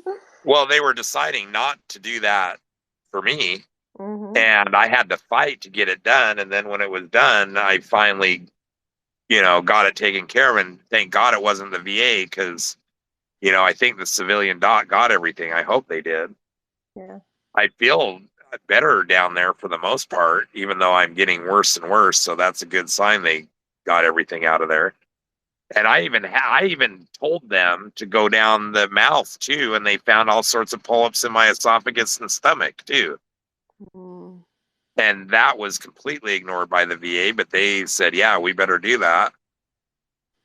See, and that's what I mean. That's where I get the better care is they'll listen to me and go, "Oh yeah, that's a good idea. We probably should do that. We should have thought of that. We didn't think of that because we don't come across this kind of stuff, kind of thing, right?"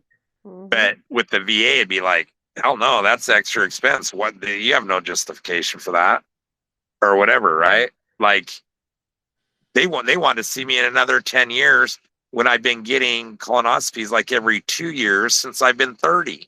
Because every single time they're removing polyps. Hmm. So those polyps turn into the cancer. What happens if I go 10 years? Yeah. I start having cancer Maybe not. probably. Or maybe not even make 10 years. Right. Could be 3 or 4. Yeah. So. Because these were precancerous at 2. After Mm. I supposedly had them all clipped out right 2 years before. Hmm. So it's Yeah. all sketchy. I don't trust the VA. There's a huge conflict of interest in them paying out benefits and health care and then keeping us alive too and being the guard and the hen house on all that. Hmm. We need citizen reviews of all this stuff. And, there is a whistleblower account video on the Discarded Vet Doc YouTube page. If you search Yeah. Discarded Vet Doc in YouTube, you'll find the page, and there is a video there that you can listen to about a VA employee whistleblower that talks about all the unethical things that go on at the VA. Yeah. Who is also a vet. Hmm. Yep. And so, yeah, I mean, we could go on and make this longer and longer, but we do probably have to end it.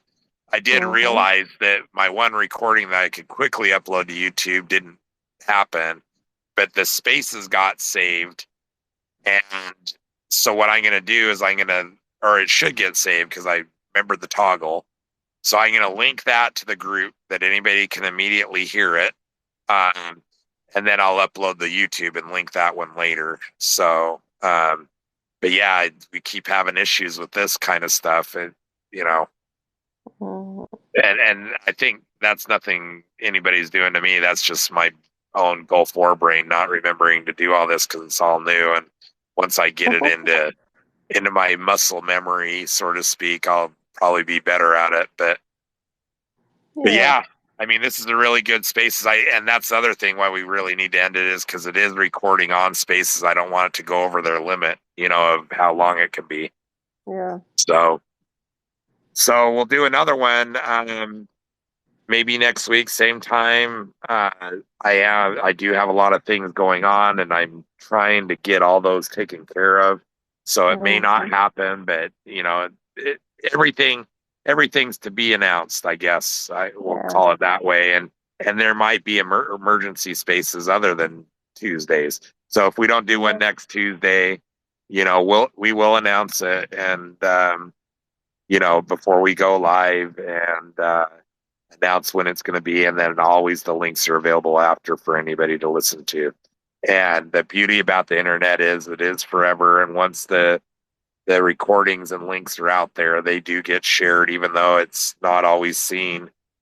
And a lot of that is because people are scared and they do it anonymously or, through VPNs and various things. And, and they don't interact and comment, it looks like, for the most part. But hopefully we get more brave people that are on the edge of death like me. And I don't know about you, Toxie. I know your health isn't that great, but you've lost the worry about anything happening to you, and that this shit needs to get fixed fast for everybody. Yeah, it's so like I when hope you have there's nothing more that else join to us. lose. When you have nothing else to lose, then it doesn't Yeah, matter anymore. you ever, one quick thing, did you ever see that? God, what was his name? He sounded just like he's an old commentator. He kind of sounds like a mafia guy. Um, but he says when the people have nothing to lose, they lose it. They lose everything. Like they lose it, George something. Oh man. Anyway, I'll Carlin? have to tell you. No. No, I'll okay, find cool. out who it is and I'll let you know. You might not know about him, but I wanted to. He knows a lot about this corruption stuff, and he's so good. He used to be on CNN and all those in the 2000s, but then they pulled him, and he's kind of fringe media now. But anyway. All right. Well, All right. I hope you're well. It's tough. No, I'm not. I need help. I mean, I really need help. And I know. I mean, the COVID thing. I hope that doesn't make things worse. Yeah, I think I'm okay there, but my wife, she's having some issues, I think. Which is surprising. It almost should be the other way around, but maybe my immune system and nervous system are like, we're not going to let that happen. You know what? I maybe swear, it's quick my on it. immune system is so used to just attacking itself that I don't usually get sick from anything else. Just immune system. Yeah, I think my attacking body is me. more into attacking itself, but I think it is taking care of COVID too. I don't think I have it. I think I definitely been exposed to it being in the same house, and she tested positive, and we're just kind of, I mean, she's had some symptoms, but not really, and I've had the gut thing going on and more exhaustion and just feeling more crappy in general, lower energy, is all I've had. But yeah, we're just hoping that, it's almost, no, today is 1 week since diagnosis, since the test positive. So I think it's a 14-day, up to 14 days to show symptoms. She's had some symptoms. I think I've had some gut symptoms. But see, this is the thing too, just really quick on this for those that don't know. We've been doing alternative treatments such as sauna, breathing in that hot air through the nose, through the mouth, because of the digestive symptoms, and this new version targets the digestion more, that people are reporting diarrhea more. She doesn't have diarrhea normally, and she poops almost every day. She had diarrhea and definite bowel issues.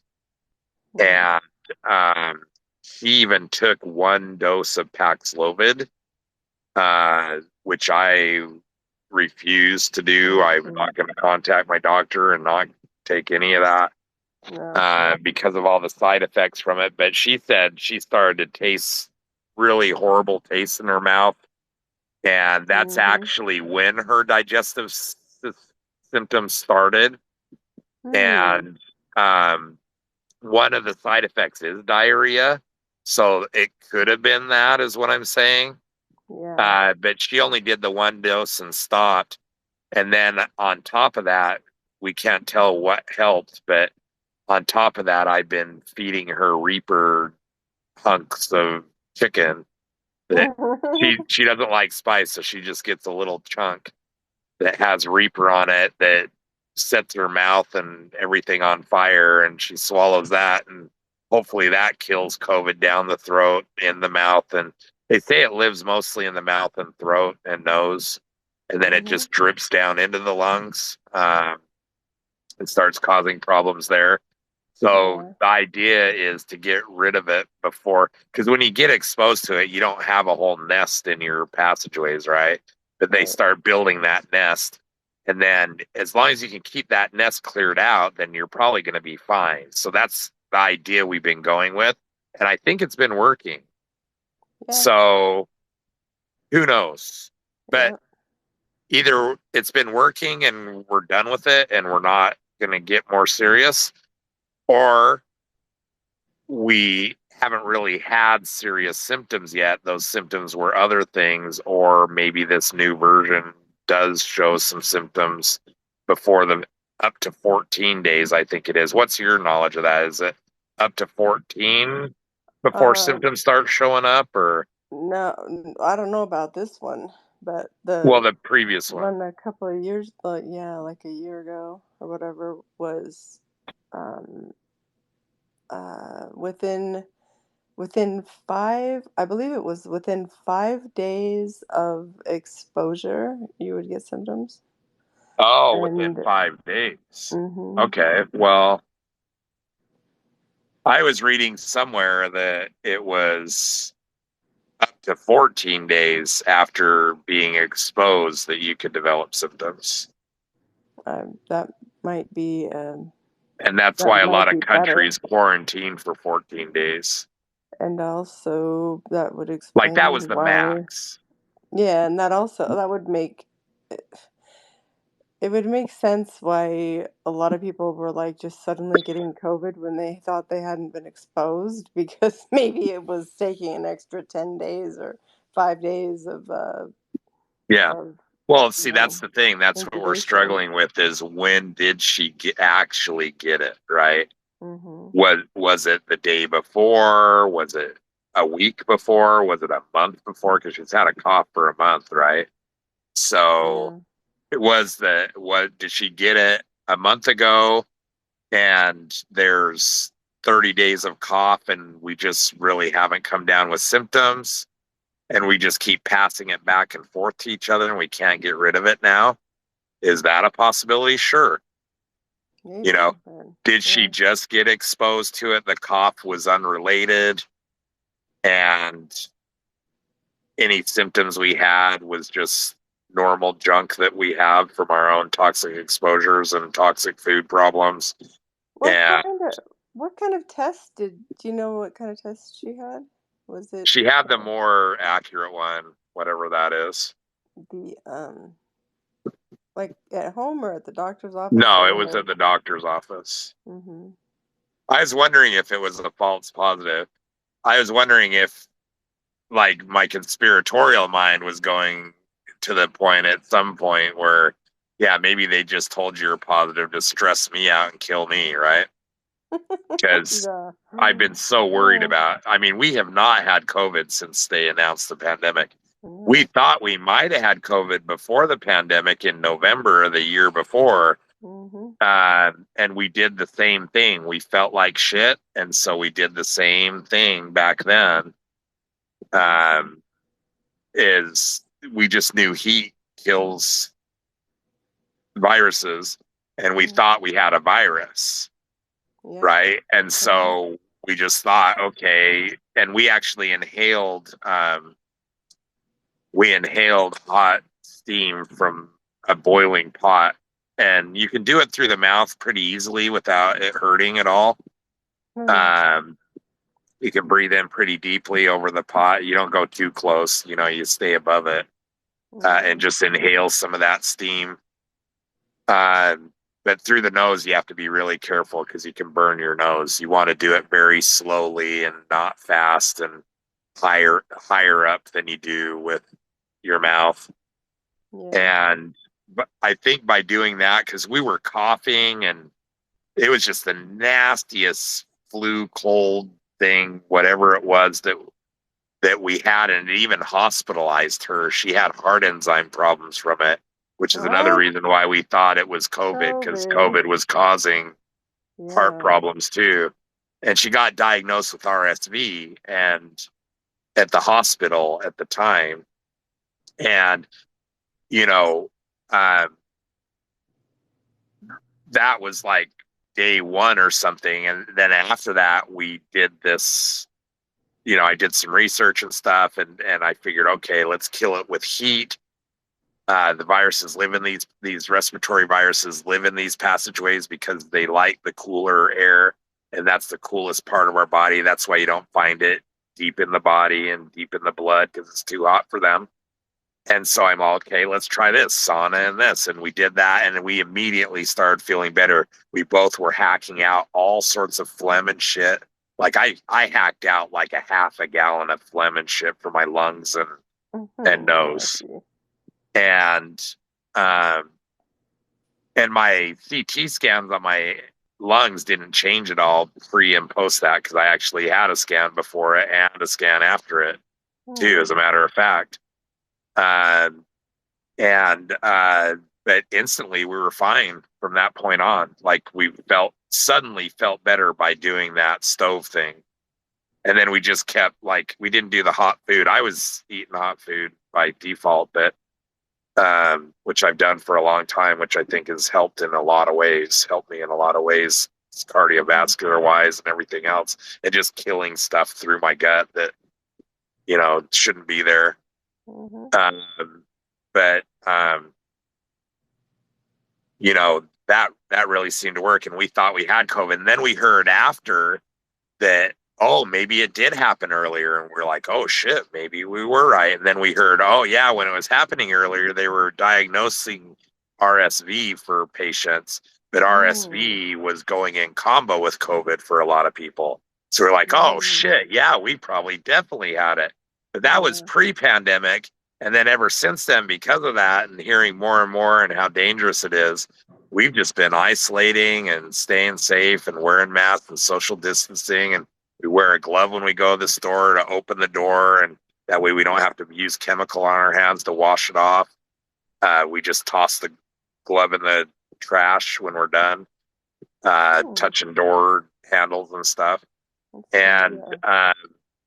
And so we've just been really safe, and we haven't even had a cold or flu for the whole time until now.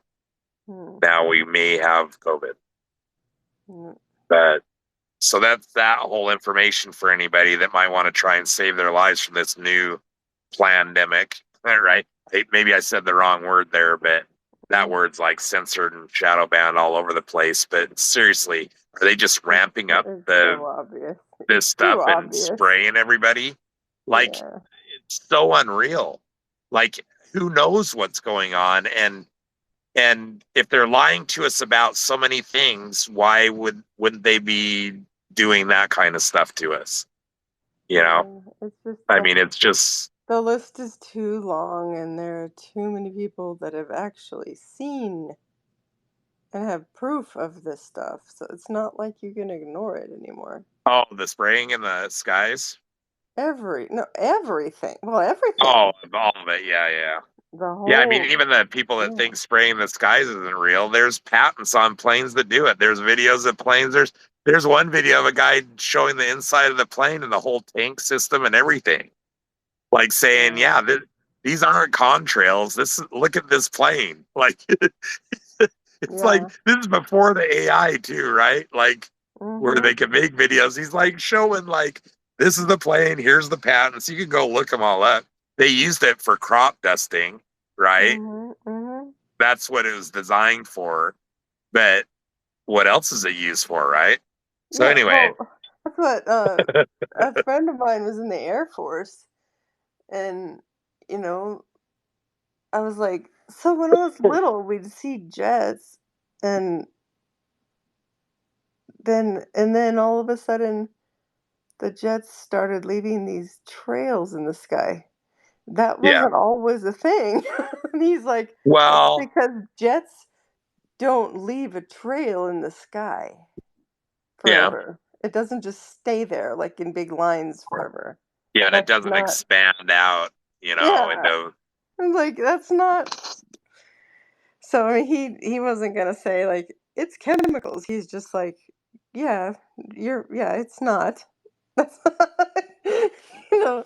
So that's the Air Force pilot that was saying that. So I mean, that's one good source where there's no denying it. They're doing something. Someone is doing something.